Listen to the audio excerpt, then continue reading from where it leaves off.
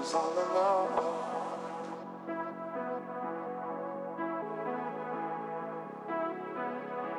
Then you showed up under my umbrella. Oh, shelter from the cold.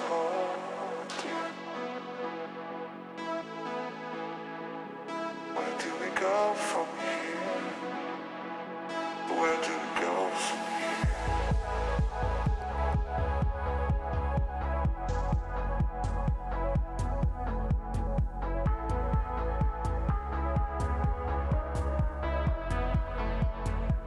Where do we go from here?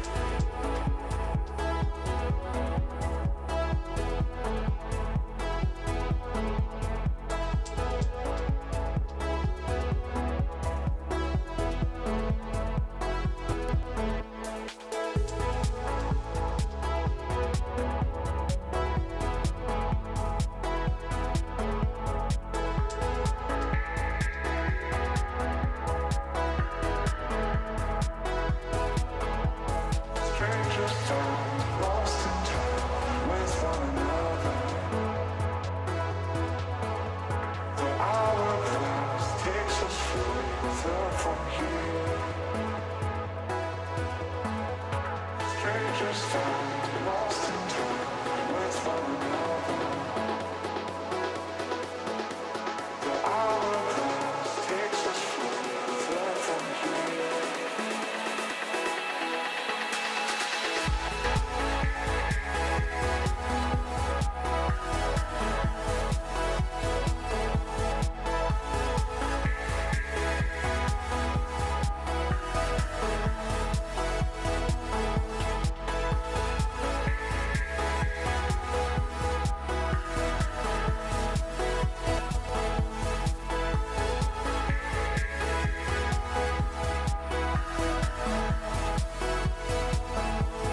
Strangers found, lost in time with one another. The hourglass takes us further from here. Strangers found, lost in time with one another.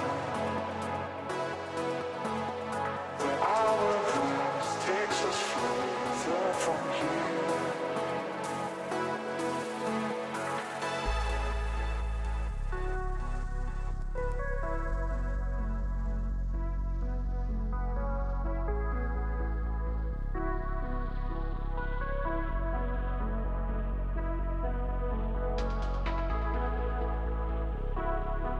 I was all alone.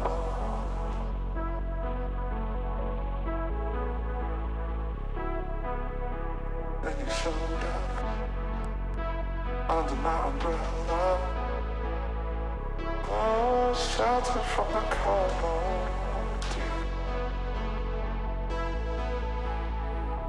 Where do we go from here? Where do we go from here? Strangers found, lost in time with one another. The hourglass takes us further from here. Strangers found, lost in time with one another.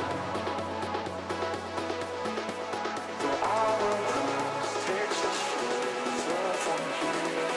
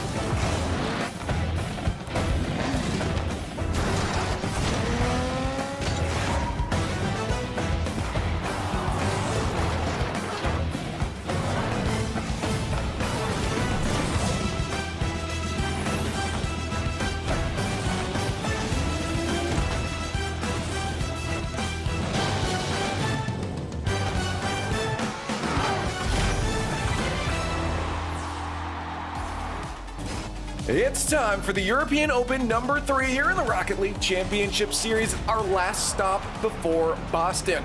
With 3 spots still open and 6 teams fighting for position, it's gonna get tight. So we'll keep you updated on the scenarios. We've got a pre-show to get through, and thankfully, speaking of scenarios, we've got Gibbs with us, also Johnny and Stumpy. Gibbs, we're gonna be racking your brain today. It's my favorite day of the year. I'm so excited. It's only my second day working for this calendar year, and we're already on tiebreakers and stuff like that. I'm pumped. Love it. I'm excited. I love it. Johnny, we were just talking before this. You had the watch party yesterday. Early thoughts on what we're expecting coming in this weekend. Oh, a lot. I mean, the European show today is going to be packed with all kinds of scenarios, all kind of action tomorrow as well, hopefully. But the world of Rocket League, everybody except North America is playing, and there's a bunch of regions, OCE, SSA, might go down to the grand final to decide who goes to the majors. So tomorrow especially is going to be outrageous across the Rocket League globe. Stumpy, I don't have a specific question for you. I'm just happy to see you, man. Yeah, it's good to be here. It's been nice. It's my first one of the year. You guys obviously had a great time for Open 2. I'm now hopping in onto the desk, onto the caster booth as well. It's going to be good. And yeah, Gibbs, like you were saying, we got like tiebreakers potentially for this weekend. There's a whole load of things that could happen. We don't know our major teams. It's exciting. It's going to be a good time. Yeah, I just mentioned we're on our way to Boston. Let's take a look at the schedule. So you know where we are in the year right now. We're on Open number 3. We've done 1 and 2. We had that kickoff weekend. That was a blast. Stumpy at least hung out with us there. But then now we're putting you back to work here in Open number 3. It's online. I'd love to be able to run around with you again. But we have that Boston Major, Stumpy, so close now. Yes, it is like right around the corner.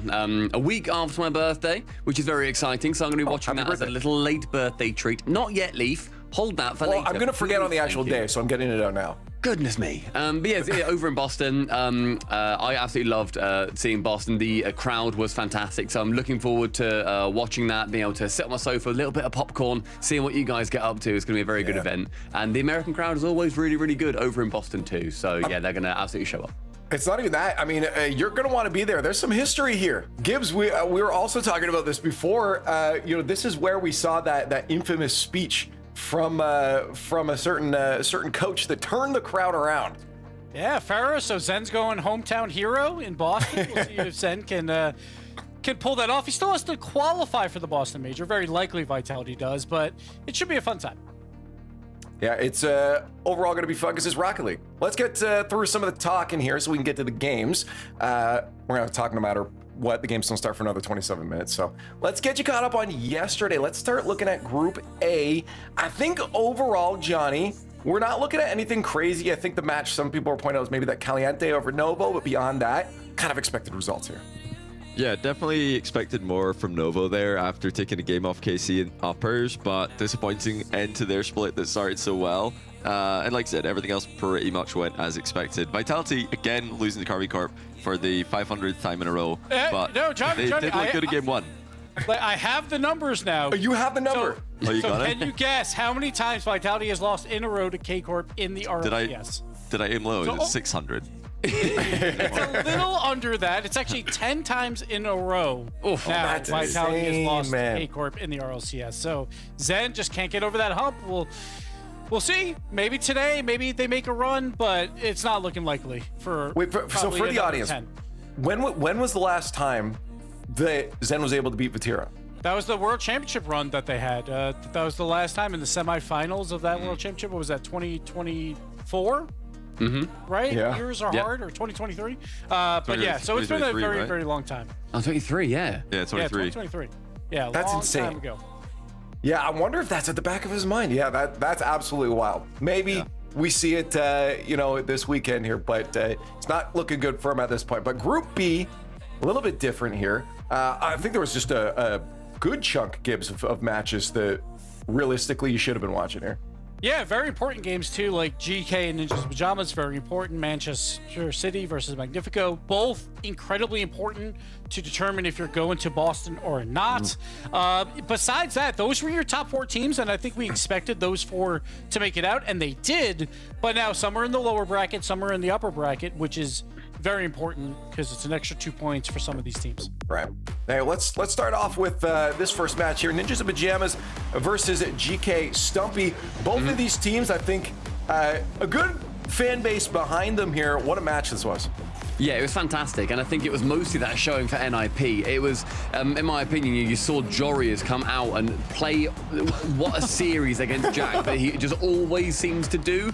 Like, Jorius always seems to show up against Jack, his former teammate, and GK, they really struggled to get much going past NIP. It kind of felt like it was GK getting the occasional goal through. It just sort of happened, whereas NIP were like, yep, routine, we pass it in, we get a goal, we kind of move on, and they ended up sweeping them 3-0. The overtime in the middle, obviously the closest game out of all of these. And I was looking at their placements because I was going to say GK, really disappointing seeing how they've done so far. I mean, they're currently in joint fourth. Like, they're not in dire straits by any means, and they're still in this competition now. To me, it just always feels like whenever we kind of mention GK, I kind of at least hold them to what they are on paper, and they've not necessarily held up to that despite their position in the table currently. Yeah, it's so tough because they're a hot and cold team, right? But they did get hot at the perfect time in Open 2, made it all the way to a grand finals that got them a lot of points. So that's good for GK. But Ninjas in Pajamas, with that win, they also clinched the Boston Major with K-Corp. So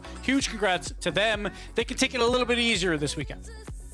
Yeah, no, hey, that grand finals position is looking good last weekend. We got to talk about these two teams. Gibbs kind of touched on this, Johnny, a moment ago here, but Man City versus Magnifico. This was a tight points race. Yeah, this was match of the day, Man City versus Mag United, and the orange Mag United a bit too strong. They were going back and forth all series long though. Man City always do well early stage of these tournaments. They've yet to really put together a Champ Sunday that they could be proud of this season, but they've got all the potential. Yeah, Magnifico, that extra bit of experience paying dividends down the stretch. They had to come back from 2-1 down, and they did so, but not, there were multiple comebacks in the series to speak of. Yeah, two teams that love to play a lot of defense when they go up against the Tier 1 teams of Europe, but the last two games, high scoring 3-2 and 4-3, and it ended on a 0-second goal by Magnifico to get them the much-needed 2 points, but also 2 chances to make it to the top 4, which is huge, while Man City now has to win 2 games in a row to make it to a top 4. So huge implications here throughout this match. Very high pressure moment for both these teams because these are your 2 dark horses, right? These are the 2 teams that no one expects to be a top 5 for Boston, but if you're gonna pick an underdog, it's one of these 2, and this time Magnifico, they come out on top. Hey, let's say, again, it was a tight race here. Why don't we quick glance at them? Gibbs, settle down. We'll unleash you in a few moments here, but I just want a quick glance at where that left us in the points race, really, because again, now 2-point difference for those 2 teams. Johnny, I love that it's coming down to this. I mean, we have 6 teams still fighting for these 3 spots. Yeah, and Magnifico being in that upper bracket means that they've got those 2 chances to put another 2 points on the board, and maybe even more if they can go to semifinals. And you'd probably even say they're favorites to make it, because now GK would have to be the team doing work in the lowers, and they've not got an easy bracket today. So Magnifico, despite the fact they're outside, they've got good odds. They've got very good odds today. Well, let's move it on here to the best of the best from yesterday. Let's start moving on to our progressive top 5 plays. Hey, Gibbs, why don't you start us off? All right, here we go. Let's go number 5. Let's go with Rezi, and we're going to talk about a team pass and play that involves just one player. Rezi passes to himself off the backboard. He passes it again off the backboard, pulls a Devo shot going off this. He doesn't need teammates. He's going to do a 1-2-3 pass and play by himself and secure the goal. It's a great goal, but we're gonna keep the focus on team plays for most of today after a quick 1v3 here from RaceFox, and this was to make it 2-0, so they were, they didn't need a goal here, but always good to get an extra goal when it's as pretty as this one. RaceFox with the triple tap and a ceiling reset involved. And over at number 3, it's going to be between Edgeby and Tempo. Tempo ends up trying to just go onto the ceiling, giving Edgeby a couple more chances to either shoot it or pass it. Ends up going for that pass, and what a position this ends up being. We see it from his POV now. Waits and lurks, sees what Edgeby can do, and the opposite side gets struck with the ball. Stunning team play. Abjack, however, again, does not need any teammates. Apart from maybe Joyo going to be going rat mode on the floor. He gets the ceiling reset, then musties it opposite far post. It's a beautiful car design, it's a beautiful play, and Joyo doesn't get the bump, but does force the man into the net, opens it for Jack with mechanical brilliance. Well, let's end it with a team play from BSK. Great goal on the counter-attack here. Growly resets it one way, Pisky forwards, and then RaceFox bangs it in, so we got a double redirect here down the line. and this, just a beautiful full team play out of BSK, who are one of the more exciting up-and-coming teams in Europe, and these kind of plays will keep them that way. Yeah, I love mechs, but I do have to say I do side on the team plays. I love when all three players can, especially when it's a banger like that. So I'd like to see that at the #1 spot there. Some great plays. Hopefully we'll get some better ones today. Okay, Johnny Stumpy, if you can get a word in, go for it. Otherwise, grab a pillow. It's time to start talking about scenarios. Gibbs rubbing his hands. Let's hear it. Have at it. All right, so as Johnny said, almost every single region is playing this weekend outside of North America, so we're going to clinch a lot of Boston spots. Okay. We will start with the smaller regions and work our way up to the bigger ones. So we'll start in the APAC region. Pretty simple here. We're going to look at the points. Yeah. Project Dela Cruz sitting at 37 points. They've already won the first 2 opens.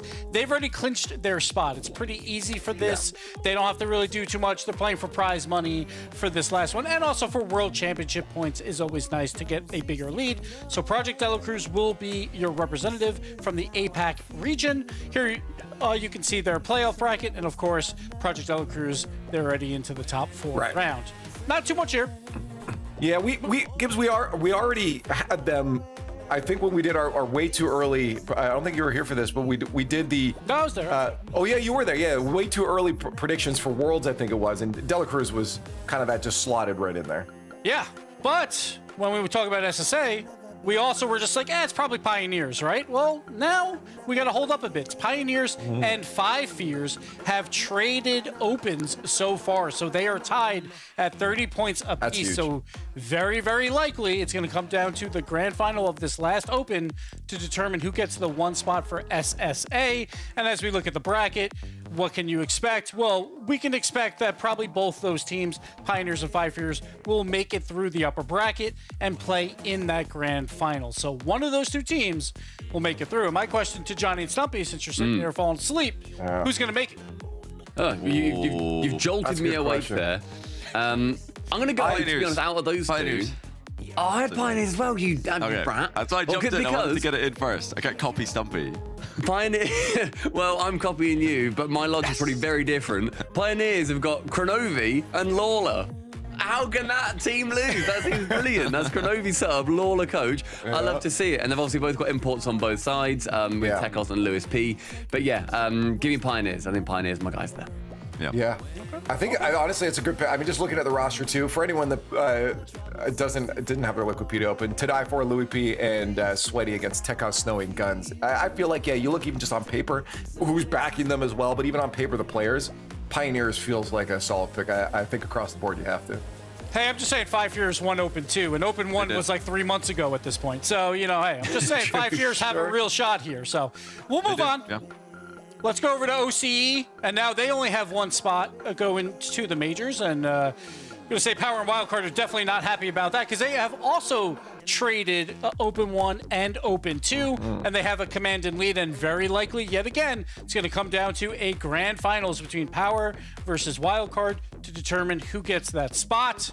So yet again, we see them already in the top 4. I think everyone expects them to meet in that grand finals. So will Torsos do it again? Will Wildcard make it? Yes. Yes. I've written in my notes for all the old heads out there, I need Torsos to make it. I need the wild card to continue making it to these lands, keep him going to these events. And it must be really hard for both Power and Wildcard thinking, we've had these 2 slots for such a long time. There's been maybe 3 teams that can go to them. And typically, obviously, it's one of these 2 plus another, and they'll kind of switch out. It must be really hard now thinking we've only got the 1. We really need to lock in. Hopefully it inspires them a bit more. But yeah, I think to me, I'd love to see Torsos make yet another land. Yeah, like Johnny, you got to believe in the B-head.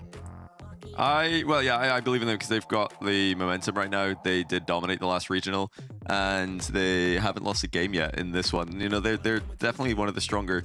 These are the strongest teams. So the fact they haven't dropped a game isn't all that crazy. They are dominating the region for years now. But yeah, they absolutely smashed their upper bracket quarter yesterday. So I think, actually it was earlier today. So I think they're going to win. Yeah, All right, Gibbs, what else? What else? All right, we're going to move over to South America. Probably the weirdest one so far. Maybe MIBR, probably the big surprise of the entire year outside of maybe Redacted.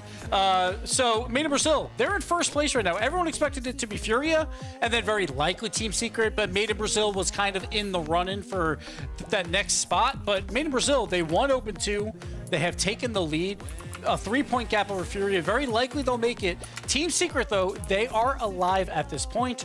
They're only 5 points down to Furia, but that really does mean they really have to win Open 3, and then they can maybe force a tiebreak or maybe even just qualify. So we'll see how it all pans out. But South America playing this weekend is going to be very interesting because that upper bracket round 1, Team Secret versus Made in Brazil to open it up is going to be very interesting because can Made in Brazil keep that number 1 seed? We'll have to see. I think it's interesting. Yeah, oh, sorry, no, go on, Leaf. No, you. No, I was actually just going to ask you guys what your thoughts are on it. Yeah. Oh, I was going to just say that I find it very interesting seeing that Raise Ball back on top of South America. Like, it feels like it's been a little while since we've seen him be one of the guys. Obviously, it's been Yan, it's been Lost, it's been Swift, whoever for a little bit now. Seeing Raise Ball back in that number 1 spot, it's quite the resurgence from him when I think you see some of these players, especially in a very fast region, they might slip down and down and down. He didn't slip that far at all, but knocked off the top spot. Getting him back involved, I think that's brilliant. I love that for South America. I think that's really cool. And really quick, for new viewers, Sam gets 2 spots. So it's not just playing for that number 1, it's playing for the top 2. So I didn't clarify that. I'll clarify it now. Next region. We're going to move on, Leaf. No more talking for you. I'm taking over. No, I didn't want to. We're going to Mina, and they get 2 spots, and everyone knew which 2 teams would get these spots. It's just what order is going to happen. Team Falcons and Twisted Minds have absolutely dominated this region, which they were expected to do. But Twisted Minds, they're in the lower bracket. They lost to R8 Esports, who also took Falcons to Champions Field in the last Open. So look out for them maybe during LCQ time. But Twisted Minds and Falcons, they both have made it. But in the bracket now, because Twisted Minds fell, they're going to meet in the semi-final if Twisted Minds wins. So that match will determine who is the number 1 seed for Mina. But both Falcons and Twisted Minds will very likely be there. Happening today as well. So that's they're yes, 1 day that is earlier. later So today, yeah, that's happening today. The Twisted Minds quarterfinal is starting in 12 minutes, same time we start our match 1, and then the semi-final should be starting just over 2 hours from now. That could be on Falcons Twisted Minds. It should be if Twisted Minds aren't sleeping on sleeping. Okay. Gibbs, we have EU coming up soon, but we have one more minor region to get through. Hit us up. Yeah. One more minor region that they only have 4 spots compared to like Europe's 5, obviously. North America. They're not playing this weekend, but we figured we'd show some points here real quick to show you kind of the race. No one has qualified yet. And that's probably because Energy is the 12th best team in NA, but then they somehow found a way to win Open 2. So they made it a little bit more interesting, but obviously like Rebellion, very likely there. Energy and Redacted also very likely going to make it. Comes down to that 4th spot. Right now it's only a 1-point gap for Space Station Gaming, but a lot of teams in that hunt. Whoever can make a run has a chance to take over that 4th place spot. Okay, let's take a look at, I guess, EU, since that's what we're talking about today, and where we're at, because this is what's going to matter. Things are coming down the wire, Gibbs. I said 6 teams, 3 spots left. What are we looking at? Yes, so because K-Corp won the kickoff LAN, Europe gets 5 spots at every major, plus the World Championship, so everyone should thank them. And everyone should also thank them for winning every Open, because it keeps all the other teams kind of more involved, because K-Corp takes all the points, right? K-Corp is going to be your number 1 team. The Ninjas and Pajamas, they have qualified already. They're not necessarily number 2, but they have qualified for Boston. 3 spots left. Mates, Vitality, GK, Magnifico, Man City. Novo's out, but BSK, they have 5 points right now. They're still in the bracket. They have to win the tournament, but also need some help to have a chance to qualify. So very likely they're out. It comes down to a tiebreaker scenario, which is pretty likely if GK loses to Vitality early on, then if Magnifico or Man City can make it to a top 4 finish, we will have a tiebreaker for the 5th spot, and we will play that match immediately following the grand final. So everyone is rooting for that. Everyone wants more Rocket League. So that is what we're hoping for. That's tomorrow. possible. Yeah, no, that's definitely possible. I mean, I guess that kind of runs us into our next segment. So let's just go to it, because I got some questions to ask. You just mentioned GK there. Let's get to a yay and nay. Chat, Get involved too. Let's see them in the chats. We'll get some thumbs up, thumbs down from the analysts here. Yeah, good job, Gibbs. Thanks for running us through that. You deserve some water there. Let's ask the first question because it's on a team we just talked about multiple times, and a team that needs to win and get points here against Vitality. GK. I got a question for you. Will GK take the 5th EU spot? Yay or nay? Chat, what do you think it as well? Analysts, thumbs up or thumbs down? We do this on a count of 3. Johnny's already getting in there. Johnny's in. Yeah. Okay. What's everyone else thinking? You taking it? 3, 2, 1, go. I've my pick. Maybe I'm too like Team England pilled, and I just love seeing Jack and Joya playing together. But surely they won't like throw it. Like, because they're such a good team on paper, surely they're going to be making it through to the Boston Major, right, guys? And also, we saw like 2 weeks ago, they were coming in cold versus Vitality. Everyone picks Vitality, and then GK wins, right? So GK can definitely take down Vitality, but even if they don't, Magnifico and Man City are going to be underdogs in all of their matches, so it is still hard for them to make it to a top 4. Okay, let's see what the chat's thinking. They're thinking 63%. I saw a lot of nays to start. That's fair. And I think we swayed them a little bit, but yeah, I think that's a reasonable number to look at here. All right, let's move to the next question here. Europe wins Boston. Just any team from Europe. Yeah, honestly, fair enough. I'm throwing mine up as well too. I mean, maybe we should have just does Cape I guess NRG's in the running too. You know. I think this odds are no, to be honest. I'm Really? no. Yeah.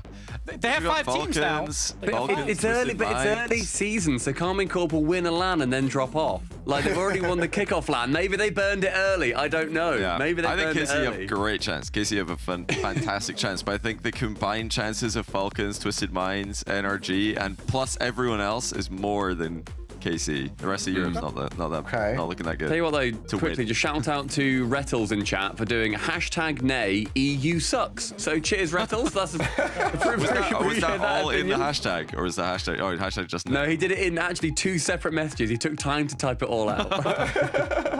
That's good. Yeah. I'm going to say no on that. No, I think the odds are higher for someone else. Okay. The combined someone else is higher. Chad again sitting around that 63, exact same as last time. All right, let's see if you guys do it in the last one here. Last question for you, chat and analysts here is Zen, the hometown Boston hero. Are we gonna see it again here? So this is why we say yay, because if K-Corp somehow falls apart, Zen's gonna bring out a USA flag and Vitality's gonna go on a run. No. It's gonna happen. I would love to see that again, though. He's not going to be the hometown hero. What are we talking about? It's in North America. Zen's been bullying NRG for like 13, 14 months now. He's just beating NA's favorite team. So no, I don't think he's going to be the hometown hero. Well, if NA's out before the top 8, then they're gonna root for someone. I see. Okay. So Yeah. I mean, hey, again. Yeah, maybe if NA's out, they do just go for. But then NA's best team, the best team in North America, Shopify Rebellion, they've got a very good chance, of doing pretty well, and they've got some fan favorites on that team. So I don't know if Zen's going to be getting all the love that he got last time. Maybe. It's not going to get any love now. Hopefully, again. Hopefully, we see some people there that were there last time. Oh, yeah. Did we just do the exact same numbers again, chat? Yeah, we did. I'm proud of you, chat. You're very consistent. They're ruining it now. Pull it down. Copy Pull paste. it down. Let's move onwards here. We got to get this next matchup coming out, or the first matchup, sorry, of European number 3 on the way. But a couple little things I got to get out of the way for you guys. If you want to get a different perspective on the field, you want to see that wider look at maybe some of the rotations, where the boost still is happening, you can do that with the crowd cam. You can head over to twitch.tv/RLEsports, have that up on another monitor. It's a good way to get that extra perspective, having both of those views up there, getting that wider look at things here. But we have to look at what they're fighting for here. Of course, the money is important for these players, especially when you're not making any points down in those last spots there, but it's those points that are going to matter a lot more to some of these teams this weekend with those 3 spots open. So you're looking for those. The bracket, you already saw this just a moment ago. This is how we're going to go from the bottom to the top. If you need to see that in maybe a different view, we also have the schedule for you. And then we can start talking about the actual matchup. Because our first one is going to be Manchester City facing down Team BSK. Man City, Johnny, is a team that we've seen a lot of really good promise from, but just falling short here and there. Yeah, they've had some difficult matchups against some good teams, and then they've also just had some. Well, it's mainly the match against Novo. They should have beaten Novo in Copenhagen. They didn't, and that's really made their split and their season a whole lot harder than it should have been.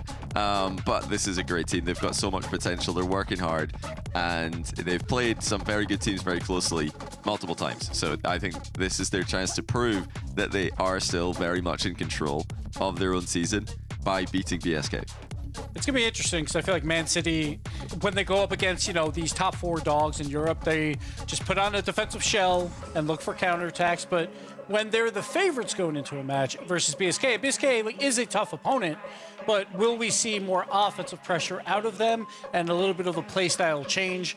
I think the way they lost yesterday was brutal. They lose on 0 to Magnifico, but to bounce back in the lower bracket and make it here anyway shows that they can do it and that they can bounce back in these tough moments. So we'll see what they can do. But BSK, they got 9th place in Open 2, a brand new team in Open 2, and now they've made their first top 8. Can they do some damage? I think it's a fair point as well to raise out Man City in that they have this sort of like it's the Jekyll and Hyde side of them where they're that very defensive and they'll do counterattacks. We saw that so frequently when they're on LAN. Not going too well in the Team PSK coaching side. Yeah, we saw that, mate. Yeah. But I mean, I think that BSK, they've got a pretty big mountain here to climb. They are going to face a team that has been together for longer, that have now competed on LAN together, that are in a very tough position to try and surmount them. I don't necessarily know if they've got what it takes, but I do think it will be pretty close. Yeah, I love what I'm seeing here too. I mean, between the two of them, progressive fan vote top. So start getting those hashtags in the chat. Who's going to take this one? Again, a lot on the line here for all the teams fighting this weekend here. But Man City, I wonder if they're going to be able to pull up to the expectations we've given before. But Man City, I love the vibes here. Gibbs, I love that they're together right now. They're in that boot camp. They've got smiles on their faces too. That's the big thing. I've seen teams that are smiling and working and just having a good time together are doing well. Yeah, it's always good to be boot camping as well and just getting ready for these matches. It just helps with the prep, but also it helps in those down moments, as we talked about yesterday. You lose game 5-0, you're expecting them to kind of go into that lower bracket a little timid, but they 3-0'd Wild, and they did it convincingly, a 2-0, 2-1, and a 3-1. So Man City, they showed that they're better than the other tier 2 European teams. They got to show it one more time here versus BSK. Again, both teams, a lot on the line. I saw some smiles as well from BSK on the other side. So hopefully we just get a good match. Hey, let's start. We got only 4 today. Maybe we can get a good, nice Game 7 for us here. But what are you guys thinking? Where are we looking in terms of our predictions here? I mean, a lot of talk about Man City. I'm not going to lie. I'm just going to throw mine up first. I'll lead the charge. I never do that. Man City. I'm going to take Man City on this one. Gibbs, what do you think? I feel like Man City is my favorite dark horse of these teams. Even though they lost to Magnifico, I still think Man City is a better team than Magnifico. I know Magnifico fans are going to hate me for this, but I think Man City's got a real shot at this Boston Major. I think they can make a run throughout this lower bracket. I'm going Man City. Okay. Likewise, Got it. yeah. I mean, not too much to add. It's just more of that same kind of line of thinking. Man City, they have shown so much promise, and this is a matchup that they should be. Yeah, they'll feel very confident in. So I think this is going to be fine. Tomorrow, I think is going to be their real test. They can't look past BSK. But I think they will beat them. Yeah. Yeah, I think that for me, City are currently sitting just outside of those spots for the major. I think that they need to win these. I think they're going to be very acutely aware of the fact that they need to win these to get a couple more points on the board. Give me City here. I think they've just got that little bit extra over BSK. Chat, I think I saw a lot of Man City's. I would be surprised if it's not. Yeah, I think there's a lot of belief in this squad, to be honest. And I think you have to. I wouldn't be surprised if this goes the distance here. I mean, I'm not going to count out BSK at all. I mean, solid players on them. We saw them even in the top 5 plays for progressive there. But the only way to find out is to play. Stumpy, I believe you got to get scooting along here. You got to get into the casting booth. You got a friend waiting for you there. Let's get into our first best of 7 here in the European Open number 3. Man City trying to live up to those expectations as BSK stands on the other side. Let's get into some good Rocket League. Manchester City taking on Team BSK in Game 1, brought to you by Progressive. You guys know that it's Progressive, but what you don't know is who I'm casting with. Hello, mate. Hello, it's me, Emil Cole. Welcome back to the Rocket League Championship Series. No, it's not. Unfortunately, it's not Emil Cole. How you doing, Stumpy? It's been a while. It's feeling a little bit nostalgic right now, buddy. It has been so long, and I have missed you, my dear sweet king. How have you been? Rocket League has been ticking along. Oh, man. We don't even have time. Look, we don't even have time to get into what's been going down, what I've been missing, because Acro is going to start us out with a banger. Nice little bump there from Edge on Wristfox, and we're off on the ground running here, Stumpy. I've been good. I've been hanging out. I've been watching RLCS, getting myself a little bit more accustomed to what's been going on. A lot of changes, new formats, newer players, but at the end of the day, the core of this esport has always been the same, and it's always going to be entertaining. Yeah, absolutely. And I think that, we're seeing Man City maybe going forward what they want to be, where we saw it seen in previous series, especially at the kickoff LAN over in Copenhagen last year, that they can fall into that defensive side when they think, you know what, we can sit back a little bit and absorb, and they had some fantastic counterattacks against some of the best teams in the world. This time round, they're going to be aggressive. Tempo and Acro again leading the charge. And Tempo, he slows his namesake down, and Acro can then come in and deliver the final touch. I mean, you were just talking about counterattacks. You see Tempo taking it all the way from his own half, a little bit of a fake in the midfield. Two players went for the shot, but it's not really going to matter as long as one of them can put it away. And Man City, I mean, this is the start that you wanted to see from them, especially if you're a fan. The chat was favoring them, and I do have a lot of hope for this squad. The more that I've been, tapping back into RLCS and getting accustomed to everything, I mean, you could tell Man City, they're hungry, Stumpy. They want to be into that top spot. Yeah, and I think that, we look at the table and we mentioned GK being one of those teams alongside Gentlemates in that fourth spot at the moment.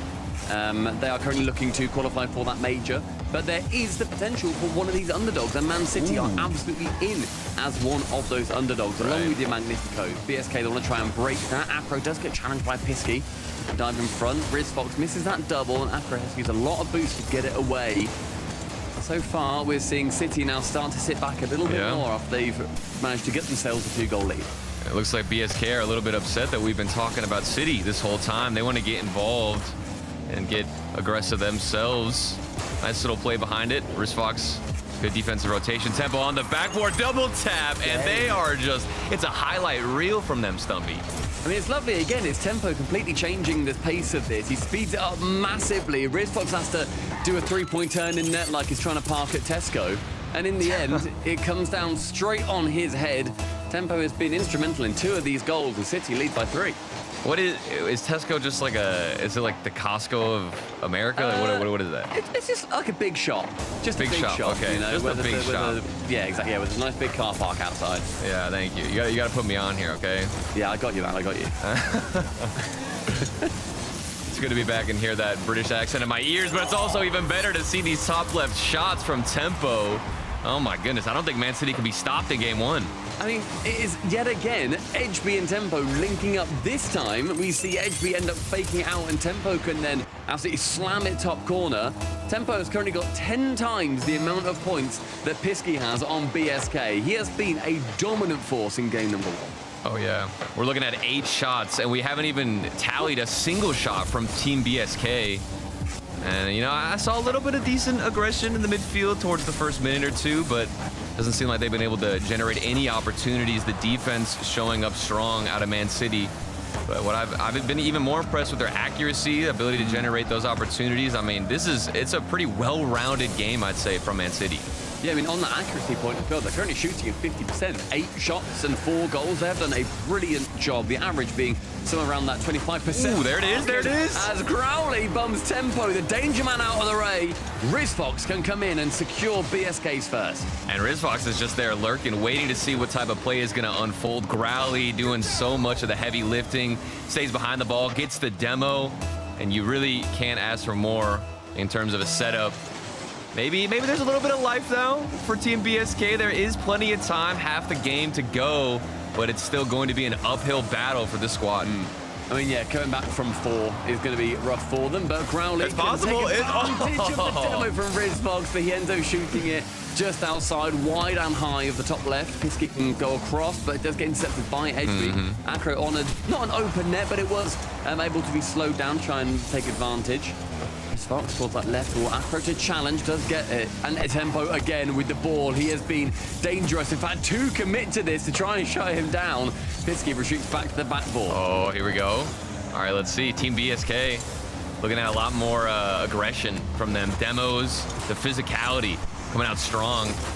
I don't know if that's enough, Stump, but we were talking about it. I mean, you got to start putting these away. But Pisky, I guess he's got things locked and loaded for that second goal.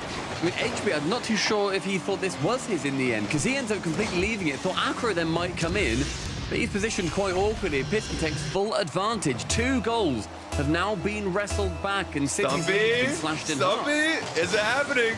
Is it happening, Stumpy? I can feel it. I can sense it, man. I mean, okay?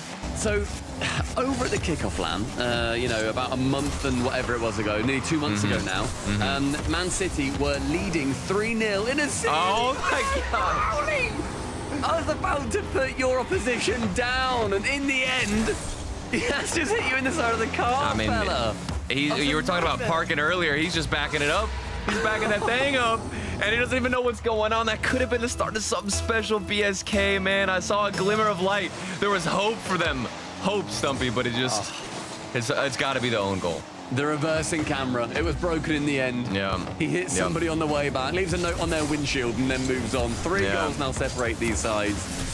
I mean, I was going to mention the fact that at the kickoff LAN, Man City were leading 3-0 versus Novo, and then Novo fully reverse swept them in a best of 7 to take that series. So they can fall apart, don't get me wrong. Man City are not, you know, those gods that can't bleed, but they are certainly threatening. And with a minute left, 3 may well be too many. It just feels like there's a lot more for Man City to fight for. Obviously, there's a chance that BSK could qualify for Boston, but Man City have better odds here because they didn't form in that last open like BSK did. But 40 seconds to go. It was one-sided to start out with, for sure. BSK found a bit of momentum, and now they're about to end with some momentum. Pisky, there's the 3rd goal, and you know, we already did this before. All right, I don't know if there's really a chance here, but I'd like to see a goal incoming. Yeah. Okay. One more. I mean, now maybe we'll get Tempo backing it up. Okay, that's he's going to be on the goal line. You know what I mean? We need a little bit of some revenge here.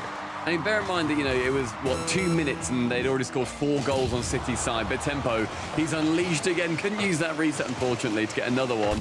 But, I mean, loads of goals have flowed in. Since then, you know what? Fair play. Regardless of how this game ends, BSK, they did not let those 4 goals get them down. They've managed to wrestle back to a respectable scoreline. If you did this in rank, you wouldn't be too annoyed. That's right. 10 seconds to go. Man City, this is a good game 1 from them.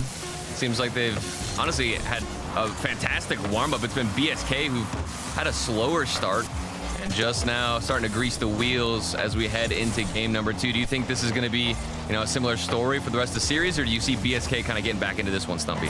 I was kind of hoping that we'd see BSK wrestle a bit more like kind of the later half of this game compared to the first half of this game. But I mean, Man City came out the gate so incredibly hot. I think that for 2 teams that are of relatively equal ability or very similar ability, you know, different by like 10% on a big swing of a day, I think that BSK did a very good job to bring themselves back into this individual game. I expect the rest of the series to look like the later half of this one compared to the big smashing that Man City kicked number 1 off. Yeah, and I don't want to add more like fuel to the fire because I'm sure Growly's already beating himself up for that own goal. But I mean, can you imagine the difference that the rest of game 1 would have been if that hadn't occurred? Definitely a just like a tone shifter. They lost by 3. Like, right. At least it wasn't. I mean, it was. I think that was the defining moment, though, man. It was a painful one, but we're gonna have to see if they have the mentality to get back into this one, Stumpy. And you know, it just feels good to be back here. All right, I feel good. I want to see your face. Where you at? There's your face, man. There it is. You looking good. You haven't changed at all. I appreciate that. Well, I actually can't see you. I've not got the webpage open. Okay, thank you. Yes, yeah, thank you. We are so back. Feels good And you know, You're looking great. You're looking you. you're looking handsome. You're looking talented. You're looking musically adept. You're okay, doing it. okay, keep it going, keep it going. I like. You seems like you've been more like complimenting me, but you used to roast me all the time, and now you're over here with some positivity. Thank you for that. Hey, you're welcome. I mean, I feel like we'll get to that. Don't get me wrong. We'll get Okay. to that. We'll get to We'll us have being time. quite cruel. Yeah. But until then, it's nice to have you here. Are you still feeling confident on that Man City side? Do you think that they're going to be able to continue with the Yeah, 100%. I think that Man City, you know, I didn't expect it to be this, I want to say easy. I think game one certainly wasn't as much of a challenge as I had anticipated out of BSK, but moving forward, I think Man City have to take this. There's more on the line for them. The teamwork was there. Even in the pre-show, we saw the highlights of what they're capable of and using everybody on the field all at once. So I just think that trend's going to continue. And BSK, while they're a great team, I just don't know if they have enough fight in them. But we'll see, man. This is early in the series. We can't be out here just calling predictions like that. Yeah, very early still in the series. Chat, I wonder what you think. Are you guys feeling that it's going to be the later half of that game where it will be closer? Or do Man City just keep pushing? Let us know. I'm keeping an eye on you guys. But yeah, Man City, I think, have been... the fact that also they are currently playing next to each other. They are at the endpoint facility. They are playing on land together and boot camping. And that's Obviously, huge. Turtle, That is as a huge, former player yeah. yourself from about 2.5 decades ago, how much of a difference did that make? I mean, to be honest, Gibbs kind of really hit it on the nail on the head with that point that, you know, they're in person with each other. And if you're struggling or maybe you take a loss, you fall back, which we did witness earlier in this open tournament. They took that rough loss against Magnifico, a tight game 5, lost their second life in the playoffs now, and they got to go through the lower bracket, but they're in person. They can boost the morale together, and just having that spirit, that energy, it's contagious. And whether or not you've been in that situation before, if you're coming out here for Man City, you're going to thrive in that environment. And I see them just riding that wave no matter what happens here, Stumpy. I didn't realize though that everyone had moved to a completely different server. So Yeah, I was we're just sitting in remaking there everything. on my own. Yeah, that's completely my fault. I looked on their screens. You're just on their hanging out cameras. over there, dude. Well, I looked at Yeah. their cameras and thought, that's not happening on my screen. Yeah. And I pressed tab and it was only me in there. Dude, So- that's the mistake that I'm supposed to be making. I'm rusty here. I know, okay, I know, you've nailed it. Come on, dude. What are you doing? What are you doing, You man? nailed it. Sorry, everyone. Yeah, that's my fault. Yeah, I think that, you know, having all your teammates by your side is going to be a massive boon. BSK, though, you know, I think they had lots that they could be proud of towards the end of that game. And I think that the sort of the physicality that we saw from BSK, it was almost It was working. It was working. Yeah, it was working for sure. That's how they got Yeah. their goals. And Manchester City, the early goals, that came from bumps as well. So I think these players, they'll be, you know, just the tiniest bit slower than the absolute top tier players in the world. Right. And you can definitely use that to your advantage. They will be that bit more bumpable. They will be that bit more predictable as to where they're going to be so that you can get in their way. Right, 100%. And I do think BSK, it's going to be a long series. We got a best of 7 here. Plenty of chances to get back into it. While we have been hyping up Man City, you know, I don't want to discredit what this team is capable of doing. And we'll see now. I'm curious, do they continue up with that physical bumping style? How does Growly try to come back from game 1? I doubt he's even thinking about it, but there's still a potential that he could be a bit rough there on the mental side of things. So there's a lot of things up in the air, and there's only one way to find out how it's going to unfold. Turtle, I have a question for you, mate. All right, let's hear it. Whilst you've been away from the RLCS, obviously it's an absolute dream to have you back. Have you had a team in particular that you've looked at and thought, oh, they look really good? Like that's a team that I'm excited to see play. It kind of comes back and forth. It's hard for me to like take the generic pick, and I'm always on side NA. You know, I want to see NRG win. But not to be convenient here, I actually have really been enjoying watching Man City grow. And I'm usually a big fan of, when it comes to the RLCS, watching teams thrive and continue to mesh and learn how to gel with each other. It's, you know, it's fun to watch the teams dominate, but to see a team learn how to play with each other as they continue on in the season is so much more fun. And that's why I've actually been personally excited about Man City. Yeah, that's a great answer. Hey, brilliant. Good job. Nailed it. I mean, it's convenient. It sounds like I'm lying because we're casting it, but I promise you, they've been fun to watch for me. They really have. No, they've been incredible to watch. And Acro in the midfield, completely intercepting this pass. Pisky tries to get in midfield towards Growly, who misses. Acro can then receive, and it's open for him. It's a stunning touch to keep the ball close to his car. And again, it's an early statement of intent for Man City. I mean, that was just such a weird first touch. I don't know if did he cancel his flip? I'd love to get another look at that. His car looked like it did a fancy little maneuver right before catching it underneath him, but still, I mean, this is right where they left off. The groove has been found, and they are comfortably sitting in the lead. Who can take down this blue roster? It's gonna be somebody from BSK. Otherwise, you know, they're gonna be on the goal line getting save after save like that. That was a lovely play, though, from Rizfox. Had to dodge the bump that was coming his way. Stayed grounded. As soon as he jumps, then you then see the attacking player shoot. Now going just above the crossbar, and Acro can redirect it. It will find its way home with a touch of Edgeby. What a redirect from his own backboard. Oh my goodness, and what a touch there to go all the way to the other side to keep it in the middle of the field as well. If that thing bangs all the way to the corner, there's no way you're even getting a shooting opportunity. Edgeby, I don't even know why he's cherry picking on the other side. How do you anticipate it? These players, they just always have that sixth sense here, Stumpy. I mean, it was like a team psycho almost, using the opposition. Yeah. The fact that he sent to the backboard and then it could then be sent by yourself towards the opposite goal. Beautiful play over there from United. Sorry, rather from City. Oh my goodness, City, not United. No. Oh no, I didn't mean that is a cardinal sin. I cannot, dude. We're gonna have to move on. But you might be in the doghouse, my friend. I'm so sorry. I'm so sorry to the brand of Manchester City. I didn't mean it.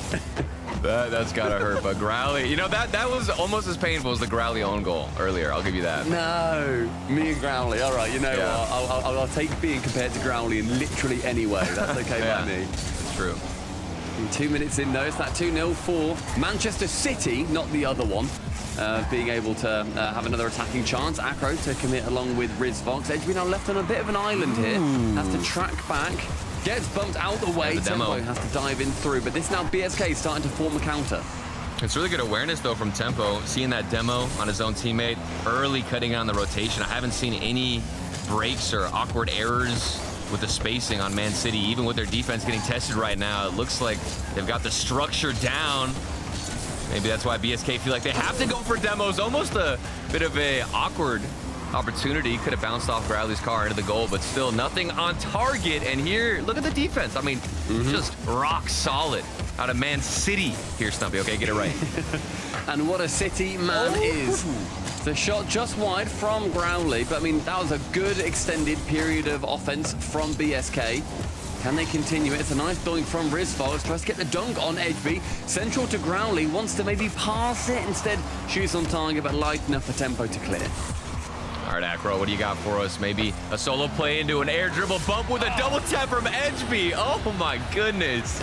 This is just everything thrown at the defense. Here's the air dribble with the bump midair on Growley. Edgeby comes in and crashes the double tap. It is lights out from the team in blue.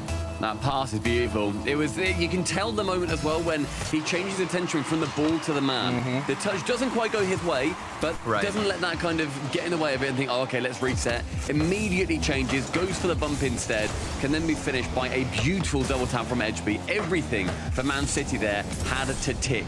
Yeah. And it did so with precision. 100 seconds remain. BSK need to have the latter heroics they had in game number 1 to get themselves back in. It just looks like the communication is, you know, on another tier. There's a demo from Rizfox, but doesn't look like they have things calculated. After they get a demo, after they get a bump, you know, what's the plan to execute afterwards? There's not really too much put in motion. And they get a demo and things are kind of stalling. Something else has to come through. But like I was talking about, Man City, the communication is there. Even when they get demoed, even when their shots on target off the crossbar, Edgeby still finds a way to keep it out. Final minute. We've not really seen a huge amount of chances, not 3 chances for BSK. The Rizfox can keep the question being asked. Edgeby from his own backboard can clear towards the left wall. Piski's there, but not that much boost. Has to try and just secure a dunk. Goes to the corner. Edgeby's got no boost himself, but he can waste these seconds while his teammate comes in instead. It's a horror show of defense as both dive in the corner. I thought it was relatively clever, but Growley, forces their hand and Rizfox can sink it. And that was a weird play, too, for Edgeby. He didn't know if he was supposed to challenge the ball or just wait it out in that corner. And I was just complimenting their communication. It feels all organized. And then a little lapse does occur. But thankfully, they've got security and even more now, extending that lead back to what it was, 4-1. Yes, nice play straight from the kickoff. The immediate fake goes towards that right-hand side. Tempo then comes in and forces it towards that carrying, that progressing player in Edgeby. 44 seconds, those 3 goals. Again, we said it in game number 1, but in game number 2 may well be just a little bit too much for BSK to pull back from. Well, it's just been similar themes. I mean, BSK have had some solid moments, good demos, a couple of chances. Here's one now from Growly. Not going to be enough. There's always a player to get in the way, finding a challenge. Good fake. And, you know, I mean, we're seeing highlights out of BSK. I don't think this is necessarily a bad performance out of them, but they just haven't been able to maintain that consistently. I mean, I think Tempo, for me in particular, has really just been incredible on this side. He's always having a glow up kind of in the start of this season. Excuse me. In the start of this season and then to from the end of last season, he has been a real pleasure to watch. And Acro there, we're trying to send one more on target, will not land. 4-1 at minimum for City, and they go 2-0 up in the series. BSK, they need a little bit of thinking here. Put their thinking caps on, because how do you take down a team that is just on the day playing better? Seems like they're unstoppable right now, but with that being said, I wouldn't say it's been all one-sided. Still a couple of chances here and there came and went. And this is such an important series, so much on the line. If either team get eliminated, their major contention and opportunities and chances are just going to go flying out the window, Stumpy. So maybe that could be playing into the mentality, getting the nerves set here for BSK. Because, I mean, for BSK in particular, given the fact that they formed relatively recently, I mean, they got to go the distance today if they want to have a chance. Yeah, and if either of these teams win, or rather when one of these teams win, they will then eliminate the other from major contention. It is that close between these two sides. This in this series is do or die, not just for this Open, but obviously continuing through to the rest of the season. And if you don't make that major, you're then missing out on some vital points. Right. It's going to feel a little bit harsh for Man City because they obviously made the kickoff LAN. And that must have felt like, yes, we've made a LAN, we've done it, but you don't get any more points for that. You didn't get the points, but you still get the exact same amount if it was online or if it was in Copenhagen. So sort of really good opportunity, but maybe mentally a little bit rough, thinking, we've already been to a LAN, we kind of know what it's like. We'd love to do that again with a crowd. Now you've got the desire, you want to get back there, see what the crowd's like, how it feels in Boston, which is going to be incredible. Boston, I mean, I think it was one of my favorite lands so far, so get back into that city, it's going to be beautiful. Really yeah, Boston was fantastic. Great city, so if you are going, make sure that you have a great time there. Pick a team and just go absolutely bananas. Chris Fox gets a shot on target. The top corner, though, is saved by Edgeby, and it was a stunning save to start off the third game. And BSK, interestingly, haven't taken a timeout. No timeout, they just want to keep it going. And I understand that approach. Like, there's a lot here that's going well for BSK. I think if they tighten things up on the defensive rotations, it should be a much closer game. And eventually you can get this wall of defense from Man City to fall. You just got to keep hammering the net. Yeah, I think they just need, as you say, just keep being persistent, keep being annoying, keep stealing boost. Yeah. But I think so far, that's a lot easier said than done. A stunning touch from Pisky there. Maybe it was a little bit too far away from him in hindsight. Rizfox will miss on the sidewall. You can't be doing that, especially with Growly on low boost. Growly does well, but only gets as far as Acro. Pisky has to dive in front. But again, low boost for BSK. His counterattack is going to be a little bit thin on the ground. The ground does a decent job. Rizfox now to challenge, gets it away from Edgeby midfield, though no one's there, and Acro just heat checks the man at the back. I'm already seeing some consistency issues out of BSK. Two players in the same spot. A lot of space there in the midfield, and this is what I'm talking about. I mean, if you look solid on offense, you're getting opportunities, that's fine, but as soon as Man City counterattack, you're just exposed with several weaknesses, and look at all that space for Tempo to take his time and find that left side. It's crazy as well because he had space individually where he can shoot, but then the net was full of players and he still managed to sneak it through. A lovely shot going towards the opposite side, and Tempo continues to be inevitable. Acro out of thin air pulls the rabbit out of the hat. It's absolutely cheeky from the backboard, and he's using the flip as well, man. This is just too much. This is too much. I don't even know how you calculate that on the pre-flip to get a touch. Man City, they are truly flying high. Goodness gracious. I'm so excited to see that in the top place tomorrow. It just will be. Gibbs, We get it in there. need a breakdown, like a slow-mo of how precise you have to be. Because as soon as you flip into that, Stumpy, you're locked in. You have to know exactly where that ball is landing before you flip. Gorgeous play. Acro, again, being a phenomenal player. Tempo taps it middle. And both of these guys, with HB assisting, they have been a real team and a force to be reckoned with. Oh, what a touch to... Central Oh, my Acro goodness. to HB, saved by Wristfox. I mean, everything just has intent behind it, Stumpy. You see Man City hit the ball. It's going to a teammate, it's going to a player, or it's wasting time for them to get back in rotation. I can't say the same about BSK and the way they're maneuvering around the field. Sometimes there's high moments, and I definitely think the ceiling is high for BSK, but right now looking a bit watered down with their approach. Yeah, I completely agree. I think that it's almost like BSK are thinking, oh, we have the ball. Okay, let's hit it.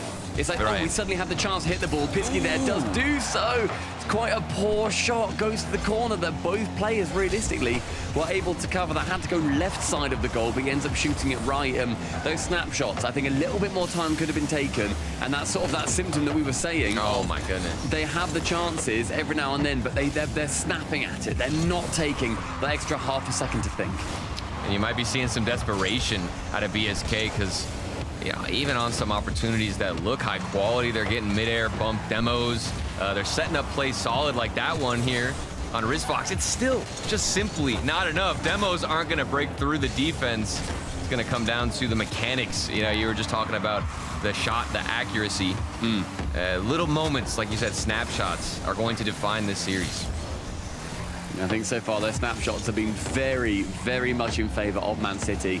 They've been controlling the tempo of this game. They've been making sure that everything that they do in this, as we've said, has a purpose.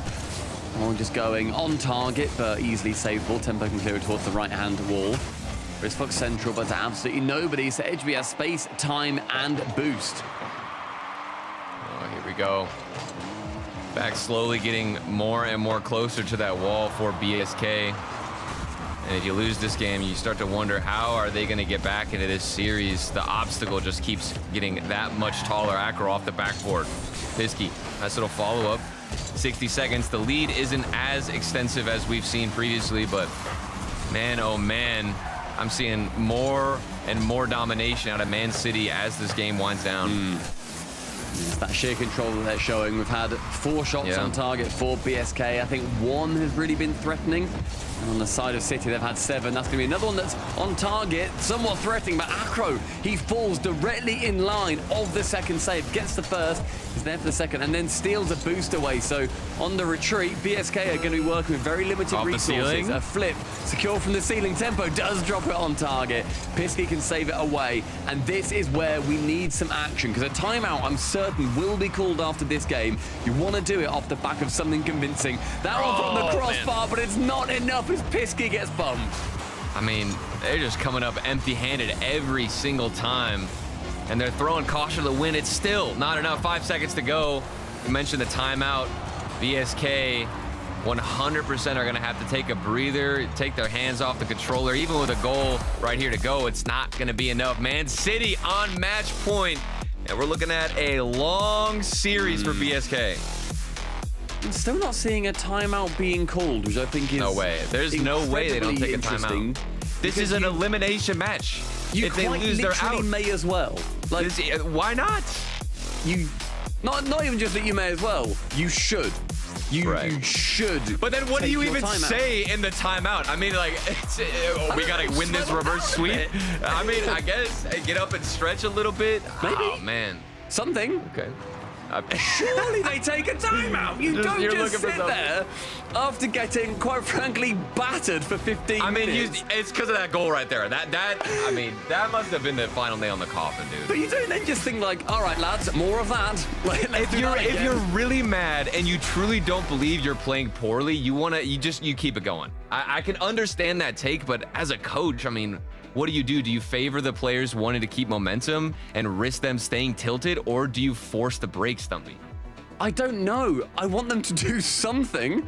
I'm kind of like that meme of just like They're poking it on the ground with a stick. like, Yeah, do I was thinking about something. that. BSK Yeah. really haven't done much in this so far, and I think that's going to be on Bato, I'm not sure how to say the name, their coach, to come in and say, right, we are taking the timeout. Like, let's make sure that we can go into this. But no.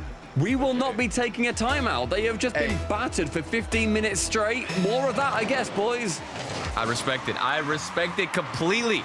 All right, it's like that one friend you have that's playing in your ranked games. Like, just one more game. Just one more game. We don't gotta go to bed right now. Just one more game. Keep it going. Yeah, well, I'm the employed friend Oh, saying, bro, I've got a my job. This is why you take a timeout. Like, a temporary. You really think a timeout would have saved this, though, Stumpy? What is, no offense to Rizvox, I'm sure he's a great guy. What on earth are you doing?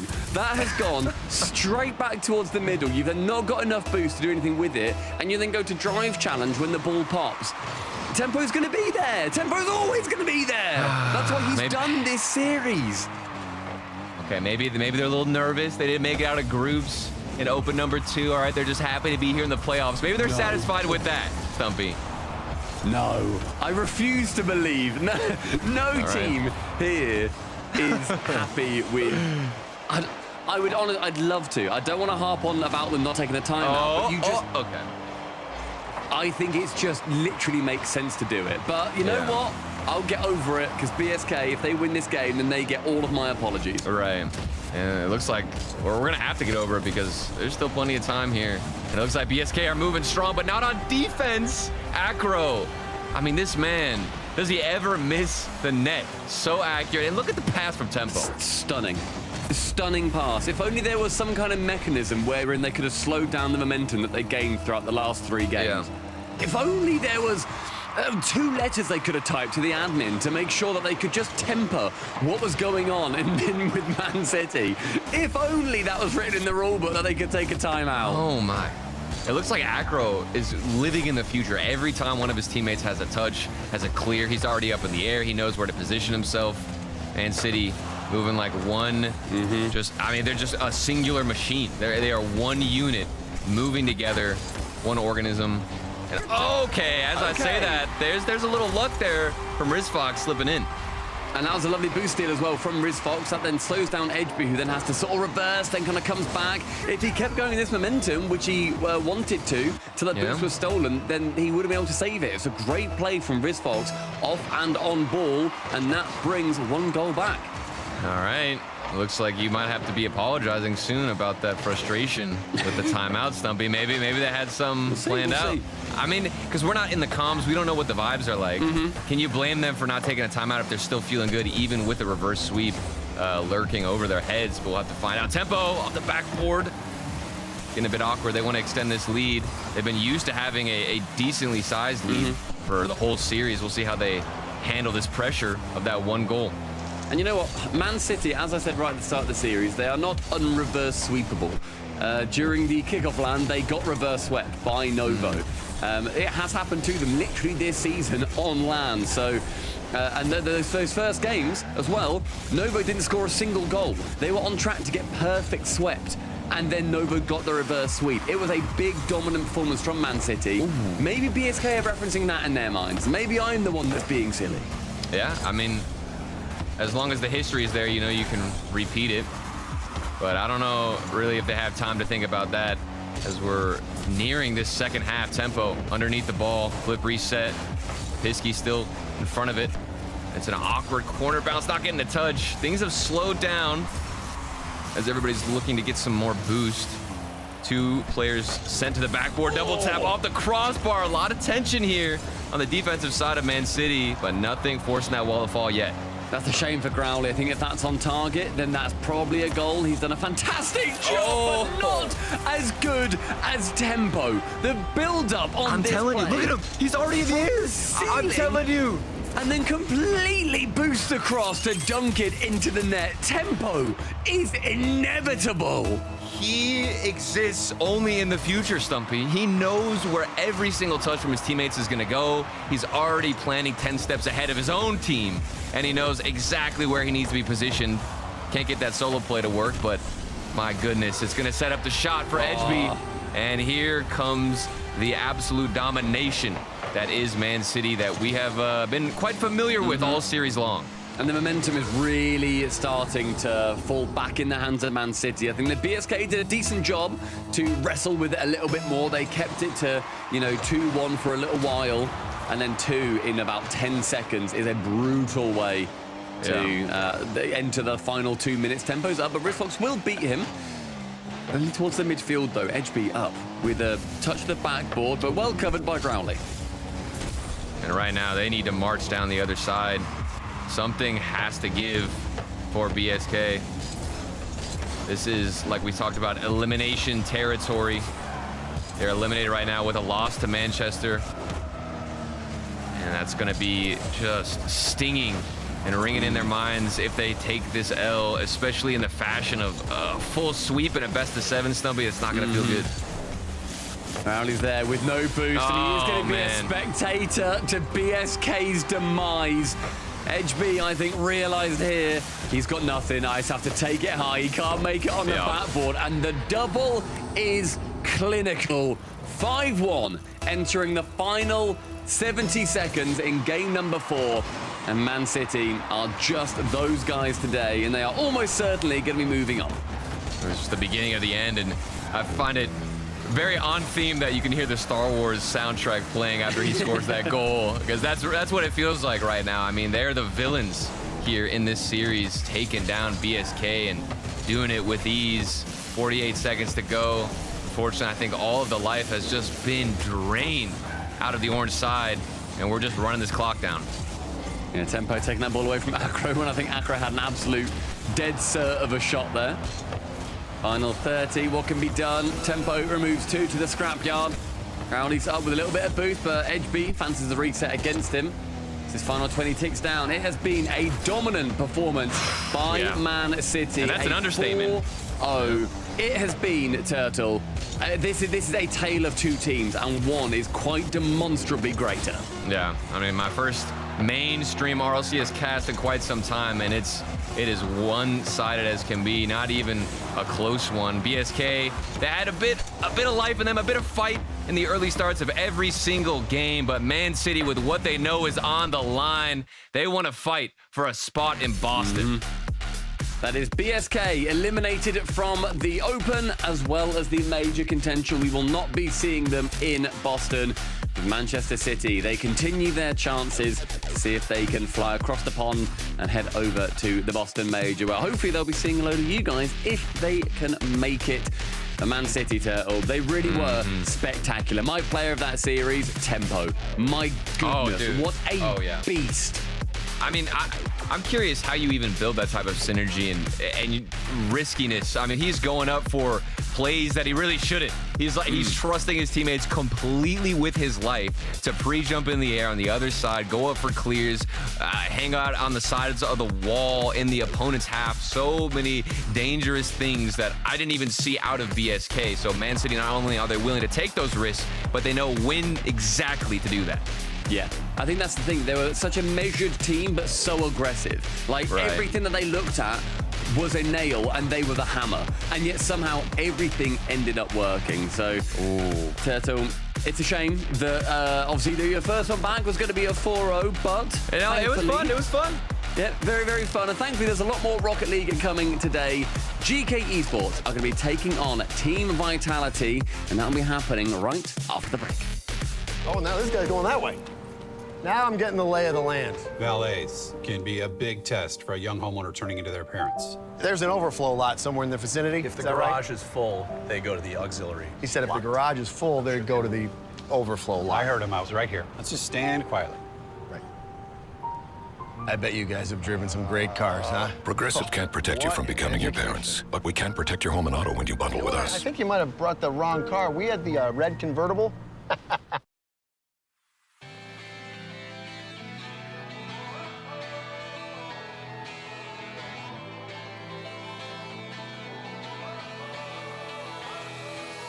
I know you said stay out of this bit, but I don't get tired of it. You told me I'll never be happy.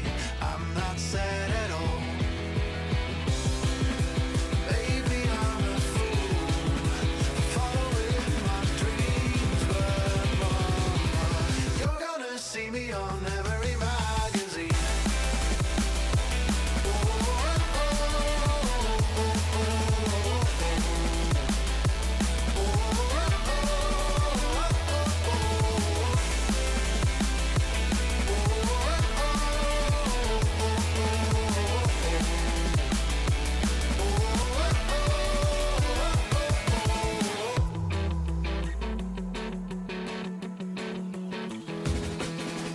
Never meant to disappoint ya. I'm smart enough to be a lawyer.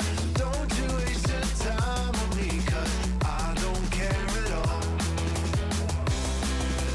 Maybe I'm a fool, following my dreams, but you're gonna see me on every magazine.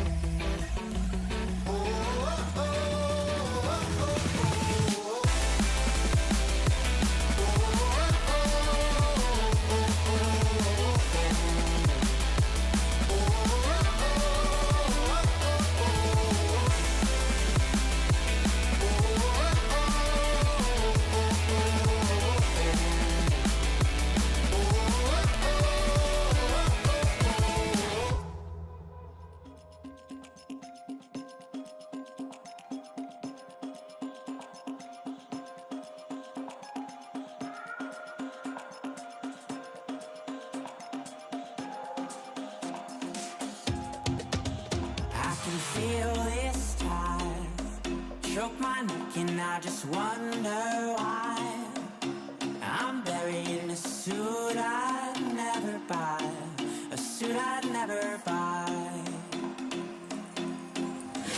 Cufflinks on my wrist, I can't act surprised when the shovels hit dirt in the earth.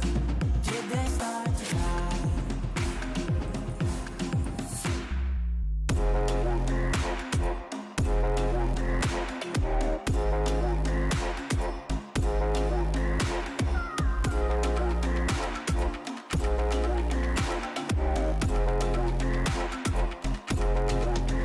Since I was 17, I've been looking for a place to make me be complete. I've been looking all alone out there for anything to make me feel alive.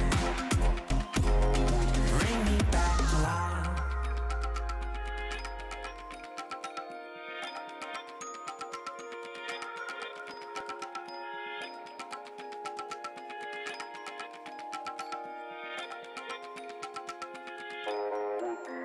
Cufflinks on my wrist, I can't act surprised when the shovels hit dirt in the earth. Did they start to cry?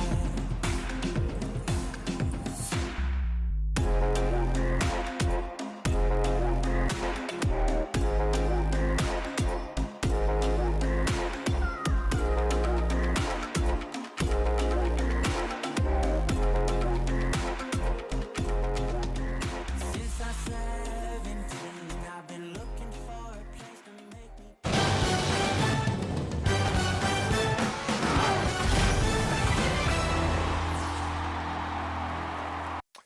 Ladies and gentlemen, welcome back to the Rocket League Championship Series here in European Open number 3. It's been a blast so far as we start our first best of 7. And now to talk about their win, I have with me Noah. Noah, buddy, how you doing overall? Yeah, doing really good. I mean, good win. Good confidence boost, I think, for the rest of the tournament. I mean, yesterday was, I guess, a bit shaky. Obviously, tough loss, but it's good to kind of bounce back with a dominant win.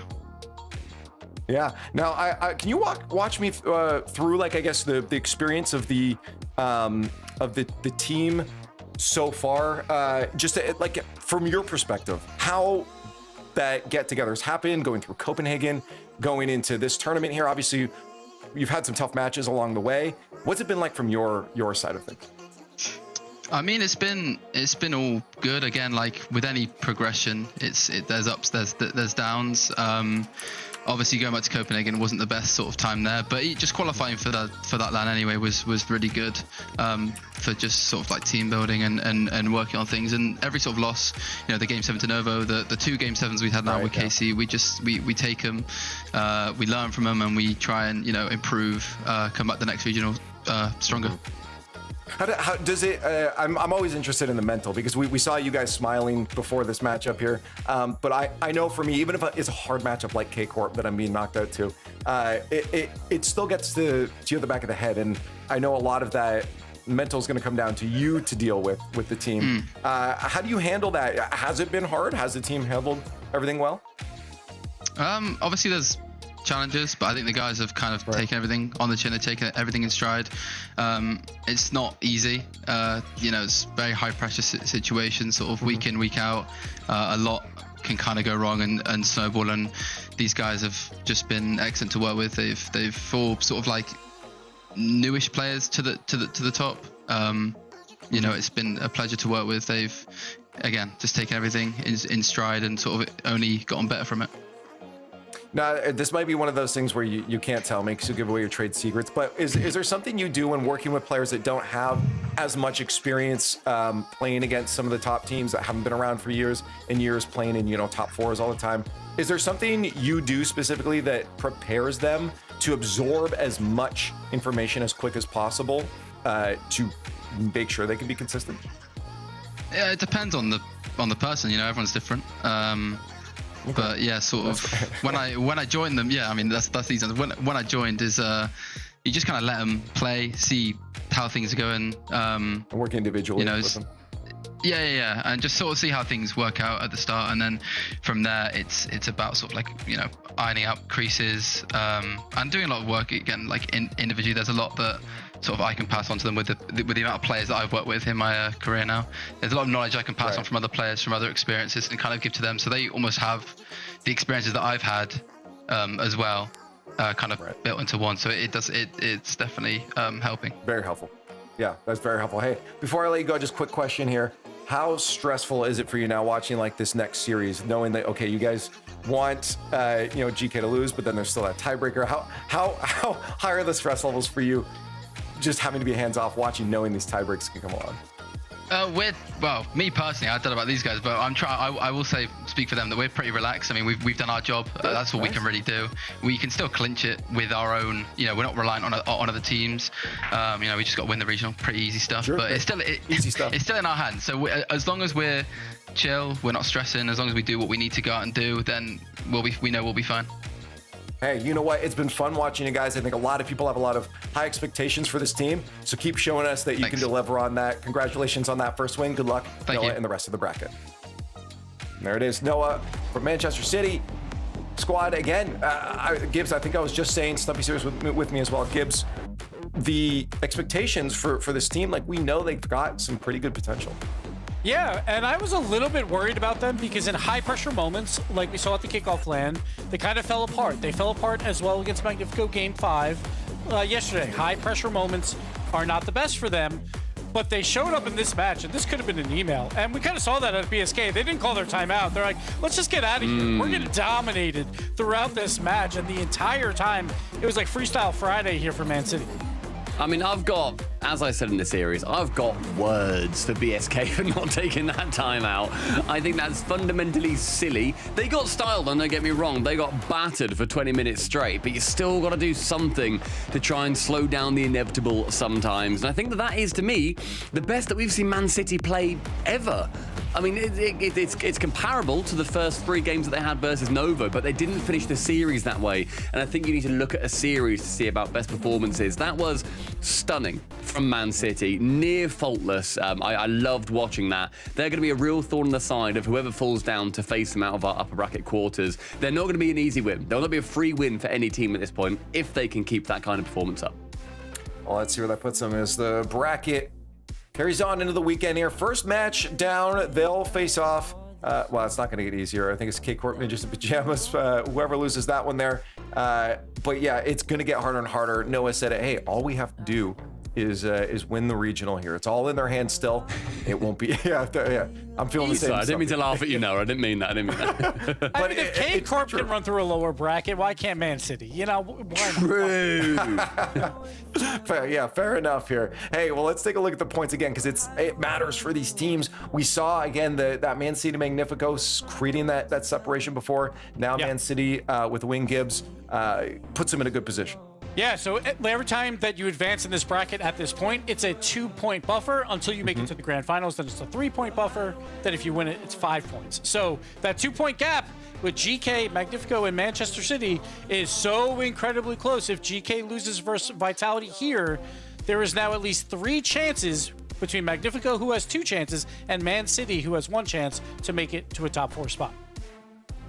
Yeah, if you guys want to know what matches are coming, well, it's an interesting one. GK versus Team Vitality. I'm not gonna lie, I just want to start talking about this. Let's get into this here, because GK, a team that so many people are behind. I mean, I think in the yay and nays, we all said, yeah, they're gonna grab that last spot here, but they've got Vitality, Stumpy, and I, spoiler, don't know if they're gonna make this. I think we're looking at a tiebreak.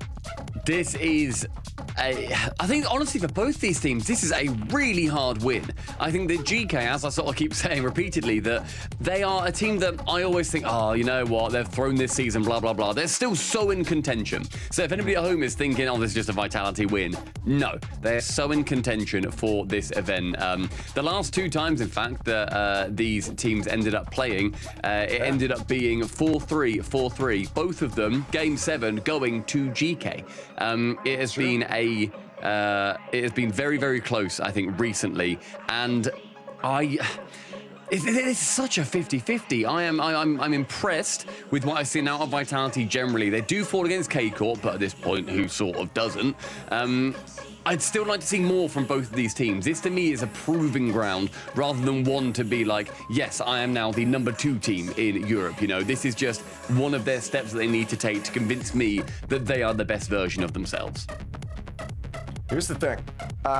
Gibbs, actually chat first. Hashtags in the chat, progressive fan votes up. But Gibbs, you know that Vitality, at least a little bit, was preparing for this matchup, considering they lost 2 times in a row in Game 7s now, and the fact that they knew this was their matchup coming into today. I bet you last night and this morning for them was spent looking specifically at this matchup. And not only that, they're only 2 points above them as well. So if Vitality loses, they haven't clinched their spot yet either. If they beat, or if they win today, Vitality's in. Vitality will go to Boston. So more importantly than even who they're playing, they want to win this match. But GK, the last time they played, Vitality, I think, outplayed GK, and they lost in Game 7. They outscored them 14-9. They scored 4 goals in 3 of those games, but couldn't get any offensive going through any of the other games. So I think Vitality, I think they know what they need to do to take down a GK. Yeah, it's not going to be easy here. I really want the tie breaks though, and I said it before I spoiled it. I gotta go Vitality as well. I want to see as much drama as possible. I'm sitting with Gibbs, Stumpy. As I said on the pre-show, maybe I'm just a little bit too Team England pilled after spending a lot of time with Joyo and Jack. I'm not going to say they let me down when it was FIFA-y, but England didn't do particularly well. I have to go with them here. Give me GK. I think Vitality, they look a lot more susceptible than they have done in previous seasons. I think that they can be a better team, but do I think that they will be a better team? Today, I've just got that feeling. I've got that low, rumbling, sparkling feeling in my tummy, and I think that GK could take it. I mean, there's no better duo than Disappointment, FIFA, and England, right? There is no better duo there across the board. Don't do this to me in a World Cup year of all years, games.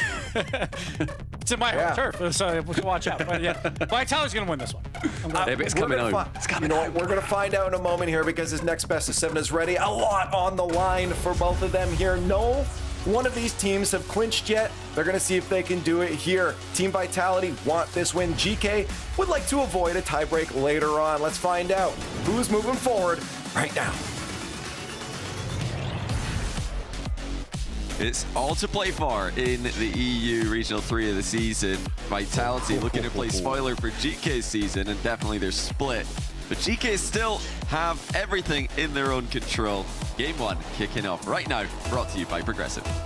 Oh, 100%. This is going to be a juicy one, Johnny. You know, it's one thing to just witness some high-level Rocket League, but the best of the best now attempting to battle it out and fighting for a spot in Boston still. These guys have faced off each other. There's a long history, always going to Game 7. There's so much on the line. The story continues to just unfold. And now we've got a new chapter here ahead of us. Let's see if it gives us any good drama for the day. That's what we want to see. I've got high hopes. I think Vitality can show us the level we are hoping to see from them this season. I think that we can see something more from them. If you look at the bracket, you think, oh, well, everything's just the same as usual for Vitality. They're doing well against every team not named K-Corp. They're losing to K-Corp, but they actually look good on day 1. And let's see if they can take that into day 2. And they're not the team under pressure here yet. They're in a much better point standing than GK. It did look like Zen wanted to go into this series with some explosions, getting some demos, good physicality. Here he is again looking for some demos, and we'll see, you know, what type of consistency we do get out of Vitality. You talk about having a good start to this tournament. I don't know. I'm curious what level of performance we get from all 3 players. Do we get a pop-off moment here from Zenith? He's looking to receive that one. Or is it going to be a more grounded, full-team approach that we just witnessed on Man City? And like I said, couldn't really make up his mind on what he wanted to do on that play. He did have options. Usually he's able to pick the best one. Vitality will have to wait for the next opportunity against the team. And then against a player in Jack who's done extremely well against Zen and Exotic in the past calendar year. Had a very good record against him when he was on Dignitas. They've carried that on into this season as well with GK. Oh, Zen behind the ball. What do you got for us, buddy? Maybe a mid-air demo play with a pass to the midfield.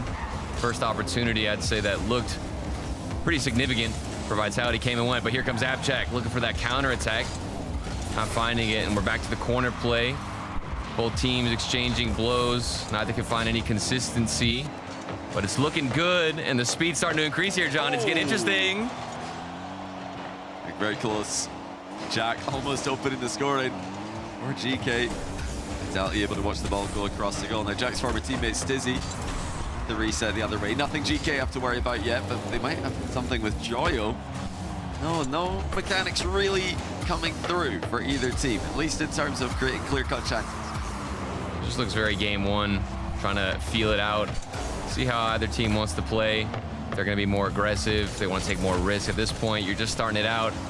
Want to try and get this ball rolling, but do it in a way that you can maintain for the rest of the series. We just saw what happens when you're not that consistent. Seiko looking for something. Joyo, nice little follow to the bottom right side, and that one's just going to pop in playing pinball.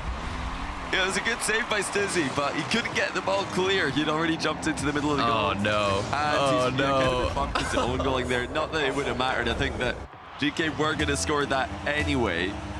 But, yeah, not the start Vitality we're looking for, with the credit going to GK, though, however. I think that was a, kind of a forced mistake, with Stizzy's clear being a difficult one. That's still kind of like a weird touch, though, from Joya. I was expecting like a laser beam from him coming through, but kind of a softer hit and shot. But I guess that's what threw the defense for a whirl. Oh, Joyo had to get a skim to save that one. Zen not able to get a fast shot in the follow-up either. On Vitality, they're moving around pretty quickly, but there's striking yet to show up on Saturday. Exotic not really able to do too much with this one, just hitting it down the line into the corner. It's pretty safe, but not the best. 50-50, Stizzy with a huge chance, and he doubles it in for 1-1. I love the awareness, too, from Stizzy. He sees both teammates in the corner. So normally you think this is kind of a risky play to be this close. All three of those players on Vitality are within like 5 meters of each other, but he's still pushing forward, going off that backboard. Saw the opportunity, strikes it well.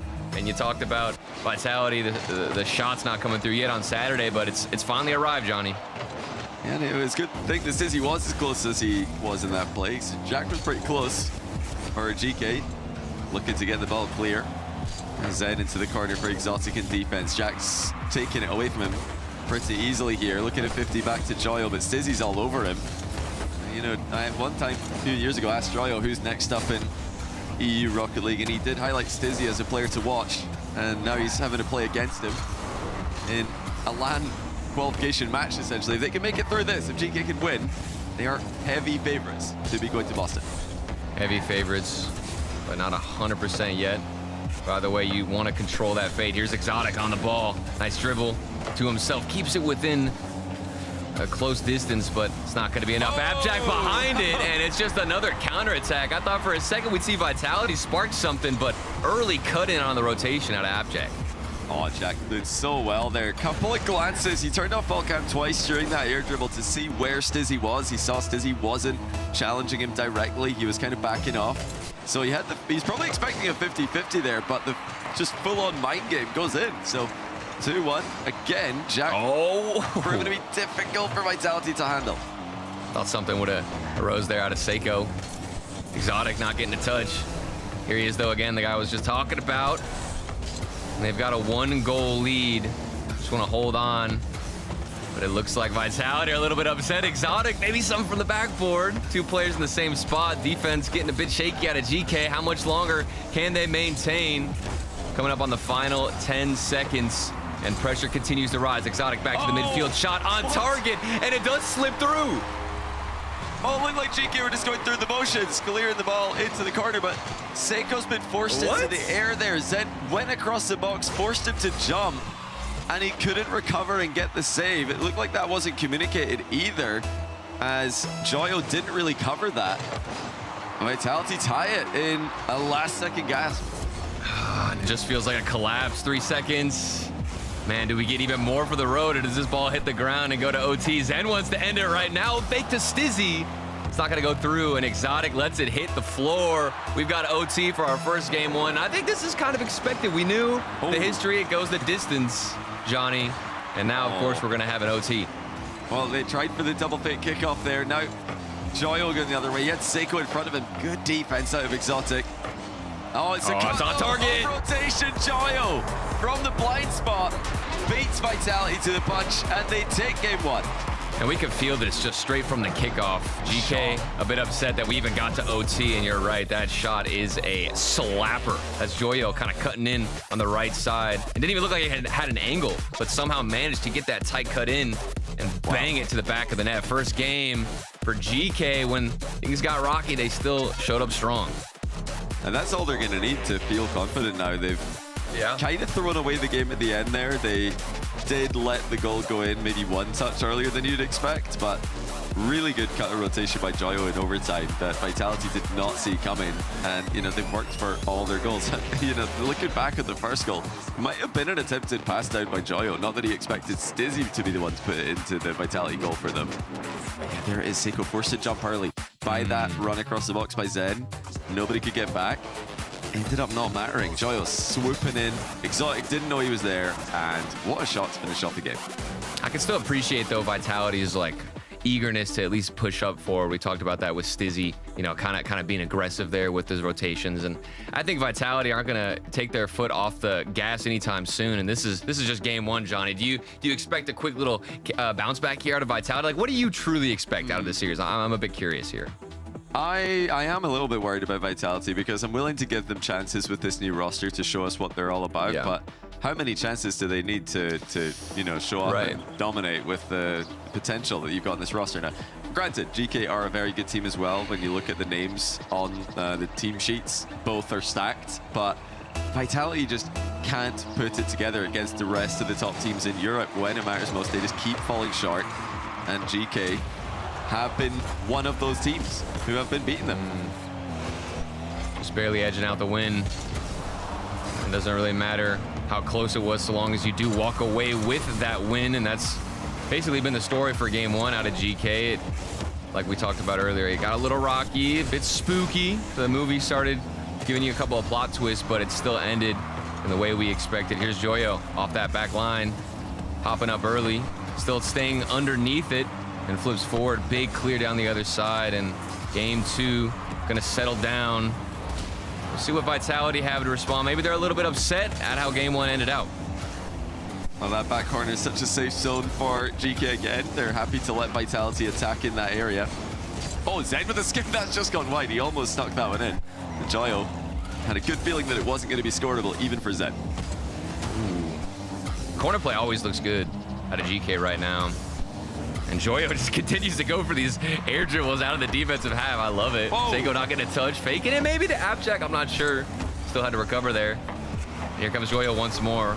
Look at how he stays beneath the ball. He's always got an extra touch, always wasting some time, and I think that's knocking a lot of the wind out of Vitality's sail. Can't get things moving. Joyo, maybe a flip reset off the backboard. Nobody's there, but good looks otherwise to get this out of the defensive half. Oh, Zane past 2 almost. Jack able to get the save. Everybody jumping for that follow-up shot. No. They do have control. It was a triple commit with fast recovery. Seiko doesn't have boost. Oh no! I think if he had 5 boosts, he would have saved this. But he didn't have any. No time to even pick up a 12 pad.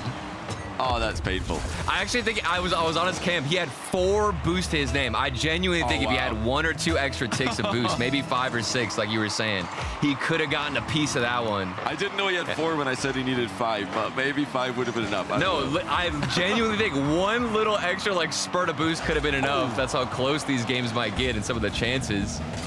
Vitality, that's got to feel good though after losing game 1 to get back on the starting, the right foot at least. Yeah, you did mention the back corner earlier. GK very happy to bait Vitality into that area of the pitch. I'm sure a lot of you guys watching have seen apparently Jack YouTube videos where he always talks about the back corner being such a safe position for the ball to He's just giving away the strats for free, dude. He is. He's just like on his YouTube. But yeah, when the ball's in your back corner, a lot of players, new players do get scared. Oh, whoa, you got to get goal side of it, Jack. And that was not quite as goal side as you'd like. But yeah, it's close to your goal, so you feel like it's dangerous. Often it isn't, because lots of the bounces, all the 50-50s go safe for the most part for the defense. Oh, it's off the backboard. What a touch. Oh my.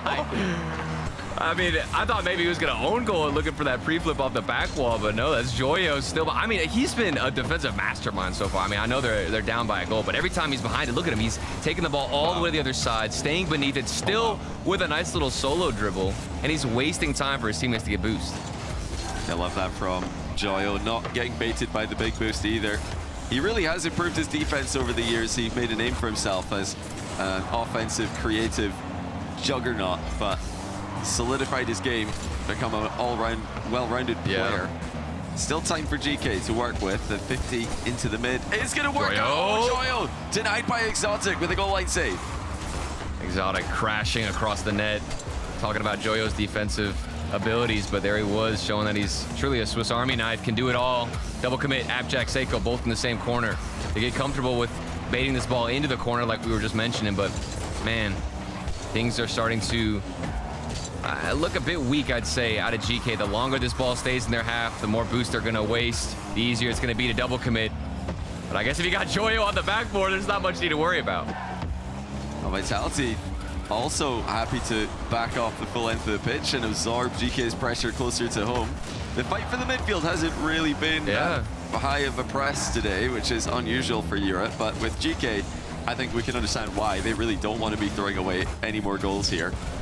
Just trying to get that equalizer before this regulation is done. Oh, Zen double. Oh! How did he get that so close with almost no boost in the tank? Zen, the mastermind. I mean, I'm sure he's hungry to take down KC, but he's gonna have to go through GK first at a double tap like that. I mean, that'll definitely fuel the rest of the series. Unfortunately, didn't go in. Still looking strong is that mastermind himself. Back to the corner we go, 25 on the clock. GK, while they've been able to keep it within 1, they've been scoreless, shut out in game number 2. and Vitality might be coasting all the way to a game win. Oh, he's got to be careful here. He is careful and gets away from the danger of the demo. It's Jack into his own corner again, but Zen's ready for it. He got the flip. Joyo misses. Seiko's in reverse. Not looking like a good position for GK, but they're going to try and get it into the air. They do. Oh, that's now. still up. No, it's going to be over. It's not going to be overtime, sorry. It's going to be Vitality's game as they grind it in the back corner that we've been talking about so much. And smacking it down. That game felt weird. I don't know about you. You were mentioning the midfield battle. There was neither team wanting to infiltrate that space and just kind of backing up a bit on the rotations. I thought this was going to be a bit of a faster game, more aggressive, fighting in the midfield, but no, it's been a slow, like, chess game where you don't want to make one slight mistake on those rotations, Johnny. I don't know if you felt the same. I do feel that way, and you know, I'm not surprised to see this out of GK. They know that Vitality aren't the most consistent team and haven't been for a long time. They do tend to give away silly goals every now and then, so if there's one team you can play more cautiously against, it's these guys. But I mean, not that cautiously. Zen almost scoring goal of the day there with almost no boost, looking for the triple tap. I do want to see more of that aggression that you mentioned. Well, both teams really, but mainly GK. I want to see them actually challenging more higher up the pitch, and although they are very good on the back foot, they're very good at absorbing pressure. They need to keep Vitality guessing. Yeah. Well, it just feels like the midfield is up for grabs. You know, which team wants to actually take it? But the question is, who can confidently infiltrate the midfield without letting it ruin this defensive stronghold that they've been able to both build up? And that's the question of game number 3. Is it just going to be a similar defensive battle, or does one team decide to, you know, use a bit more boost, get a bit more aggressive? Seiko, there's some boost usage here on the screen, but it's not going to go anywhere. And we're back to Vitality with another air dribble alone, and it just feels more defensive again. Yeah, once more, both teams are just letting the ball do the work. A lot of solo plays, a lot of air dribbles. Yeah. Maybe afraid of going for that pass against such good defensive structure. Oh, that's a good bounce. That's good play by Abjack to read that bounce as well. Joyo now, there is the infield, and it's a goal. Just like that, it's GK on the counter with the infield pass and the shot. Oh, that's what we've been looking for. Abjack on the 50-50. And notice how Abjack stays forward in rotation. He won that challenge, knew it was going to bounce straight out to Joyo, and stayed in position to not only support, but be there for the strike, for that finish.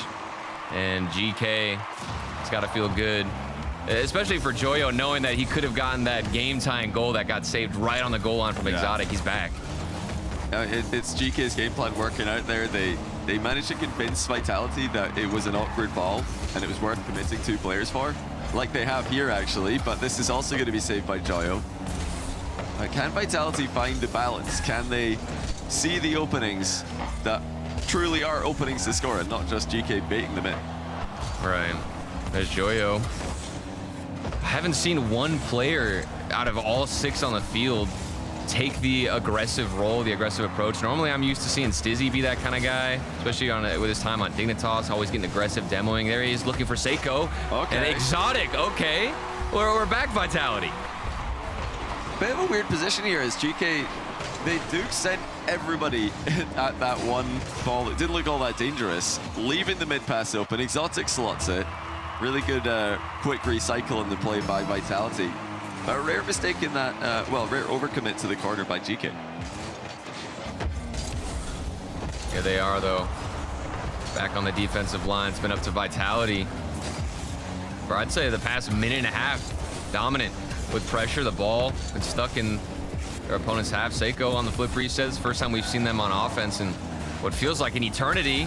And a good little whip from Exotic. You'll notice he leaves it for Stizzy to take that extra space. Doesn't really do much with it. And here comes Abjack looking for a double tap. It's been a story of revenge, I'd say, for GK. And net was left wide open. Scary moments. They're just gonna let Zen have that one, but you don't want to let him have the second one. He does get a shot on target. That's the danger of letting Zen get one free touch, is there's always going to be a second one that might be harder to deal with. Nice play by Seiko, working it forward past Stizzy. Exotic recovers well. And Joyo looking to advance. Little bump in the back corner by Jack. Oh, here comes Zen again. Though. Zen is going to take it. Air dribble bump, doesn't get the bump though. Joyo dodges it and plays the ball. Oh, Oh, Stizzy, what a play. touch there. What? Wait, he left it Zen. Oh my God, I got faked out for that. You saw Zen right behind the ball. Maybe it wasn't the best opportunity for him to take the touch, and look at it from Stizzy. Zen's flying. I don't even think Zen knew Stizzy was going to get that touch, actually. It's such a good touch. I mean, he just stopped the ball. He just left it hanging in the middle of the box. So the pre-flip center. And yeah, like you said, Zen wasn't prepared for that one, but it didn't need to be. It was good for Exotic to get the open net. The Vitality sees control again. They do look like the team in control as I think the majority of the series. Oh, Stizzy. You just know it's going to be a good touch when even your teammates can't anticipate what's happening. Even if you tell them, they don't expect it coming through. Seiko. Oh, this is just bounced off the backboard. Still a goal line save. It's been happening frequently. It's the second time now. It felt like GK should have put one behind the net and couldn't end up with a goal. Yeah, that was frustrating. It looked like it should have been a goal, perhaps, as Vitality were all team bumping each other as they tried to get the ball clear. Exotic's got some alone time in defense, but not too much. Zen and Stizzy do recover, and now the counter-attack commences with the demo on the recovery from Vitality. Stizzy looking to cook again. He's the creator of the second goal to put Vitality ahead. This time can't get past. Oh, a passive approach from Zen. He cut off in that rotation, opted to go back. And right now, I've been on his perspective for the past minute and a half. I feel like his rotations have just been so slow, but very, very cautious for good reason. He just wants to hold on to this lead, not make a mistake. Doesn't need to push forward because Stizzy's been doing a lot of that himself. And we're approaching the final 60 seconds. Joyo, there was an opportunity to strike, but couldn't get above the ball enough. And Stizzy's back with the clear. Yeah, just a bit too obvious there from Joyo. I think everybody knew that he was just passing off the backboard there. Nobody afraid of the direct shot. GK have got to threaten multiple things. They can't play this directly against Vitality and expect to score all that many goals per game. They really haven't had the highest goals per game so far in the series. Trying to be the clinical team. Yeah. That's only going to take you so far. I mean, it feels like both sides are quite comfortable. Not seeing that much boost grabbing, and it's come down to the lack of aggression from, I'd say, both, but maybe Stizzy has been more involved in that midfield. But there's still plenty of chances all over. It's just an era of opportunity right now for GK, but not enough time. We'll see if they can get one. Otherwise, this is going to be swing it back to Vitality and see how it ends up. Zen's got control. Safe 50-50 to the wall. Another 50-50 as well. Exotic booms it. It's got to be another 0-second goal attempt. This one looking a little bit better for GK. Has Stizzy got a piece of this? No way. But Zen covers. And it was necessary as well. GK nearly get the shot on target. GK, I felt it. I felt something stirring up for them. But no, of course, it's going to be Vitality. And there is, in fact, going to be a timeout called for GK. I mean, I don't really know what you're going to say here. I haven't noticed too many flaws or issues. It just has felt quite flat from them, Johnny. Yeah. It's just not enough offensive firepower. Maybe they did expect to just come into this and get more freebies against Vitality, but Vitality are sitting quite pretty in the point standings. I don't think there's really too much pressure on them. All the pressure's on GK here. If they lose this series, they need 3 series to go their way tomorrow, and their series being played by other teams, which is always a horrible position to be in. They need to start off with, well, actually, they first of all need Magnifico to lose today, or otherwise they're in a tiebreak immediately with potential for worse. But even if Magnifico do lose today, they would need Manchester City and Magnifico to both lose again to start off tomorrow. And yeah, they're just going to be sitting watching all these series. You don't want to get to that point. The results. Yeah, you just can't let it get there. Have you been in your pro career? Do you remember any situations like that where you're relying on the result you're watching? Yeah, well, in I think it was season 2. I mean, at this point, it's so long ago that my memory is getting there. I'm like an old man here, like back in my day, in season 2. You know, that's what it feels like. But I remember like watching the series unfold, and we needed, I believe it was like 2 other matches to go our way. And I was so nervous because it's out of your control at that point. Once you let it slip away from what you can control, it is way worse than even a loss or anything else, because you know it's truly rolling a dice and just seeing what number it lands on. I couldn't handle it. I like went outside. I went on like a super long walk and hike. I literally couldn't watch the games because I was that nervous. So imagine that, but especially with how this scene has evolved now. I mean, these players, this is their livelihood and everything is on the line. All of these time and resources put into winning these matches and making the major, making an appearance. And it's all now coming down to this potentially final series. Yeah, so to reiterate, the desk will go into detail later to make sure everybody understands here. If GK cannot win against Vitality right now, they need both Magnifico and Manchester City to miss the top 4 in order for them to qualify directly to Boston, which would involve Gentlemates beating Magnifico today, Manchester City losing probably to Ninjas in Pajamas tomorrow, and then Vitality also beating Magnifico. Now, none of those matches sound improbable, but yeah, like you said, Charlie, you don't want to be watching all of those in a row with no ability to influence them. And I mean, everybody knows how random sometimes these results can be in the RLCS. Every single team deserves to be here. It could go and swing either way depending on who's playing well that day. So leaving it up to fate is not what you want to do. But thankfully, both sides right now still have control of their future, and it starts with a series win. But more importantly, the first step now is taking this game win. We'll see how that happens as Vitality have swung things back in their favor, gained some momentum. But GK obviously not going to let it be that easy. Yeah, this is not going to be easy at all with Vitality playing as well as they have, but that's a great attack to start off the game by GK. Joyo down the line. Stizzy has to jump. What a touch. Seiko faked a bump and then mid passes it. And that's just nonchalant brilliance by Seiko. It makes it look so easy. It looks like it was almost an accident. The ball bounced off his car, but no, 100% calculated. Tease it up for Abjack. And you can't get any more clinical than that. That first touch, if it's any stronger, you're just absolutely destroying the vision that Abjack has on that shot. And it is truly magnificent stuff from GK. But is it enough, Johnny? With what Vitality have been able to show, once Stizzy gets going and gets some bumps right here, it might go back the other way. Well, that didn't look too good for Vitality. Exotic getting a miss, and they're right back into defense. Stizzy does deny Abjack's shot, but yeah, Vitality have to maintain their consistency. That's really the biggest issue for them this season, and indeed for the past few seasons. They show moments where they can be one of the top teams in the world. They beat some teams, some top teams pretty consistently, but never the other top teams in Europe. They always seem to fall short. And after such a good start here, 2 games in a row, they can't be giving away anything for free. Well, and with that history of Vitality, I mean, it's just a glaring mental game at that point. We know they have the mechanics and the capability to take down any team in Europe, but it's just how do they show up mentally? How can they approach this game and stay consistent while still maintaining and taking risks? That's the big question. Zen, a lot of eyes have been on him after not, making a grand finals appearance in quite some time, and a lot of people want to see him back on the throne of Europe. Could happen, but it's going to start here by trying to take down Seiko, because he sat on that throne before and he's showing us why. What a game by Seiko. First the playmaking and now the individual brilliance. Reset mind game and a little half volley as the ball bounces back up. What a 1v2 by Seiko. Wow. And he's just showing like his range on the pitch, Johnny. The first play as a playmaker was that cheeky little demo fake, and then gets a touch, just one simple touch out. He's got the control of the finesse. Then that one showing off the mechanics. He can truly do it all. He really can.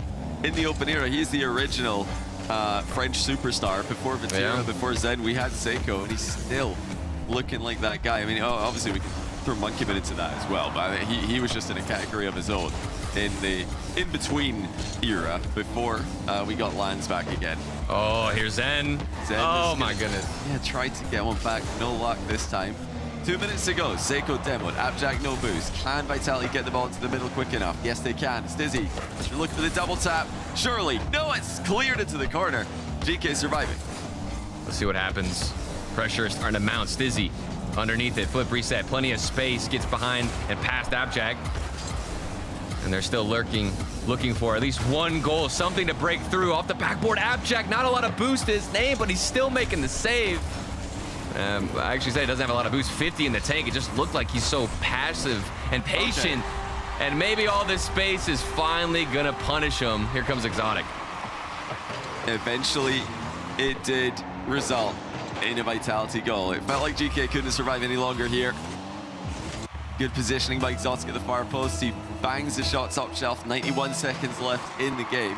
It's been a great game for GK, led by Seiko. And his mechanical brilliance, his unreadability.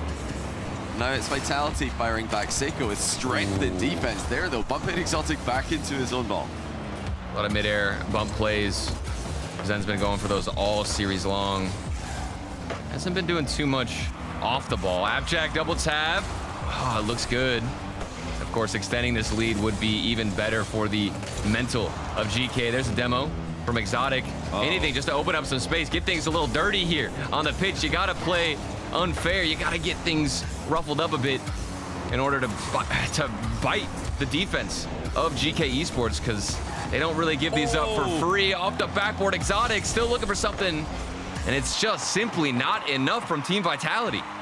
So close, but Vitality unable to get the goal, and now it's Abjack the other way. He gets read by Exotic while trying to wiggle a mind game into fruition. 30 seconds left. GK have started strong, and now they're just surviving. Stizzy forces it mid. Zen's up for it, fakes it out for Exotic, who's hit the bar. Stizzy fakes it again, this time for Zen, but he can't get a shot on. That was it. That was it, Johnny. You saw the fake, and Joyo down the other side. Crossbar now squeezed over to Stizzy. All right, something.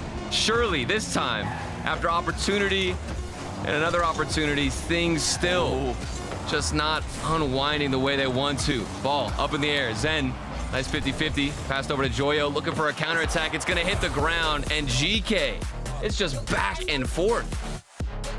They just survived. They did enough. It was Seiko's brilliance, like we mentioned. Setting up the first goal, scored in the second one, and then the whole GK team surviving the onslaught that came back at them. Vitality have outshot them in every single game, as far as I can remember. They've definitely had far more pressure in the matchup in terms of where they're putting the ball and how many chances they're creating. But GK, clinical, I mean. Well, I wonder if we're going to see that one fake opportunity on the offensive half. You remember it was the Exotic behind the ball. And that's kind of been the bread and butter from Vitality. They will position themselves all so close to the ball, and you don't even know who's going to get the touch, who's going to go for the shot, and the fake is that much more efficient. And I've seen them constantly in the same space. There's maybe Joyo doing a little bit of meditation, trying to calm the nerves, closing the eyes, and just resetting. Yeah, he needs to stay calm here. This is a high-pressure situation for GK, more so than Vitality. Vitality do have that small points advantage over them, but they're not completely qualified either. We're talking a lot about how much this means for GK and their qualification to the major. But Vitality are also not yet confirmed, as they sit 2 points ahead of GK and Gentlemates. It's possible, although unlikely, that Vitality miss a major, but it would start with them losing this series right here. Yeah, I mean, it would have to be, I mean, that would be a catastrophic collapse, you'd think, right? For them not to make the major. That not only would they have to lose this series, but so many other things would have to go against them. We've seen crazier things happen before, and you just can't bet on anything in the Rlcs. There's no guarantees here with either side, but it's an all tied up match. And Vitality, are they going to come out swinging first, or will GK still rip things off that momentum? I think Vitality, if nothing else, they did turn the momentum back in their favor at the end of the last game. They lost the game, but they scored the last goal, and they had a ton of other chances.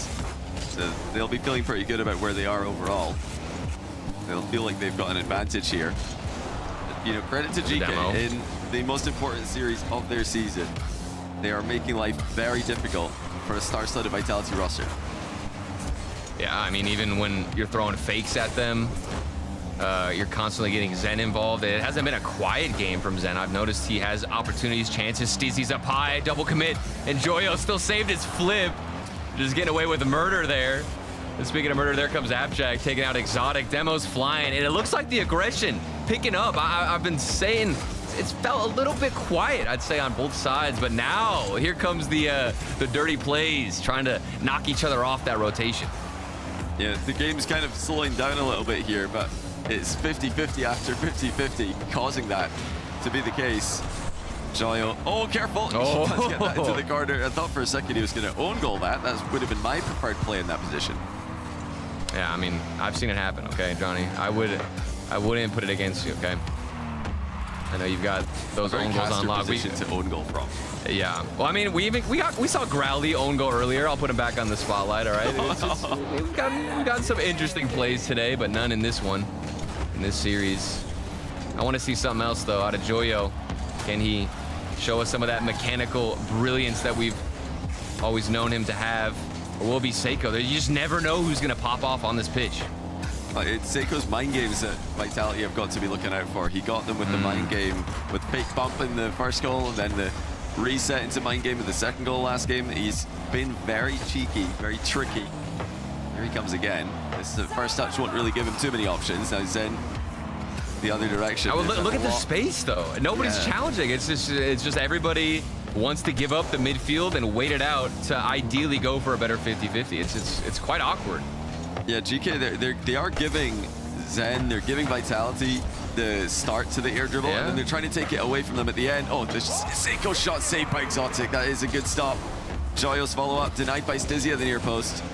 It's all about timing the challenge for GK. Even if the first gets outplayed, there's the second one. Appjack able to follow up and get the ball. They're just taking turns at who can actually get a counterattack to get shot on target. There's another one from their own half. Everything has started out in the defense. It gets cleared out for one shot, and then it goes back the other way. What's it going to take to control a bit more of this game? Is it going to be the boost starving? Is it going to be the fakes like that from Appjack? A lot of mind games in this one. As the ball has slowed down, mind games become that much more impactful. There's the bump, Seiko. He got a piece of it, but still can't get the save. Oh, GK just weren't on the same page.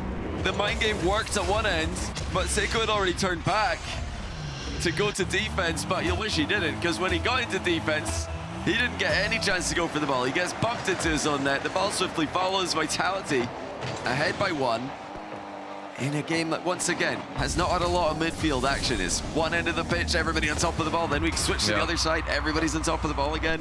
Really awkward for teams to establish any kind of flow. And I think it's just that they don't want to give up boost, Johnny. You know, if you do position yourself more in the midfield and you're up for these challenges, if you're not getting a piece of it, basically you just wasted all that boost, which is such a rare, valuable thing right now with how often these players are air dribbling it. I mean, Appjack's underneath the ball again. Zen has to go up to meet him in the challenge. Boost, so important right now to see who can actually go for these counterattacks, because everything's popping up in the air. Well, Joyo's grinding to a halt on offense. Appjack and Seiko trying to keep the ball in the danger area. Exotic with no boost. Zen reads the play perfectly, though. And now here he comes on the breakaway. Reset. Another air dribble. Delays it. Can't get back to it. A rare occasion where Zen unable to follow up his own flip reset. I don't know how many. I think that has got to be like one of the most unusual things to see. Zen just not able to get a flip reset. And man, always mechanical wizard. Maybe it's a sign that he's a bit nervous in this one. 25 to go. Who can actually retake this series, get us on match point with implications on the line? Boston slowly getting closer and closer to these players. They can feel it. It's within reach, but who's actually going to take a chance? Yeah, now it needs to be now or never for GK in this game. Can Seiko get up for this one? No, he can't. It's going to be Vitality. Zen! Zen slots in for 2-0. They didn't need to, but they double up the scoreline. And it's going to be double match point for Vitality as well. That's got to feel good. Didn't get that flip reset. We were roasting him earlier, and now here he is, putting one away. 2 goals to nothing. GK scoreless in this game, and match point looking all the more favorable for Vitality. Man, I'm still like confused. This is not the game I expected, Johnny. I really didn't think the midfield would be this wide open. I didn't think it would be this slower on the field, but given what's, at stake, I think that it definitely justifies it. There's been a lot of fake challenges. There's been a lot of air dribble bumps. There's been a lot of, pop bumps, all kind of physical plays off the ball.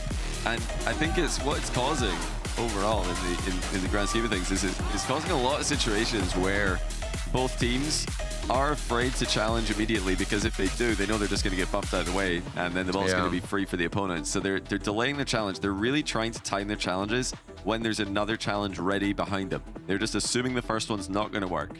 And it's causing a lot of these situations where the ball's stuck, no momentum, multiple players are low boost, no momentum. Even if a player does have boost, they're afraid to get involved because they don't want their teammates, or they want to buy time for their teammates. It looks super awkward, but I don't think it's necessarily bad play. I think both teams have just decided, okay, let's just make 100%. This physical, let's control the ball, let's 50-50, let's bump. And it's a gritty way to play. It's very difficult to play against. And Vitality, they're showing that they're happy to do that. They'll play GK's game and they'll beat them. Yeah, but I mean, by no means do I think this has been poor play. You know, it's just, it's very layered, obviously, from both teams, where there's so much going on, and it's not as simple as just, oh, let me just jump into the midfield and everything is going to be fine. I was alluding to that earlier. You don't want to waste the boost. Every small decision inside this game, it just makes such a huge impact, whether that's turning quickly on your rotation, taking one small boost pad over the midfield boost pad. Those little things start to add up. And right now, the tally has been in favor of Vitality. But I think we might see something out of here. All right, there it is. That is a strong kickoff by Jack. He's just beaten 2 players to that point. Yeah. Vitality sent 2. They tried to deflect it one way and then get a second touch on it, but Jack actually just followed the ball the whole way, dunked on both players. A really good kickoff by Jack. And there's another one. They're going to try fire right back. They're going to hit Vitality with the double kickoff. This time it's more even. I just love when that happens. It's just one team comes out, had a solid game, then boom, right off the kickoff, changes the story, and showing that we never really know what's going to happen. Exotic find the ball, opts to turn around. Stizzy taking control of things, and I wonder how this game will end up going. Abjack hunting for some type of 50-50. Oh. And it's a slower approach popping up, but Zen's got a nice and easy carry over to Exotic. Yeah, you've seen the hesitation to commit more to the offense again there from GK, because Jack's 0 boost, 0 momentum. Oh, what a dunk. In the back corner. You don't really want to commit as the second and third too hard when someone's out of the game like that. Zen Here comes Zen. He's in the game. A great save, actually. Seiko and Jack both going for that one. You have to double commit that position. Just send everybody, because Zen's probably bumping someone. He's probably bumping somebody, or maybe he even got the flip reset. That's what he's looking for here. Oh my goodness, that would have been another highlight reel for Vitality, and another one to add to the long list that we've seen for Zen. Great chance with the ceiling double, reset, backboard, double attempted as well. Jack into the middle, no one there for GK. Joyo 0 boosts in defense. He's actually picked up mid now though, so he can get involved. Now here's Joyo with the double attempt. He missed it, but it did give a chance to Jack, who also missed. Zen makes it clear. Joyo didn't have a problem getting boost on his way back. I really haven't seen either side starve it out too much. Zen turning forward, who wants to clear space. Maybe the headhunter trying to take out Joyo. There's Stizzy, another demo. It's been a physical one from Vitality, but Abjack has them covered. Every single position on lock for GK as they look to hold this 1-goal lead. And GK doing some good defense in this game. Exotic trying to catch Abjack out of position there with a delayed pop to the backboard. No such luck. And then Stizzy following up his off-the-wall play with a 50-50. I mean, it's just that continuation of the gritty play. Yeah. Both teams. Seiko's low 50 denied by Stizzy. In the middle it goes. Zen's got 100 boost. He's got space. He brings it down, fakes an air dribble. Going for the ground game instead. Oh! Huge dunk on target that Stizzy had to deal with. I mean, Stizzy, he was pre-flipping into that one. It did manage to get the touch. Just barely bailing himself out. Maybe even a bit of luck at the end of the day, but Abjack, can he force an extra 50-50 to go his way? How lucky can you get? Seiko maybe trying his luck with that 50-50. And it is going to be, of course, none other than Zen behind the ball. More and more air dribbles keep coming their way. And it's just a waiting game. Will GK make that one mistake and leave an opening? It's looking decent so far for GK, but the air dribbles are coming. Vitality are getting opportunities. Down it goes. Exotic doesn't have the angle. Not for the first time. Vitality have got more than half a chance, but the Another air dribble. isn't quick enough. Oh, that's gone straight through. Zen almost sneaks one in. Yeah, the follow-up for Vitality is very central. I would like to see them moving more towards that back post to give themselves an angle to follow up more quickly. Or even with all of these air dribble plays that we're seeing, throw somebody forward, try and shake the rotation up just slightly, because Zen's up in the air, but he's always met with either Joyo, and then here's the follow-through from Seiko. And if Zen's the leading man in every attack with the air dribble, he's not going to be able to get through 2 or 3 players most of the time. Yes, again, you can see that the follow-up from Vitality is always just in the dead center of the pitch. They're not surprising GK with any of these follow-ups. GK can see everything. They can see the whole Vitality team at most times. The Vitality are playing in a very traditional formation with the man waiting in the middle. Oh, here we go. Yeah, Jack looking for the trip, didn't get it. 52 seconds left, and it's on target, but easily saved by Jack once again. It just looks like GK play as safe as possible to force us to another Game 7. The history between these two teams feels like every time they face off against each other, it goes to a Game 7. And for GK, they had the edge in that previous battle between the two. Not sure how different things are going to be, but we've got to get there first. 30 seconds to go. Abject wastes time behind the ball. Flip reset over Exotic. And actually, Exotic's going to be able to carry this out. And it's a smooth back and forth game, but GK are happy to play this one and let things get back to this pattern that we've constantly seen all series long, Johnny. That's a good try there by Zen, but Seiko is all over it. Now Exotic back down to Zen. He's past one. He's going to pick it up for Exotic, but it's too telegraphed. That's a good bounce. GK have read it again. They've just got to ground this one, and it's going to be Game 7. And there it is. GK. Oh, boy. Get the Game 7 against Vitality. If they can win this, they will move into the same points total as Vitality, and it's all to play for the major. It always goes to Game 7, man. I'm telling you, there is something about these two teams matching each other up. And I mean, you understand why with what we've been witnessing and how the midfield has unfolded, as well as all these air dribbles underneath the ball, slower, more patient tactics here. Team Vitality as well are going to be taking a timeout. And what do you think they're saying in this one, Johnny? I don't know. Something in French, presumably. Maybe. That's a good start. That's a good start. They could be saying, désolé. If somebody wants to take blame, they could be sorry, I suppose. They maybe they're definitely going to be saying dommage. Anyone who's watched any of the French V-Party streams, there's a lot of dommage in there, which is like a lot of unlucky. So when somebody messes up, you tell them unlucky, basically. It's just unlucky. Even if you own goal, it's just unlucky, you know. I mean, that's what we do. Yeah, we do the same thing as well. You know, somebody own goals. It's unlucky. It's fine. It's all good. So maybe some dommage, maybe some malheureusement, similar idea. Yeah, just unlucky. Unlucky. Let's go again. Go next. And I mean, what else would they really be saying? I mean, they've been looking great all series long. What else do you say besides unlucky? We'll get them next time.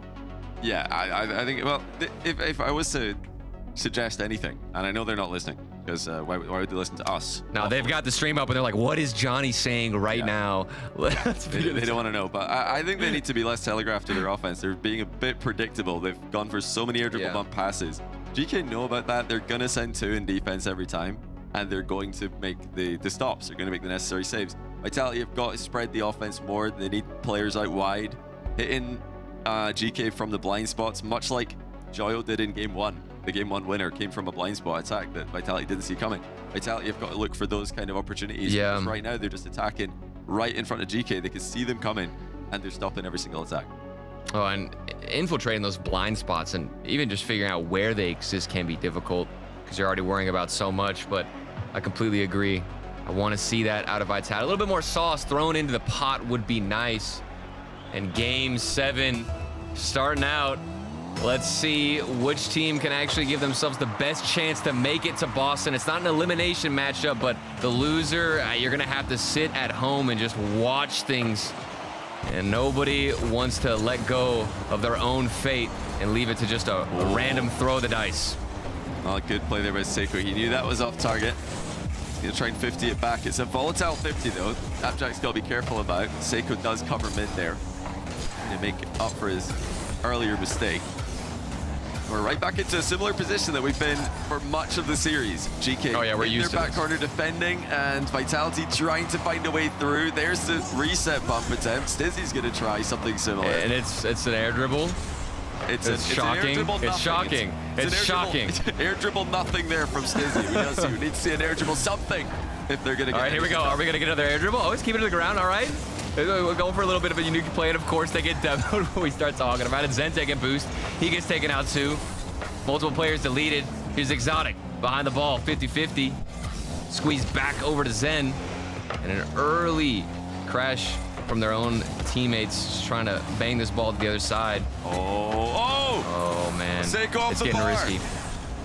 Just denied by the crossbar there. Vitality did not leave that one knowing it was in the bar. They just couldn't answer it. Now here's Joy on the back corner. Good position for him. Huge 50-50 win. Followed up quickly by Seiko. Jack's also in position. He double committed, but landed beautifully to try and keep the attack going. It's fizzled. Now here comes Stizzy. Okay. The other way, it's pretty quickly changing hands as possession swings back and forth. Ooh, I do like these direct passes, though. That's the first one we've seen in quite some time. Zen over to Exotic. We need more of that from Vitality, where you're finding each other in the midfield and just hitting a laser beam to each other. Get some chemistry forming, and it could be the same said for GK. But 3 minutes, game 7. Nerves are tight. Pressure is on. And Seiko again looking for that favorable 50. Jack does follow up fast on that one. Stizzy grabs mid boost though. Jack's on 0 as a result. GK have got to be careful here. They're all bunched up in one area, but Vitality don't commit. They're afraid to send everybody into the offense, knowing GK's tendencies to counterattack. Just think about the importance of this first goal. Who can set the tone? Who can start to dominate this pitch? Oh, wow. Oh, you saw Zen looking for some type of direct hit off of the ceiling, maybe up to himself, but it's going to be Seiko, great former world champion. What more does he have that we haven't already seen in this series? Exotic middle is saved by Jack. You know, works it down the line. They're settling for a lot of just hard clears here, but Exotic's absolutely beaten it. It's into the middle for Jack again. Stizzy covers Exotic's mistake, and now Exotic upfield. There's a lot of players ending up upfield off of lost 50s or missed touches, and they're in redirect positions. It does look like Vitality are eager to send more players forward, waiting, cherry picking. Stizzy, that could have been a good bounce off the corner. Seiko's not going to get a touch. Leave a space for Zen, the last person you want behind the ball. And it's back over to Joyo. Big booming clears, but clearly you can see Vitality. They're the ones hunting Zen. He actually missed the double tap. I don't think he expected Seiko to miss the save, and then suddenly, what would have been an open backboard free play double for Zen has gone wayward. It's been squandered. What a chance that was for Vitality. Oh no, he's gonna be thinking about that. There's not enough time. Somehow you gotta get past it, Zen. He had the chance to get his team in the lead. This is game 7. Boston implications so much here. And yet, whenever you get the chance, you come up short. But there might be even more opportunities down the line. He's trying to make it himself into the corner. Zen took the boost. Abject flying up early. Exotic, no touch for him, but it's going to go right back to Zen. And a booming clear all the way to the other side. GK, well, we haven't seen much on the offense. Their defense holding strong, but for how long, Johnny? Well, Vitality are knocking at the door. They look like the more dangerous team. GK is just trying to hold on, trying to wait for that opportunity to come their way. Here's Stizzy again, this time trying to combine with Zen to create something. Exotic takes over. Reset. Abjact's up for it, does well. Seiko in reverse, still able to pre-flip it into an interception. Now here he goes, Seiko with the air dribble. No way, no way. Denied by Exotic. Both teams on a tight deadline. But of course, if this ball hits the ground at 0 seconds, we will go into OT in game 7. We wouldn't want it any other way. Zen takes the boost. Seiko by himself, has some space on the wall, gets past one of the defenders, and it's going to be a casual drop there for Zen into OT, Johnny. GK won the last game of the kickoff goal.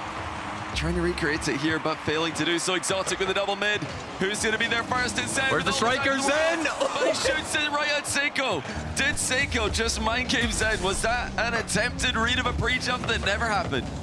Or it might have just been a poor shot out of Zen. That was the second opportunity that Zen has had to potentially end this game or get his team in a leading position. Joyo underneath the ball, looking for a flip reset from the ceiling. Doesn't land properly. It's going to bounce off the backboards and has to get a read.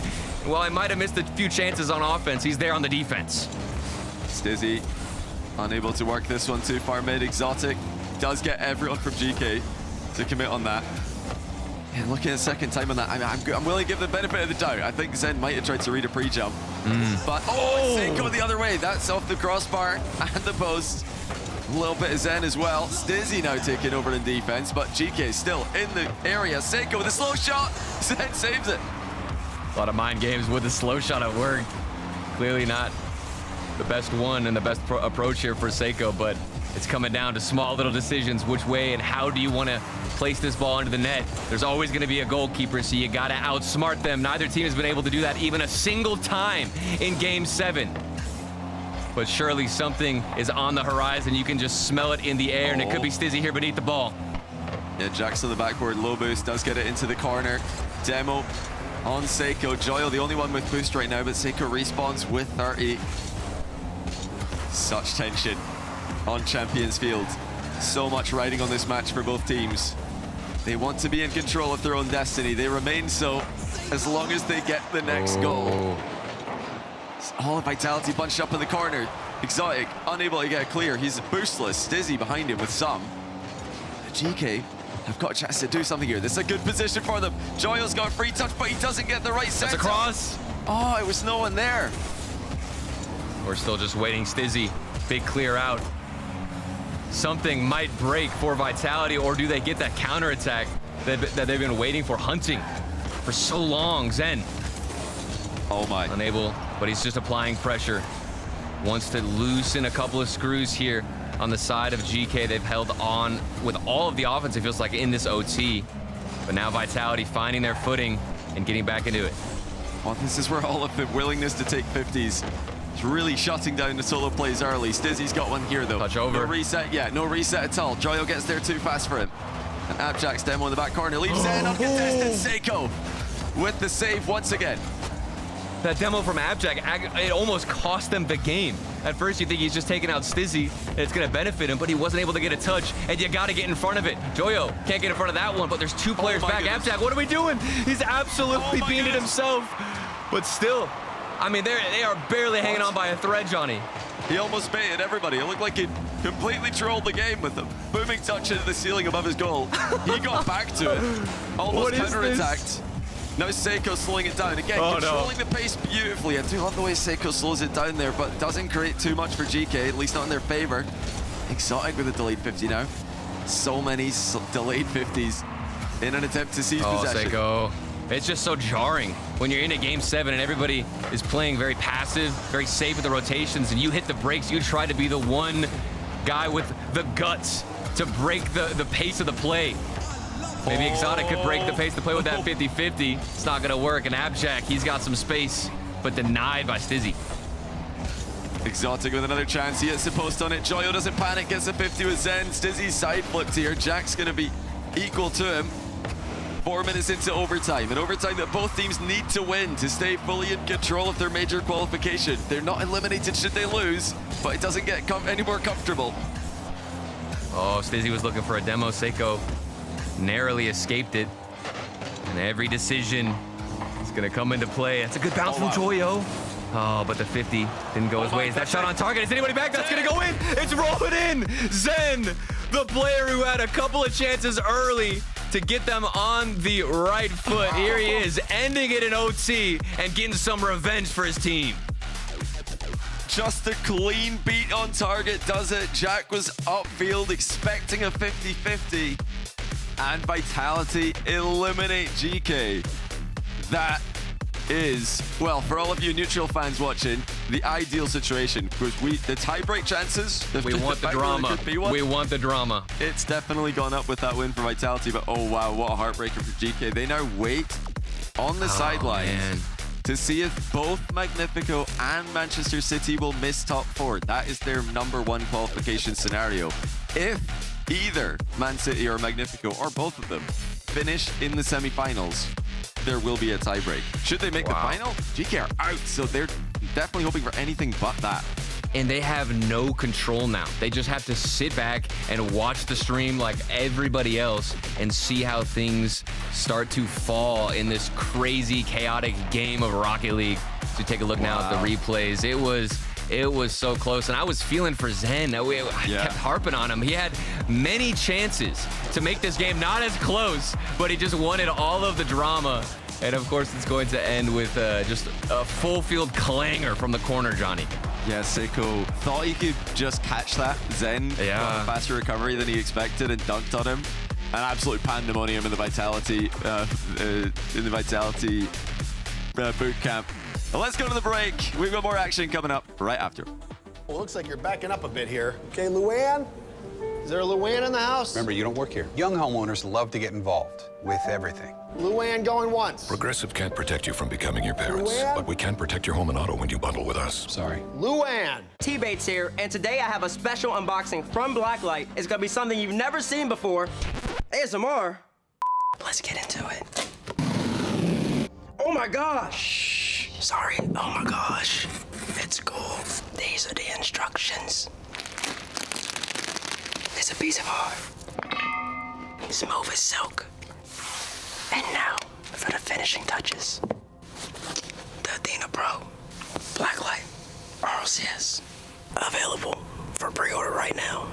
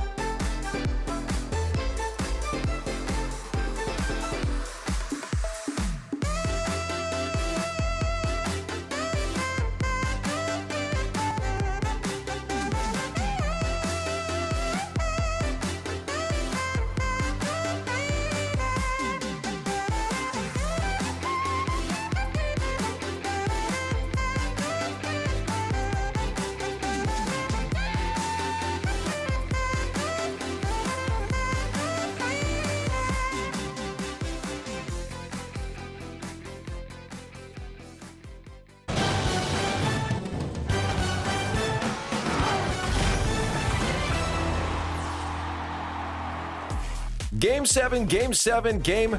After 2 losses, Vitality finally overcome GK and clinch their way to Boston to join the Blue Wall for our first major of the year. GK now having to sit by and watch as 2 other teams vying for their spot play their next series. And talk about that win, I have Eversax joining me on the line. Congratulations, Eversax, on finally overcoming GK. Yeah, I mean, it was just 1 match, so it's okay, but yeah, thank you. It feels good. Yeah, I want to talk about that matchup because obviously we looked at the last 2. It went to Game 7 every time, and unfortunately for you guys, GK had taken the series. Can you walk me through what what was going on there? Why is this matchup destined to go to Game 7 every time? Man, I wish I knew, because I think we could close it faster. If we played the way we want. But no, to be honest, I think they play a very defensive gameplay. And so if they score 1 goal, they're gonna be all in on defense. And if it's a day where we struggle to score or shots are not going in, I guess we lose some games and it goes to Game 7. Yeah, I guess overall the team looks happy, specifically Zen, about the win. This was important for you guys. You guys clinched to Boston, so really a lot of the stress is off of you guys. How do you make sure that the team stays motivated and doesn't goof off too much, knowing that you've already made Boston, but you still want to win throughout the rest of the bracket? Yeah, to be honest, qualifying to Boston is just one step, but I don't think anyone is gonna be demotivated tomorrow. I think we all want to win. We all could use the win for confidence before Boston, so tomorrow we'll go even harder than today. Now, we were talking about it before because in Boston, the last time Zen was there, there was a historical speech, and they took on the American audience and became the hometown heroes there. If there's any trouble for the team, do you guys feel like that's another possibility? Zen talked about becoming American again for that moment? No, to be honest, I think we won't need the crowd to win, so I'm confident that it won't be needed. That's fair. Hey, I'm not going to take any more time. It looks like the team is hanging. Zen maybe needs some. You got to get them under control. Thank you so much, Eversax, for joining. Congratulations on making Boston, and good luck throughout the rest of this bracket. Thank you. Goodbye. There it is. Turtle, I finally get you now. Welcome to the desk. Ooh, it's gonna be here, dude. I've been need to spray WD-40 all over my body. That's how rusty I feel, dude. That's right. You got Johnny here to help you through it. Yeah, too. Johnny clutched out there in that series, and it was a crazy series. Of course, we go to Game 7. I mean, you asked them, why does this keep happening? I love the confidence too from Eversax to just be like, look, we could have closed out earlier, but we were kind of messing around. Didn't feel like that, but I'm glad to know they had the confidence, especially moving into Boston, and they earned this win, especially in that last moment. Yeah, they're calling out GK being a defensive team as well, saying that they're just 1-goal merchants, get 1 goal and then sit back. But that's not really been a problem for Vitality going up against that style in the past. So this seems like a new issue for them. They can't break down the defense. Really, for me, the Vitality seem like they're just their own worst enemies. They're just not taking their chances. They're not confidently making decisive decisions in offense, and it's giving GK multiple opportunities to get a foothold in the series, which eventually did go Vitality's way. But yeah, on the other side of the coin, heartbreaker for GK.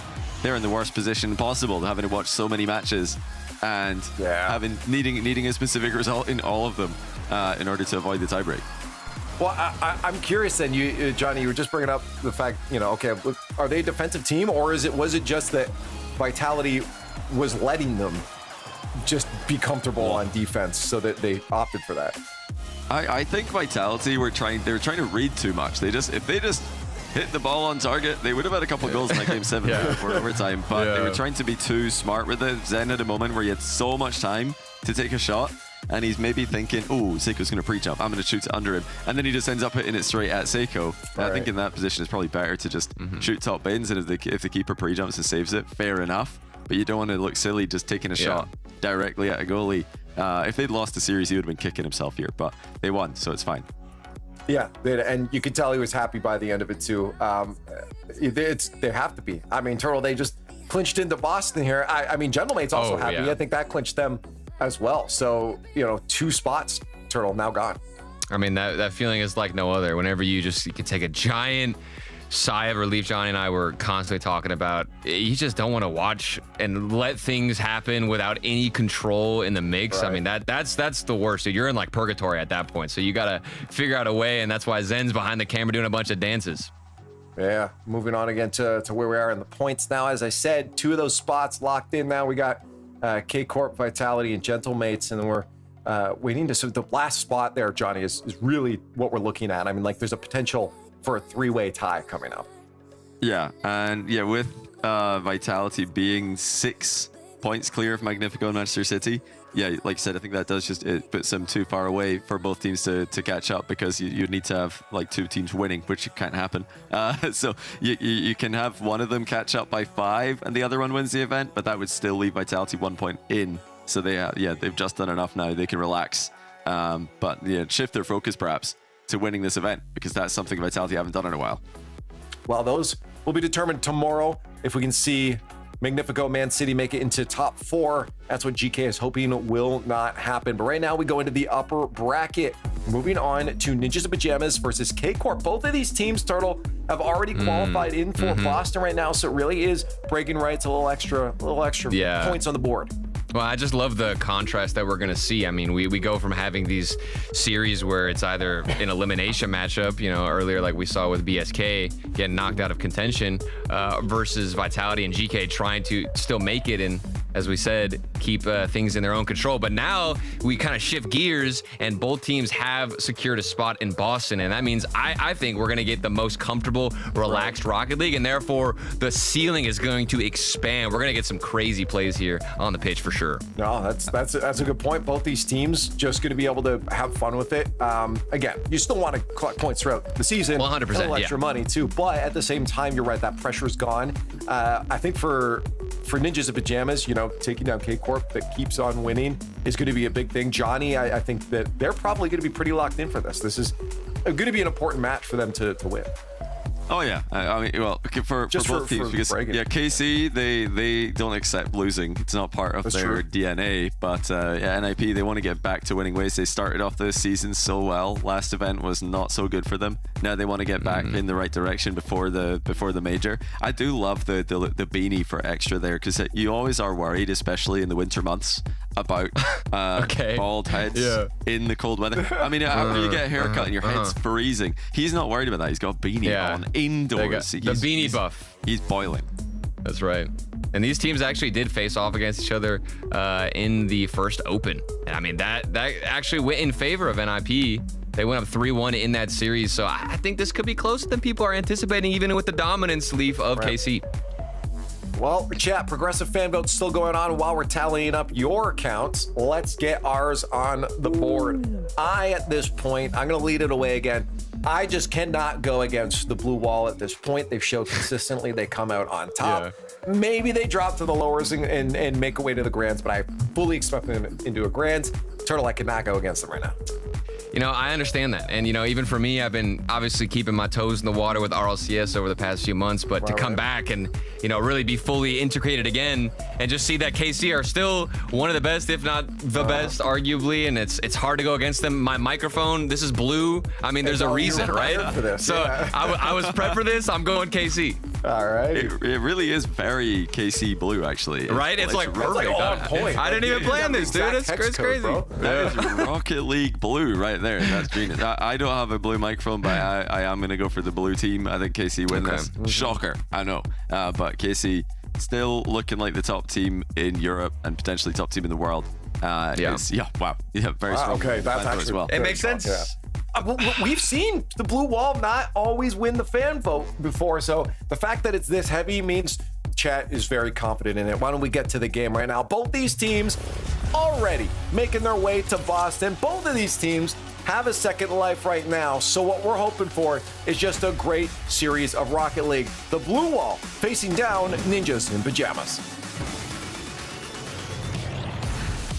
And it's time for the upper bracket game 1 presented by Progressive. It's going to be a vibe session, Stumpy, because both these teams comfortably clinched to go to Boston, and they're here just playing for some cash money.